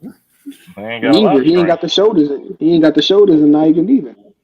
Like if it takes you that long with a fucking ram to open up a door, just kick the motherfucker. And don't kick a door front forward, because that's the best way to hyperextend your knee. And all you gotta do is turn around, cock your knee up, boom. Yeah. The mule kick. Yeah, heel kick. Yeah. Because your quads are stronger. Yeah. Mm-hmm. Right against the rock. Like, boom. and then he like, "What?" And then he asked me a stupid, "Where did you learn how to kick a door?" I said, "Go read my fucking jacket." When I was born out of the womb as a man with some damn strength and some testicles. But you gotta forget, he was born in the whiteness, and when he emerged, he was still not a man. Hell no. Like, oh my God, the set of cops they got out here now, man. I was telling my boy Darren when we left this cookout, I said the scariest shit you'll ever see is you're in a class of 60 trainees, and the instructor says, "How many of you never been in a physical altercation in your life?" And 12 people stand up. And I had to ask this question. I said, Officer Rivera, with all due respect, can I ask this question? He said, "Go ahead, Faulkner." You motherfuckers pick Baltimore to have your first fight. Why? You gotta throw him into the fire, Charles. Yeah, you still want that steak to be juicy, not singed. Not totally singed. I mean, it was so bad. Like, I just look at I think a lot of white dudes need to do a rehab of all their men. Like, it was this one dude. Yeah, I'm not gonna say his name because that'd be snitching, right? This white dude would just throw a punch with his wrist bent. What the fuck? Break his wrist. What? I'm looking at him. I said, "Dude, you gotta fuck up your wrist that way." And I actually had to show him how to throw a correct punch, which of course the lessons didn't stick because my boy Vince had to save his life. He goes on fucking North Avenue. I don't care, Eddie. I don't care what part of North Avenue you on in Baltimore. Shit goes south. So he stopped somebody in North and Pensy for drugs. Dude throw the drugs. two pieces him. He's on the ground. He's trying to punch up, which doesn't work. He can't roll him. Here comes my boy Vince. You know, donkey punching the motherfucker. Oh, shit. Only bad thing about it, when you punch the cranium punches back because he fractured his hand. Yeah. I mean, but he You beat get the some shit out face of you gotta use the palm. it beat the shit out of the guy. Here it is. You know what happened to the white boy? They put him in a detective unit, and they didn't even give Vince accommodation for saving his life. Because dude was trying to get his gun. I said, I swear to God, I look at the department and I said, if I was mayor, I'd have fired all you motherfuckers. Cheddar Bobs everywhere. The commissioner is a black dude, and he's from Louisiana. And I'm like, couldn't you send this motherfucker back? All he cares about is the consent decree. Oh. Of course. I'm not gonna get sued, right? Huh? I'm gonna get sued, right? Well, here's the problem with a lot of shit. When you have government officials who skim out on money on everywhere, somebody's gonna be like, wait a minute, we gave you all this goddamn money. Where did it go? Well, you know, we got rid of the harbor unit and the boat patrol, and they said, wait a minute, that's federal money, and we're about to have the next president of the United States come to your town. You got 24 hours to either give us back this money or we're going to investigate your ass and actually hold you up at a fucking federal court. I'm like, how the fuck you getting all this money and you're saying, oh, we don't have this unit? Like, nobody's going to check. Hey, Charles, did we already talk about the Ukrainian crisis? What's up with this global politics shit, man? This shit is like kind of It's fucking up my whole life. because it's like playing with guitar with strings. You forget how powerful Russia, China, and America is. Where you put sanctions on Russia, and literally, I talked to Sandog. He said he had coworkers who were from Russia. They couldn't even use their fucking their bank cards. Mm-hmm. Yeah. And you literally are playing like a fine dance. That's why this global economy is so delicate. Think about it. What would happen if America goes to Ukraine? World War V, we would skip 3 and 4. Oh, you're talking about as far as put boots on the ground? Yeah. Oh, yeah. And then with the whole Ukrainian shit is that dude needs to stop talking shit to Putin before Putin actually gets pissed. Like, he's still being nice to you because he's allowing your women and children to leave. Like, I'm just like, you want to talk to, no, we need guns. And he's like, nigga, all I said was you can't join NATO. I didn't say you couldn't live, motherfucker. God damn. Can't So, do that. well, you know, it's like, you know, some guy trying to talk shit to you, you let him slide, and he's like, yo, you still ain't knocked me down, nigga. I ain't punch you yet. Yeah, well, you know, the thing is that, you know, how bad do you want your cities to be flattened? They've already leveled like 2 cities already. How much more do you want? I know Zelensky. I know you want to be international Tupac, but you about to have a grand exit. You on the way out there though. It's not really worth it. Well, somebody need to tell him what happened to Tupac too. I'm hearing the generals are selling off some of those weapons on the black market to actually fund their lifestyle in Poland to move their family. They leaving. Oh man, A lot of them been left. Yeah. The thing is that you keep forgetting the Russian army was not built to fight Ukrainians are built to fight the United States, which is like 10 Yeah, they're times built. bigger. Yeah. They're So not. They. If you ever look at Russia's history, they lose to insurgencies. They lose to insurgencies, which is hard. I wish Sandog was here. You know, maybe I say his name one more time. He'll appear. He was a tank commander. He was a tank captain. yeah. He would tell you the worst place to put a tank is in a city. Yeah. Respect what city? Yeah, well, outside of forest, you know. Yeah. You can And you can control you can basically map and route all the tanks because you can control their paths. Like you can't go off the how street. many tanks you see in Vietnam? None. None. There's two There's a places. reason why you don't have tanks. Tanks do poorly in urban centers. Yeah. Too many corners and too many places. areas where an RPG or AT4 will just tear that motherfucker apart. Yeah, booby traps, all kinds of stuff that you can't anticipate. It's And an then- open field weapon. And then on top of that, you put a tank in a city, and I get an AT4, and I stop one tank. Mm-hmm. The only way you tow a tank is with what? Another tank. Another goddamn tank. Mm-hmm. How do I know? We had to rescue a Marine tank crew with a tank. And you can only go as fast as your slowest vehicle. Yeah. And you find out how hot bullets can go when they whiz across your fucking face. Mm-hmm. Ooh, that was a good one, man. That was like some heat. God damn. Hell no, man. Like Hell no. it's funny because if what's that? It's not what's the one bomb they got that's right before nuclear? Like thermobaric or whatever the fuck it is. Yeah, the thermobaric, yeah. God, that's a nasty motherfucker right there. Yeah, and they haven't used any. They used one for a demonstration. Yeah. Yeah. Well, And they I'm just used like- it. Yeah, but they've used it out in the middle of a field when there's nobody around. They did it Yeah. for a reason.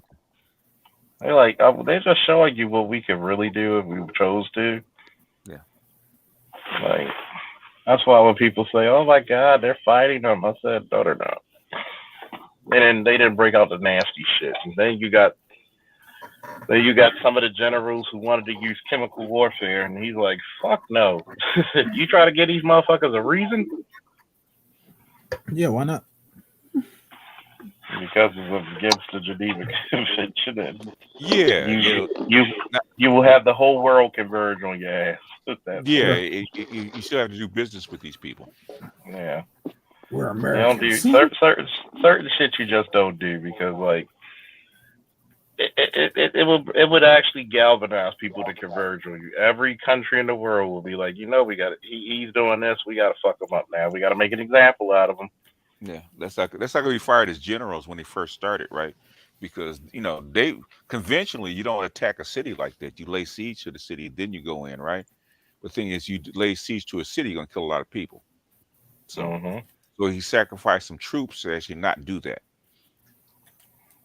So it's better to get hit than try to, bombard, lay siege to a city of like 3 million people.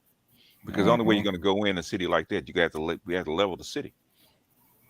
You can't go into a city of 3 million people and with troops. You're going to get slaughtered. You gotta hit the artillery shells. Mm-hmm.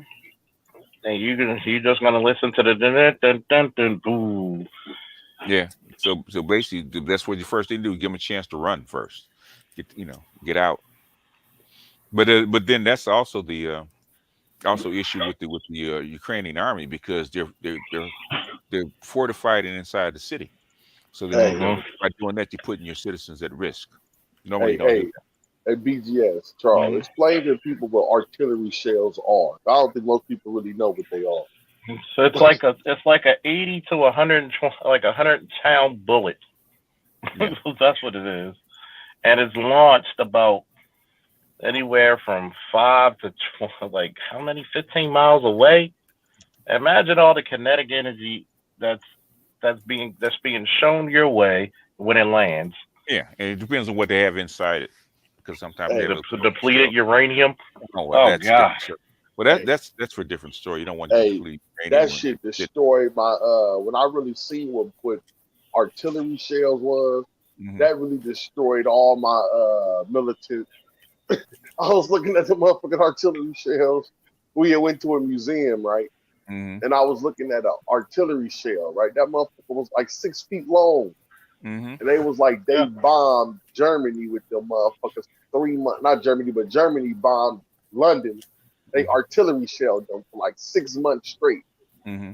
Over 10,000 artillery. And I was just looking at that shit like they were shooting metal rods at these niggas from 30 miles away. Yeah, and then you gotta think about it. Why do you That's think? before they even started bombing. They was just And if you think that's fucked up, wait till you see the bombardment a battleship will fuck or a carrier will do with the size of their fucking cannons. Good God Almighty!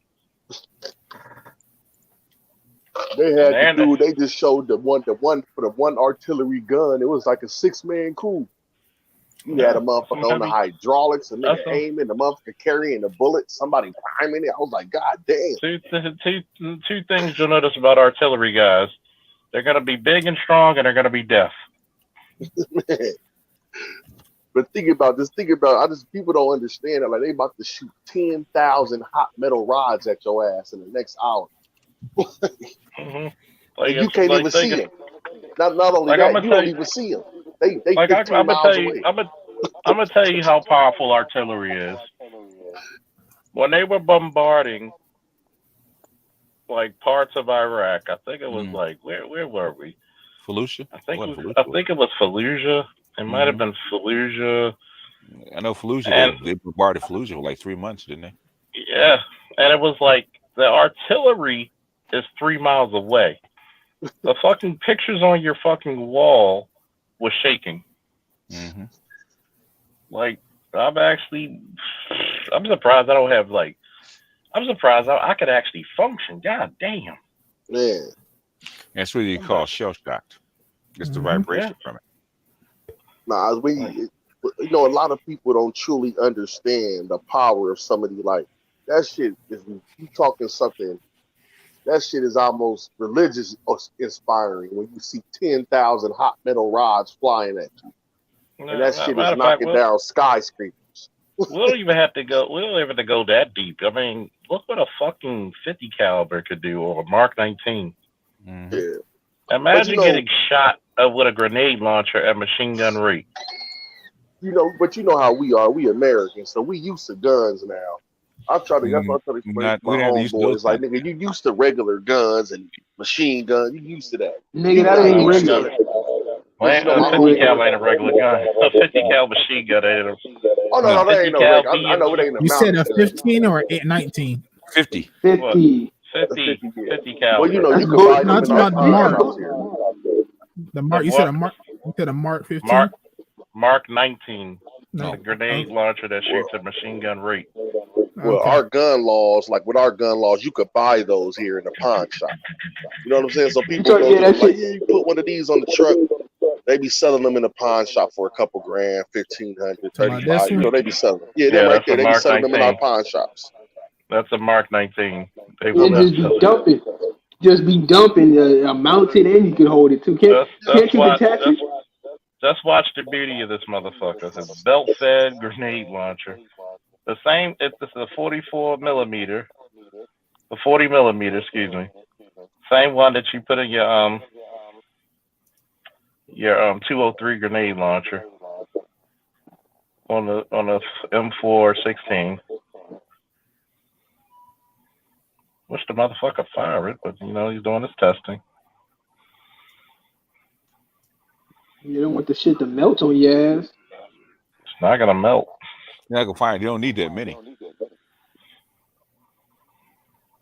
Oh, my bad. Blow up. Remember, that's a grenade launcher, not a machine gun. A machine gun, yeah. So that's part of what we had in QRF. Yeah, we can't buy them. I was the 50 cal gunner. The other guy was a Mark 19 gunner, or grenadier, whatever the fuck you want to call him.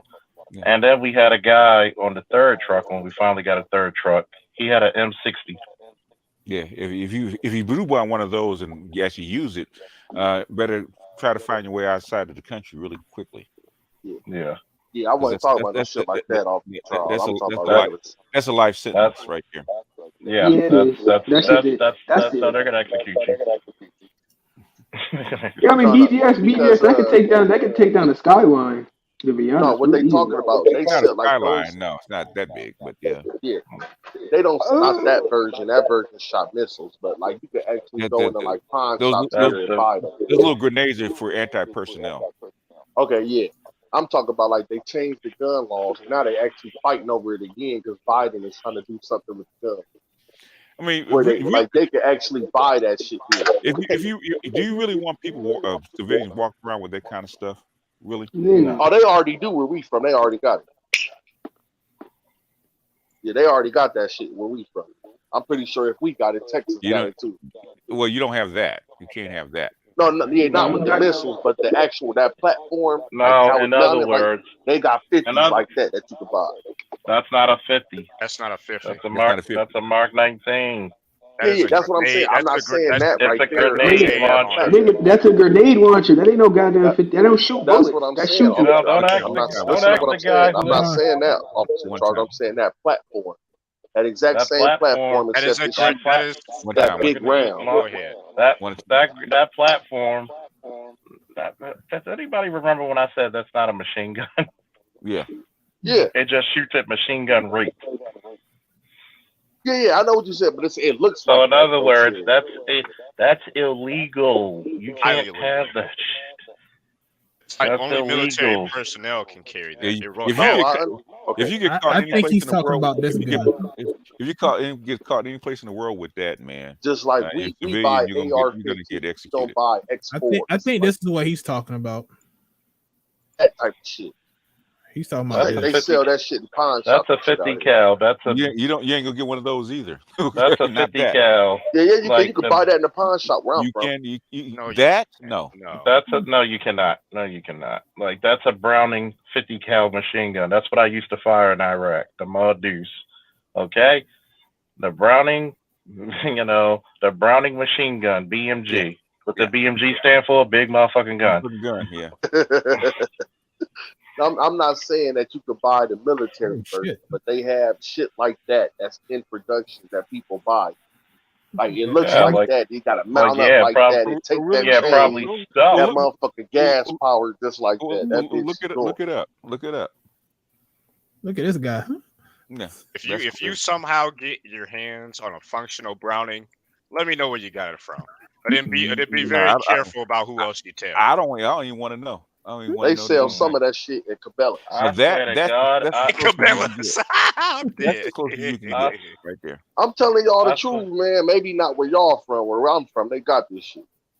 Where you from? Fucking. I'm not saying it's the military version. I'm not saying it's the military version, but I'm saying it's like replicas of this shit out here. Yeah, they got it stuffed where it can't be fired. Like they got, that may be it then, because I know you can go in the pawn shop and buy that motherfucker for $3,000. And if you're a gunsmith and you have that, I ain't never seen no shit like that right there though.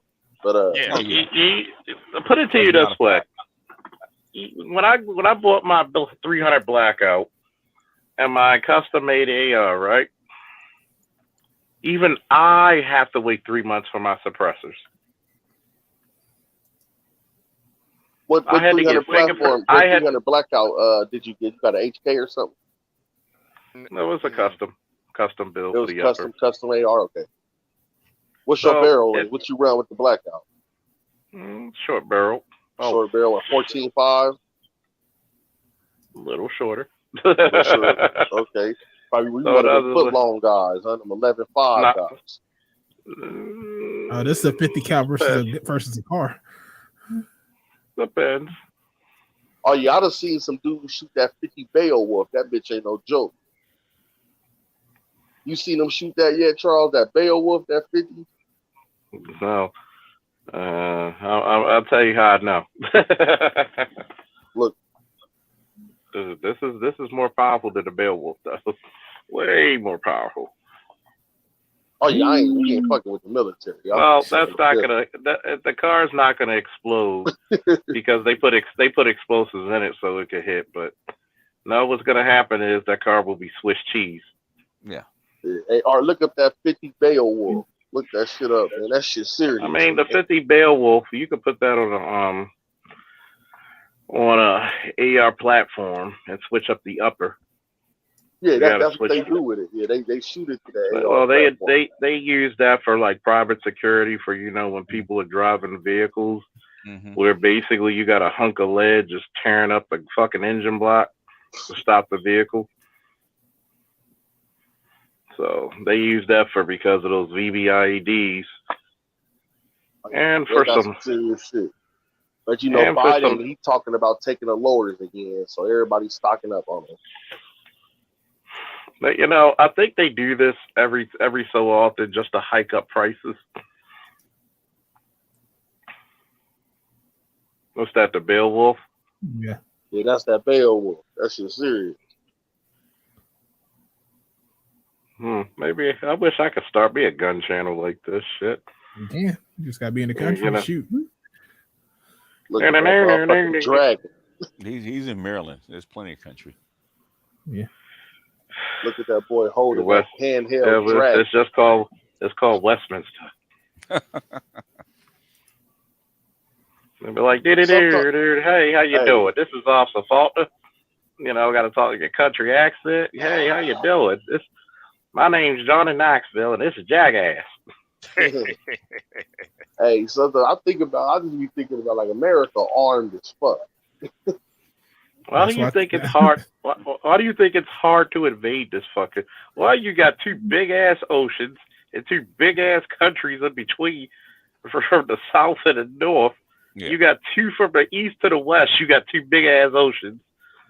If you go through fucking Mexico to try to invade us, it's a logistical nightmare. It's damn near impossible to come through Canada. Hey, them motherfuckers gonna shoot so many guns and they ain't even got to worry about the army. They got to worry about the civilians. The civilians gonna go ape shit in Texas. And plus, you got to think about. Plus, they're gonna see you coming. Yeah. And then think about it. Just so happens, if you're military, just say, you know what, we're not gonna do shit. You got 80 million legal gun owners, but you got 200 million guns. 400. Probably now 4 because you got more guns than people. Actually, I would say it's more closer to 5 because on average, you could damn near give almost everybody in America 2 guns. That's how many guns we got in this game. At least 2. At least minimum 2. It's so, and we're counting children too, by the way. And think about it. You got to deal with the military. Then you got to deal with all the police. We got like what, about 1 million police officers? Hey, they say people in Britain watch our rap videos and get scared.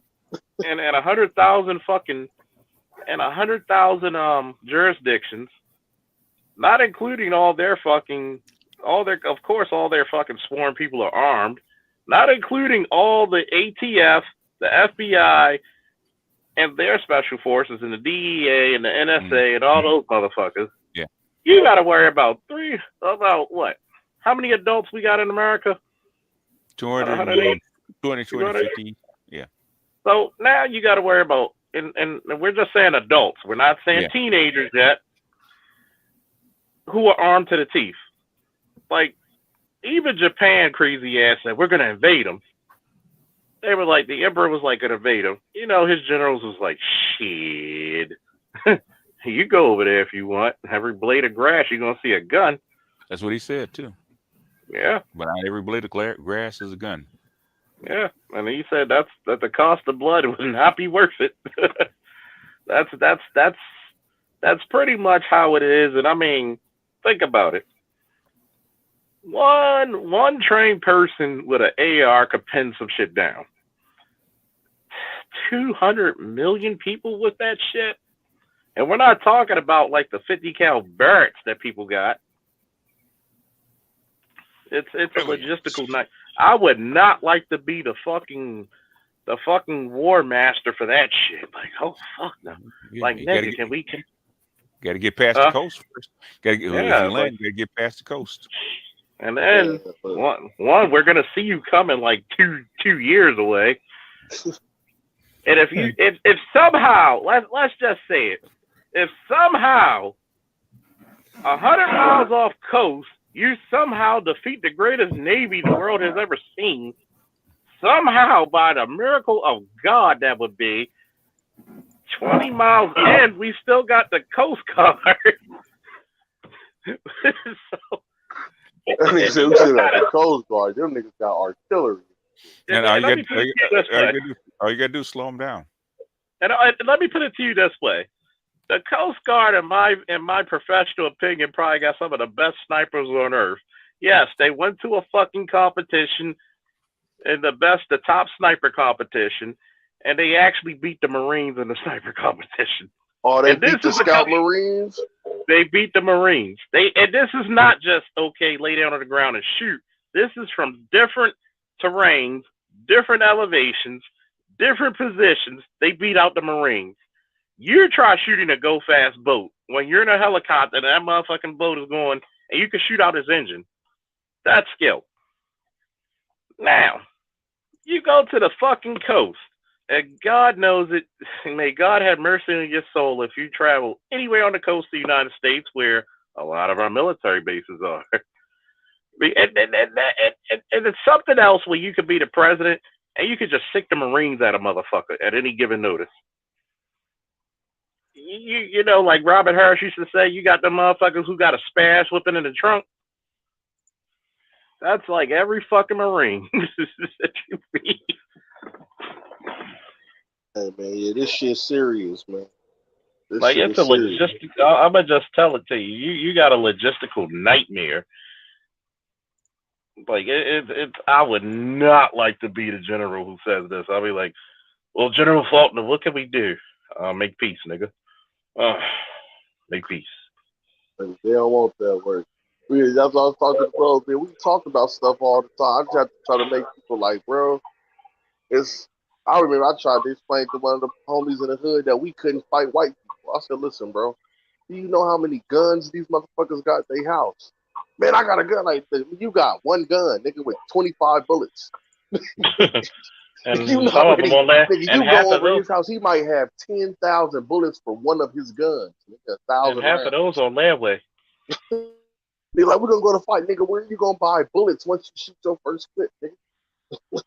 Like once the clip is gone, where you gonna go get some more bullets from? You gotta remember, it's kind of hard. It's kind of hard to fight a war outnumbered. Like you're literally outnumbered. Fuck outnumbered, Charles. I'll tell the niggas, we gonna do it. Where we gonna get bullets after this first barrage? After this first little skirmish, where's we gonna get some more bullets from it? And then you gotta remember, half these niggas can't even shoot their mouth. No, I'll be having to remind people like, nigga, guns take bullets. So what, nigga? Like, okay, do you have a supply of bullets, motherfucker? Like, do you got somewhere that's going to constantly replenish you with bullets? And they start looking at me like I'm crazy. What that got to do with anything? How you gonna fight a motherfucker with a bullet factory? You buy the bullets from the motherfucker you trying to fight. Yeah. And they always look at me like I'm crazy. Am I crazy, BGS? I don't know, man. He already dropped out. You said what? He was like the ghost. But do I sound crazy though, Art? Like, how do you fight somebody that you gotta buy bullets from? You don't. Unless you can make your own. Was like, bro, you better get and how many of these people, and how many of these motherfuckers actually go out there and get the brass casings? None. They don't even know that bullets fucking gunpowder, the primer, know that bullets is and the round. Brass. Most of them don't even know the best bullets is cased in brass, and that steel cases are recaps. They don't even know that. Yeah. And here's the idiocy of it, right? You know, how long have I told people in the YouTube, your son should go to the military? Think about it. Who's going to protect this country? Who's going to protect you? Well, I don't know about that, boss. You know, my son, he gonna be a ball player. Yeah, you better know how to shoot a fucking gun. God damn, nigga. Why does PK always play the most apocalyptic fucking games he could find? Because we always have dark conversations. What you want me to do? I know, right? Like, I just noticed that, like, Like, first of all, who the fuck is hunting at pitch black night? I'm not hunting. I'm just trying to survive. Like, nigga, build a shelter, get a fire. God damn, get some queen sticks. What game is that, PK? Depression. There you go. That works. That works. Actually, because it's fucked up there. Yeah. Like, he would probably freeze to death by now. Well, I mean, I did earlier, like 4 times. I saw you got killed by the damn. What you call? Do I wild got eaten animals alive by maul you? wolves. I froze to death 3 times. You got what? Got eaten alive by wolves and froze to death 3 times so far. At least you gave your body to a good cause. Exactly. Oh, it was all worth it. Oh man, what's worse, being eaten by wolves or bears? I don't know. I haven't come across a bear yet, but I'm sure they're in this I'll say game. wolves. So. No, wolves is cool. They gonna kill you first. The bear just gonna knock your ass out and start biting. Well, if he knocks me out, I ain't gonna feel it. No, you gonna wake up getting ate. Nigga, you ain't gonna be dead. That means as soon as you feel the pain, you waking up. Well, you gotta think. Like if a mama bear fucks you up, that's to protect her cubs, and she's gonna get ultra aggressive. If a male bear, oh my god, he's probably starving. Like Jesus Christ. All right, well, you got the car, just go to sleep in the car. Yeah, that bitch dead. You gonna die. That motherfucker got all kinds. I don't know if you saw him a second ago. I can't stay here. Wolves. Yeah, wolves. What? You can't stay in the car for wolves? What they gonna do? Jump in? Yeah, actually, yeah. What the fuck kind of evil shit is this? So can you get like an axe and a book bag and stuff? Well, I mean, I got a gun, I got an axe, you know. Nigga, you better go bushcraft. Well, there are 4 wolves. I don't have enough bullets. You hear them? Nigga, no, you I don't got an have axe. sound turned on. There are 2 over there and there are 4 over there. Shit, you better go inside, nigga. That's what I'm doing. That's what I'm doing. Like shit. Like I'm sorry. Hey, if the grid shut down, I'm just going to Walmart. You and everybody else. I know. So, you got to get there before them big boys and them trucks get there. What you need to do is be friends with them motherfuckers. Oh yeah, the only way we coming with our trucks. Well, you gotta, especially if you light skin, you can be like cousin, Ding, ding, ding, ding, ding, ding, ding. Oh no, hell no! I'm from the listen. I'm not. See, you from a predominantly black city, so you don't got to worry about too much. My ass, I'm on the road to Missouri immediately. Something happened in Nebraska. All niggas need to get the fuck out. There's only they did the census, and I was laughing. I tried to tell people there's only like 30,000 black people in this whole state. Nigga, we got 30,000 black people. We got 30,000 black people in one block. And this is what makes it crazy, Charles. The population of the state like 1.8 million. But that lets you know, nigga, we outnumbered and outgunned. It's time to go. Yeah, it'd be like we only exist in one city in this motherfucker. Everywhere else we not at. I think that if you're in the Midwest, I don't know why the fuck you still staying at the fucking Midwest and be black. It's a good life. It's a good life when it ain't shit going on. But if something like this happened, nigga, I'm going straight to Missouri, Texas, Alabama, somewhere. I'm getting the fuck out of here. Do me a favor, GPS, yes. Send me the directions of Negro Land. That's a fact. The closest majority black city is Detroit. And I'm not going up there. Fuck, I already know. That's too close to Canada. I'm cool. I'm going to some shit close to Mexico. Is this nigga actually taking water from the toilet? God damn. Oh, it's hard out here for a pimp, man. What you want me to do? Yeah, so you can't survive off of that shit. I mean, hey, you can. Even though you can.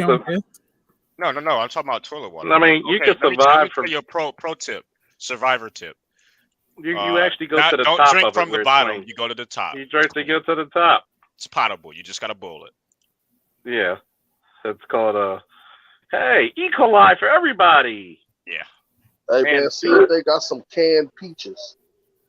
See if they got some stool. You know what? It'd be funny as shit if one of the wolves came in there right now and be like, "Hey, bro, you got a light?" I got a gun. Come on, man. You know we They ain't got fair. no You want to step canned peaches in outside? that motherfucker. Who don't got no You want canned to peaches? you want to step outside? Nah, I'm gonna chill here tonight. I'm gonna chill Come here. on, man. You know we soft and furry. We keep you warm. I'm sure you will, but I'm gonna stay here tonight. So, do you got a book bag or something which you can carry this shit? Yeah, I got a book bag, but it's over. It's filled up right now, so I'm gonna have to drop some shit. I'm gonna have to like find a place to live pretty soon here. Like, Hey, why real don't like, you where would live y'all there? go That to looks like? pretty cozy. That looks pretty cozy. But, I mean, I'm probably gonna live in here. Probably what's gonna happen. You know what always tripped me out about this like apocalyptic shit? Like if it all that happened, why didn't everybody just go to Alaska?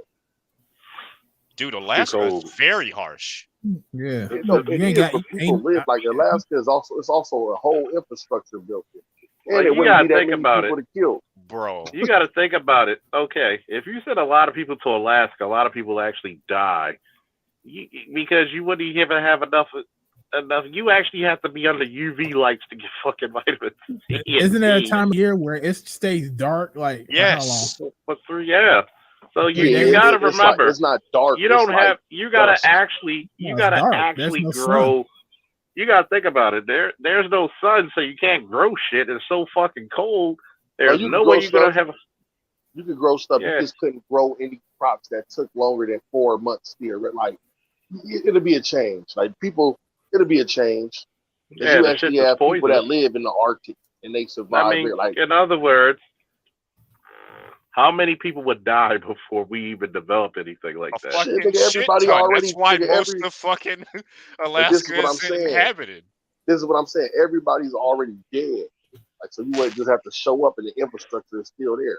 That's if you could fucking make it. Yeah. And remember, Oh the yeah, you would have to make infrastructure. it across the United States. That's And then on top of that, here's the next thing people don't realize. Infrastructure is one thing if it's maintained. If nobody's maintaining it, you still fuck. But that's the thing. That's the thing about Alaska. It's so like the cities. It's not like any sprawling cities to maintain. Hey, bro, if this motherfucker falls and you move to Alaska, nigga, you probably, good luck to you. You probably won't last Nigga, over a day. I done already told you my plan. If anything happened, nigga, I'm going to Brazil, where the next Good largest luck. population of black people is. I wish you good luck once again. For different Yeah, reasons. like it says right here, the 24-hour daylight and darkness still happens in Alaska, just less so. It says Burrow, one of Alaska's northernmost cities, gets complete darkness for 2 months out of the year. Yeah, and remember, you got to use UV lights for some people to live. Like, people forget, you do need the sun to actually shine upon your ass to live. And to get the actual...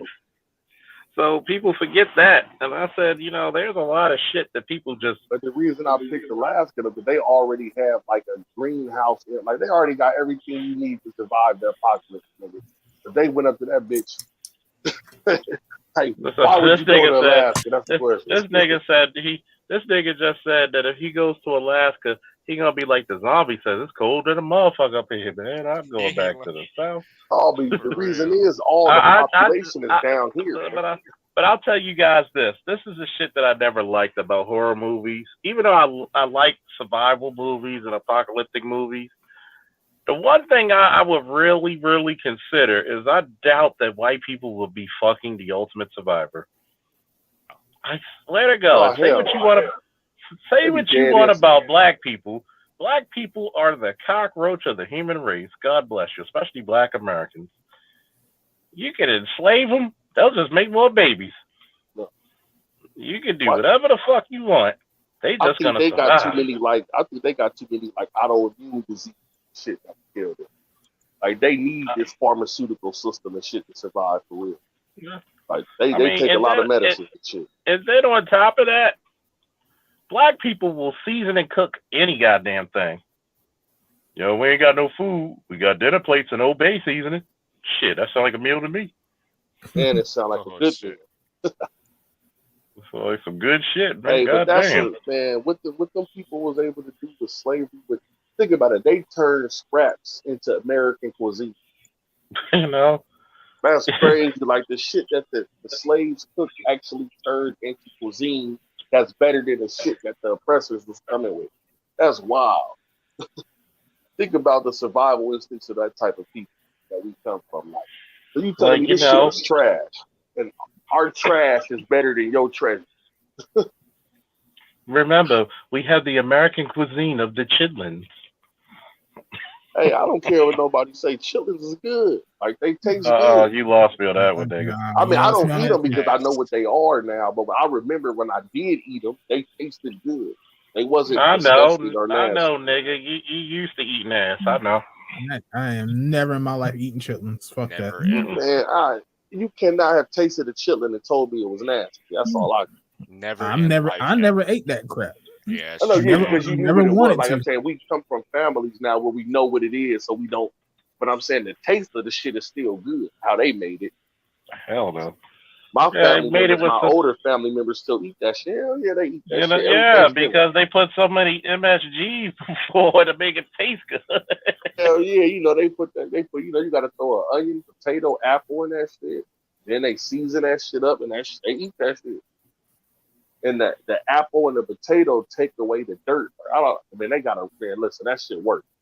I don't know what to do, but to do it. Guess what? It's kind of funny because I look at this shit, I'll be like, damn, that's like the movie Soul Food.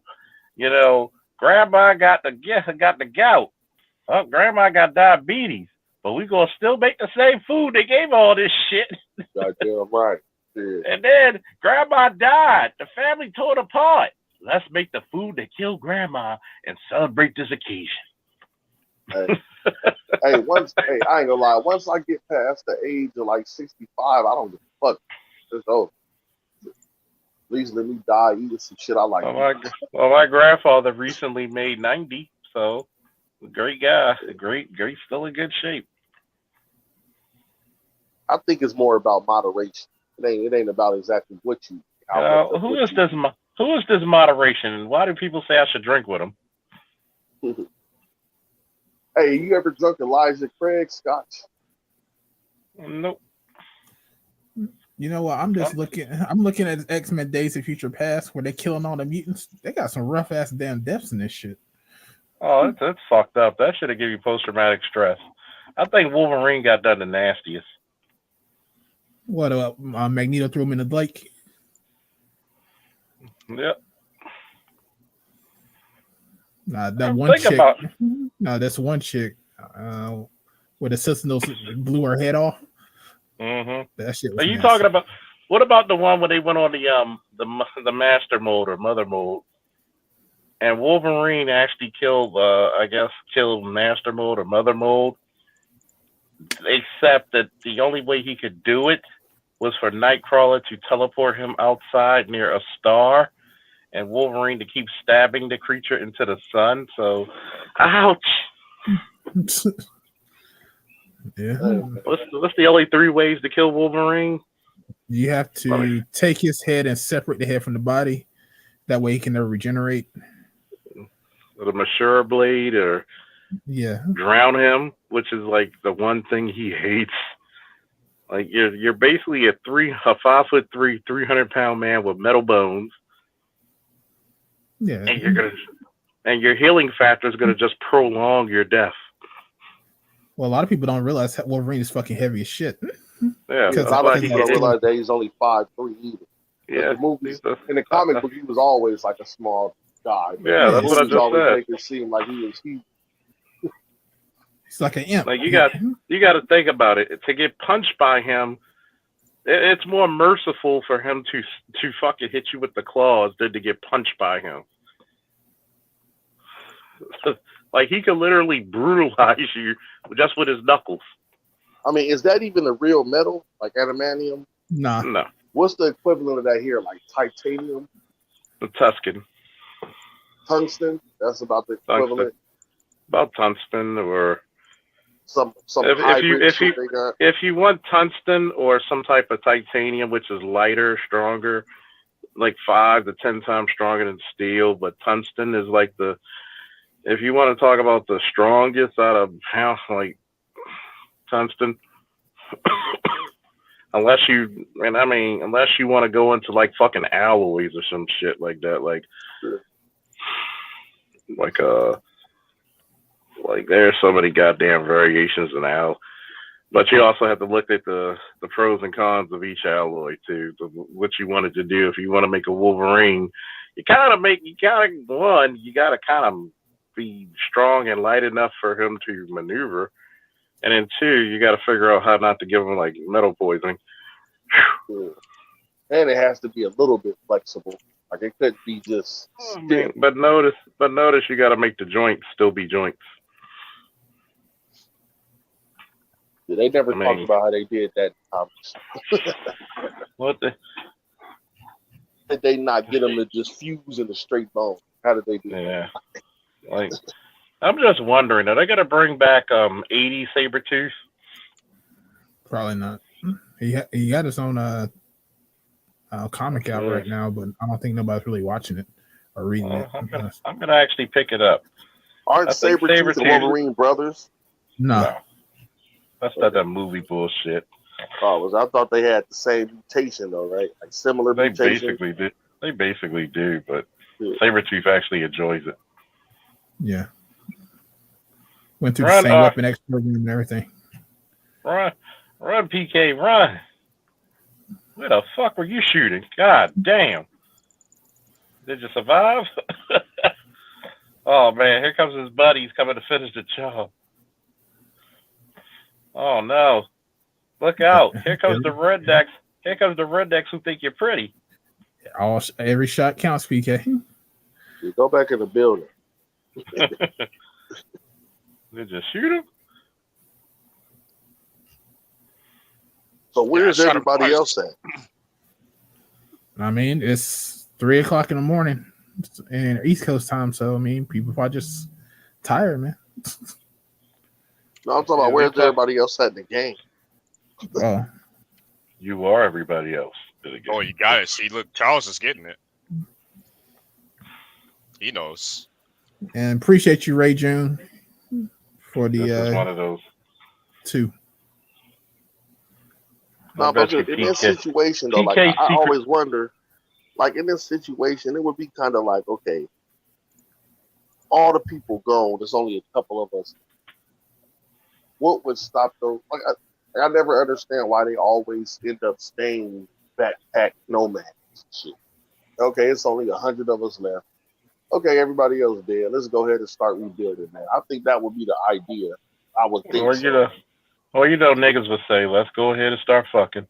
Let's go ahead and start fucking. Wow. You know what I'm saying? Do what we need to do. Shit. We gotta be. And we already know that all the men are gonna be dead. There's gonna be gaggles of women running around. So polygamy is in full effect. Hey, fellas, what's good, man? Hey. I'm Miss Holiday Chapter right now. I'm gambling like $20, $30 a game on this motherfucking 2K, and I'm getting my ass kicked in the hard in the paint, and I gotta get my bread back. So I'm gonna have to let y'all niggas go for a little bit and put some Scarface on so I can focus, man. Easy, bro. Have a good night, brother. All right, bro. All right, man. Cause you know y'all too cerebral with the, I need something to hype me up, man. Y'all think it's ain't nobody talking shit or nothing. Hey, play that Scarface. Mind playing tricks on me. This nigga that I'm playing, he's playing tricks on me too. This nigga got a game like me for real. It's the first time I seen nigga hoop for hoop, nigga. I'm talking about. I give him his respect, man. This nigga got a game. That's what's up. Yeah, nigga, did you just kill a rabbit with a rock, nigga? Yeah. You cold. I think PK secretly loves. I gotta do it for the Malice though, the Black Malice. We always gotta do it for secretly loves this game. At least get the brother some cocaine so he can deal with the elements. Hey, I like them games where you gotta like build a civilization and shit. You know what I'm saying? You gotta like build the barracks and blacksmiths and shit. Don't forget those games, PK. Hey PK, throw a rock at the wolf. No, hold on, I gotta kill this rabbit. I just don't. Fuck. That rabbit get boogie on your ass. Yeah. I'm out of rocks. You gonna make me go get Philadelphia and LA. You ain't got no slingshot? All I got is rocks. the car And a clean. bullet full of wolves. No, the Oh, yeah, I thing, got bullets. I don't like it. That's too much rim for that car, my nigga. And you gotta You better understand go that's get you a bicycle and take the tire and make hit you a the highway, slingshot. nigga. You just tearing the rim size and everything, my nigga. And you gotta keep that in the city. That's the show. You know what I'm saying? But hey, at least it ain't no don't. I can't stand don't. I hate when they take them good old complete classes, converters. Oh, my bad. Shit, I hate them. I don't know what the fuck AL was talking about. Yeah. Need to win his $20 back. That's all I know. Yeah. Oh. Hold on, PK. Shut up. I'm about to go to work, for real. I'm about to put the Twin Towers in his life. All right, man. Yeah. Oh, I guess everybody dropped off.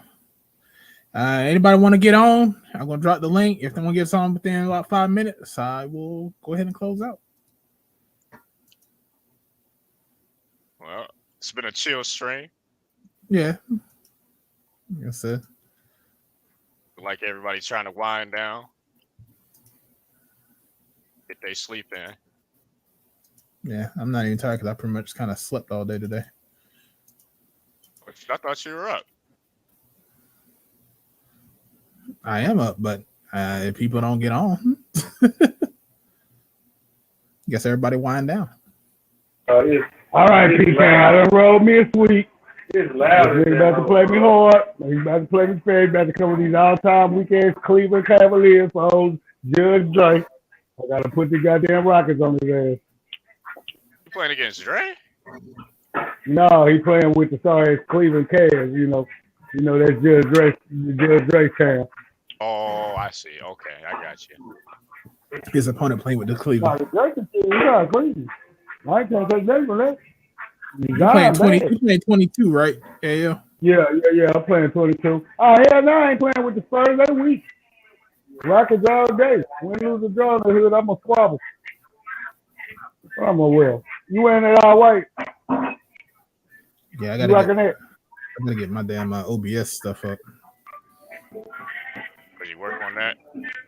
Yeah, I can probably work on that a little bit more while I'm reading, because I gotta do a lot of reading this week. So, and I gotta try to organize my comics this week since I got time. So that's pretty much gonna be like an all-day affair, organizing like 5 boxes. Oh, you hit the rabbit. Got his ass. Oh. Well, damn, PK. What? Broke the little rabbit neck. What? Nothing happened. You didn't see anything. I'm lit up. There you go. All right, boys. It's been a pleasure. Master educator, y'all. PK, you ain't smoking nothing, and I got a big stogie ready. So there's some of that good old gas, high quality. You know, I stay on the finest high quality gas. Oh, ain't nothing wrong with that. Take it easy, AL. Make sure you cook on that grill next time you make bet me a steak. Man, while you bullshit, I got some barbecue in here. I'm finna eat in a minute. So thanks for reminding me. Thank you. All right, man. Good luck. Yeah. All right. I guess ain't nobody coming up, so I guess I'm gonna go ahead and close it out. But appreciate you guys coming through. I might do something tomorrow. After BGS's Patreon stream. So gonna be on the lookout for that. I will be in this YouTube streets for a minute, and like I said, when I'm out of town, I will be doing some lives, just talk my shit. But with that, I am out. I will catch you guys later. Deuces.